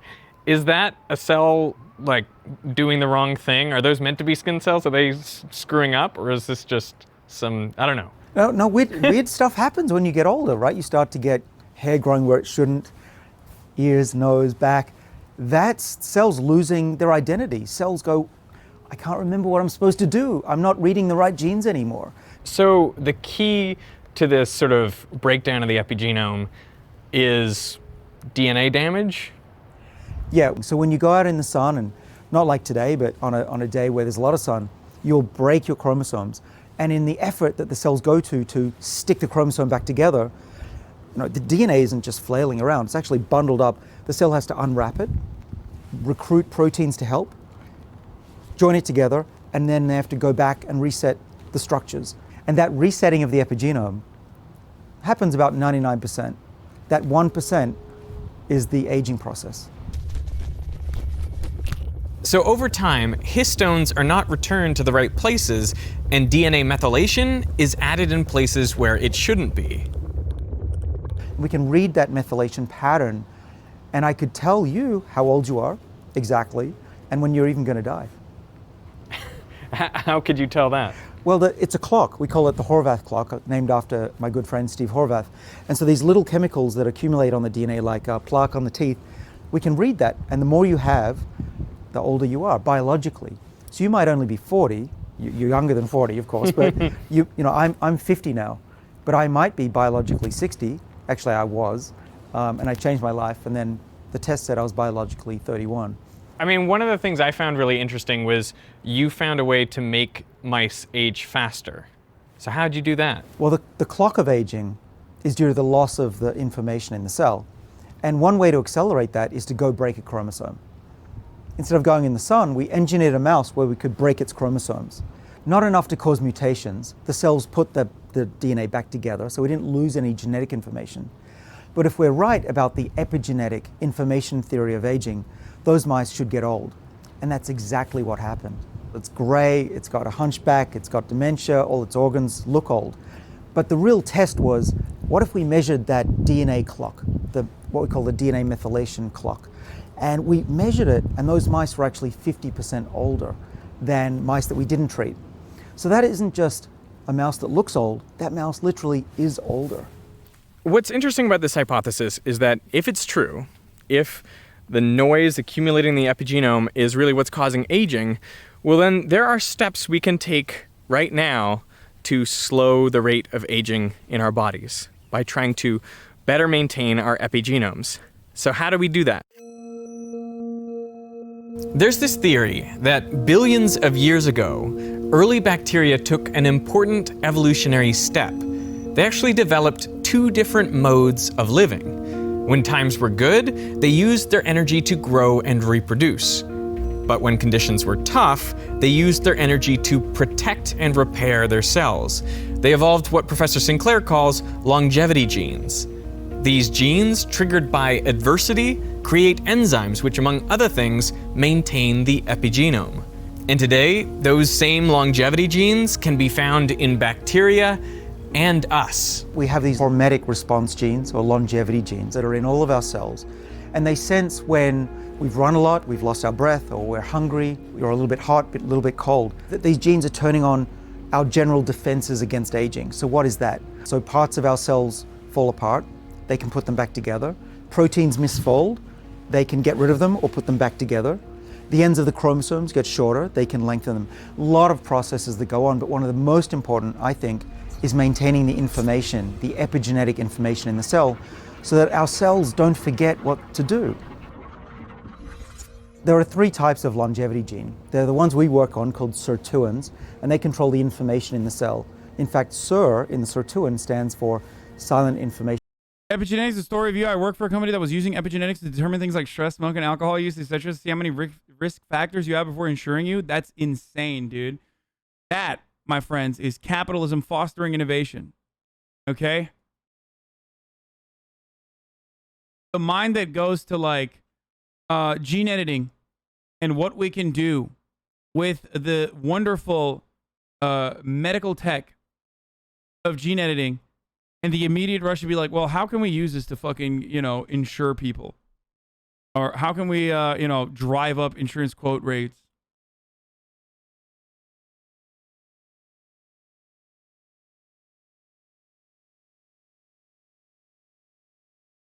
That's bullshit. You can't determine that from methylome sequencing. I'm a genetics PhD. Let chat know that it's not possible to know these things from epigenetics. Okay, good to know.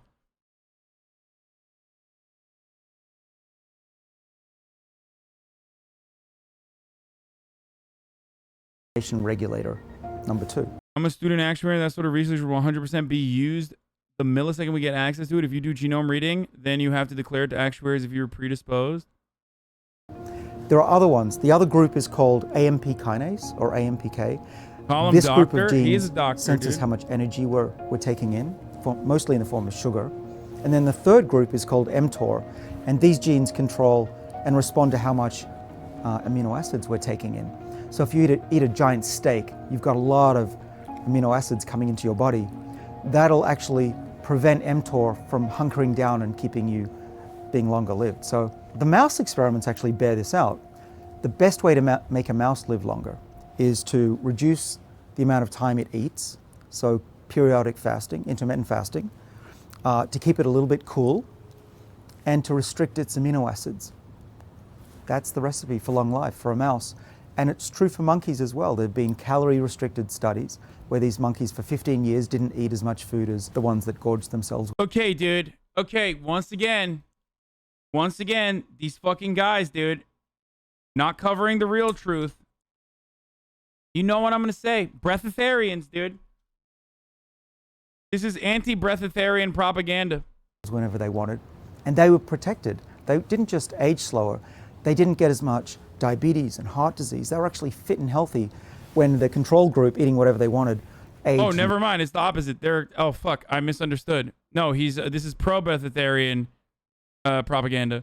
So basically, intermittent fast on a keto diet. GG, you can stop watching the video. One monkey went on keto and lived 40 years until he had a single slice of bread. Wait, what? And then he just died? You're making that up. Became sick quicker.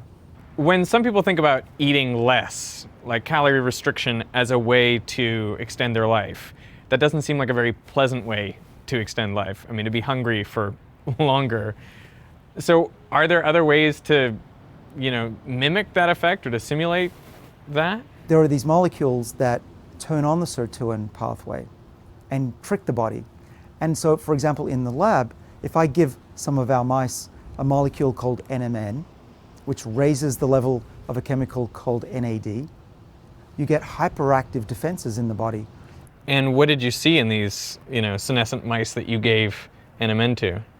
Well, we had a bit of an incident. These mice that we gave NMN to ran 50% further, but actually some of them ran so far that the little treadmill stopped working. And we had to reprogram the software because this program had never seen a mouse that ran more than 3 kilometers. 3 kilometers for a mouse. For an old mouse, they outran the young mice. And that's like an ultra marathon for us. That would be probably like taking a 70-year-old and making them run faster than a 20-year-old further. These fasting results have not been shown to work in the same in human studies yet, only in other animals.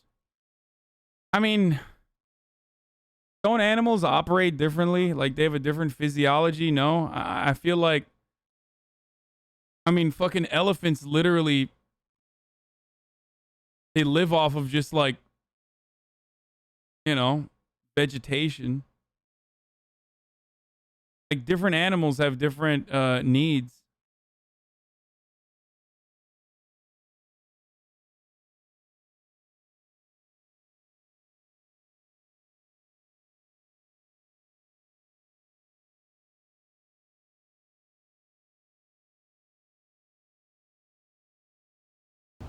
Yeah, so these are ultra marathoners. And if we did that to humans, imagine you could have 90-year-olds winning Olympic medals. So to sum up, there are 6 things that you can do right now to slow the rate of your aging. Starting with 0, avoid DNA damage. Wear sunscreen, avoid x-rays and all that sort of stuff. Number 1, eat less, caloric restriction. Number 2, eat less protein because your body has ways of detecting how much of that you're taking in. Number 3, do some exercise, high intensity interval training. Get your Okay, everything but the eat less protein. I am you know, I'm that's what I'm on board with. Heart rate up to 85%, make your body feel like you're running from a lion or something. Number 4, be uncomfortably cold. Or number 5, be uncomfortably hot. All of these things will trigger your body's longevity genes into maintaining your epigenome, going into... Okay, they said eat less protein. They didn't say fucking go vegan, dude. Shut up, chat. repair and protect mode rather than grow and reproduce. And if you think about those things, those are generally all the things you know. Your number 4, be uncomfortably cold, or number 5, be uncomfortably hot. Are you saying that, you know, vegans won because they said be uncomfortably cold or be uncomfortably hot? All of these things will trigger your body's longevity genes. Wait, what the fuck? So the cryotherapy stuff is real? I thought it was all hokum, dude. I actually thought it was all like... I literally thought... I mean, it was good for recovery, I always thought. But I didn't realize that it was... I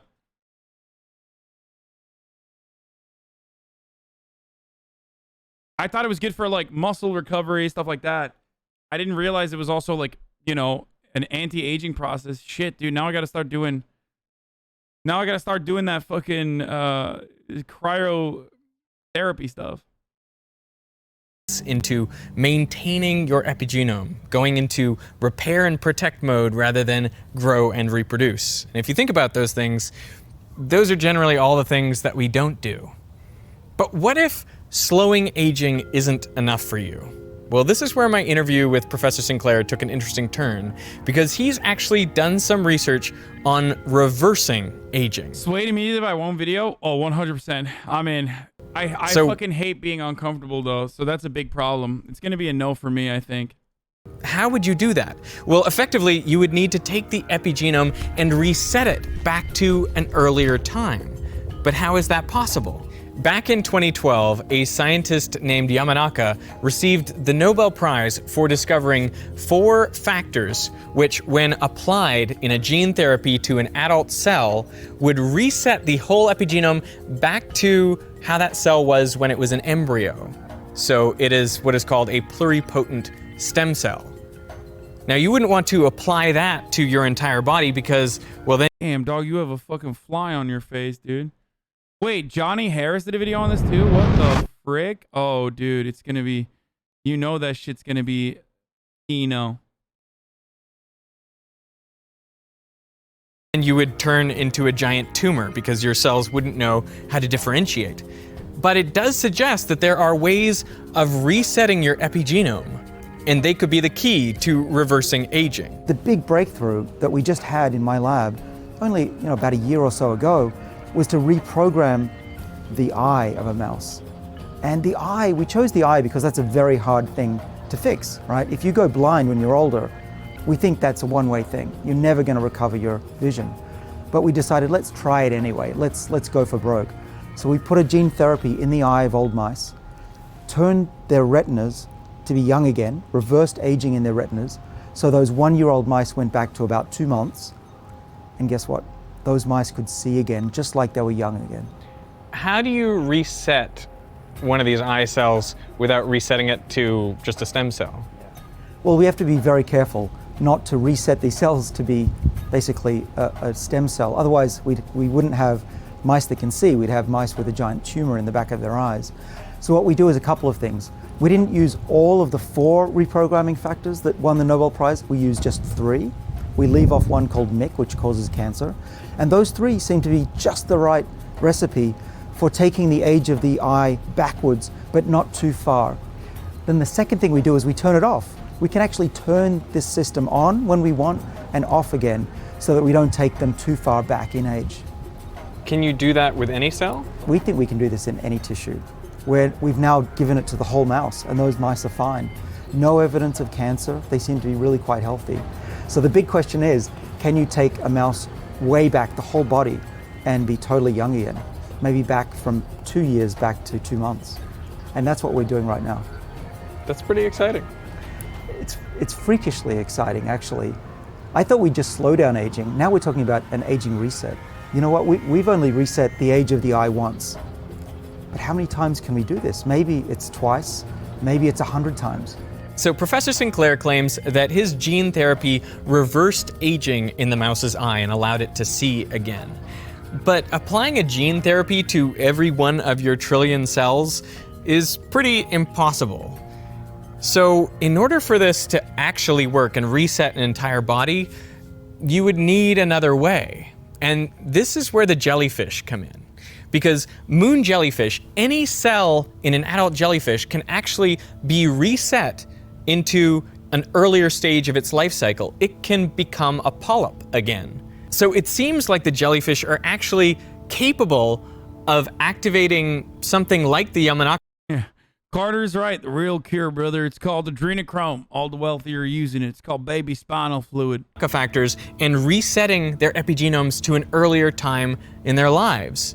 If we're able to figure out how they do that, well then maybe we could do the same with our own cells. We do have the ability to reset our epigenomes, but that is typically only used when we're in the embryonic stage, when we need to maintain all our cells as stem cells. As we age, most mammals, including humans, we lose stem cells over time. And the stem cells we do have become more and more restricted over time into the types of cells they can make.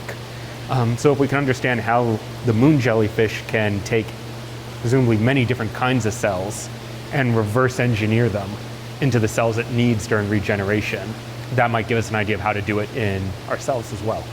So I still think we're a fair ways off from reversing aging in the entire human body.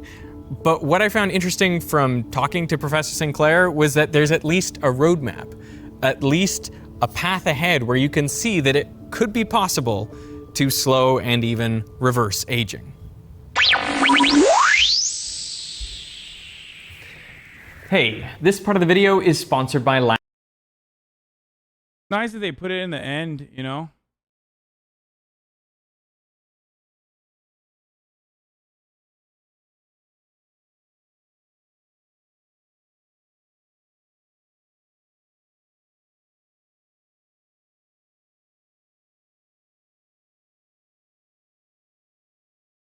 Watch the ad, Sweaty? No. New Stuntman reacts.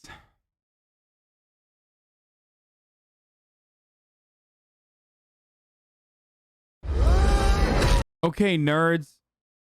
Listen up.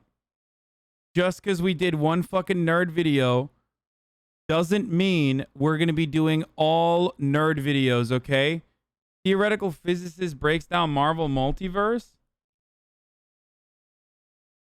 That kind of sounds interesting, but I'm scared.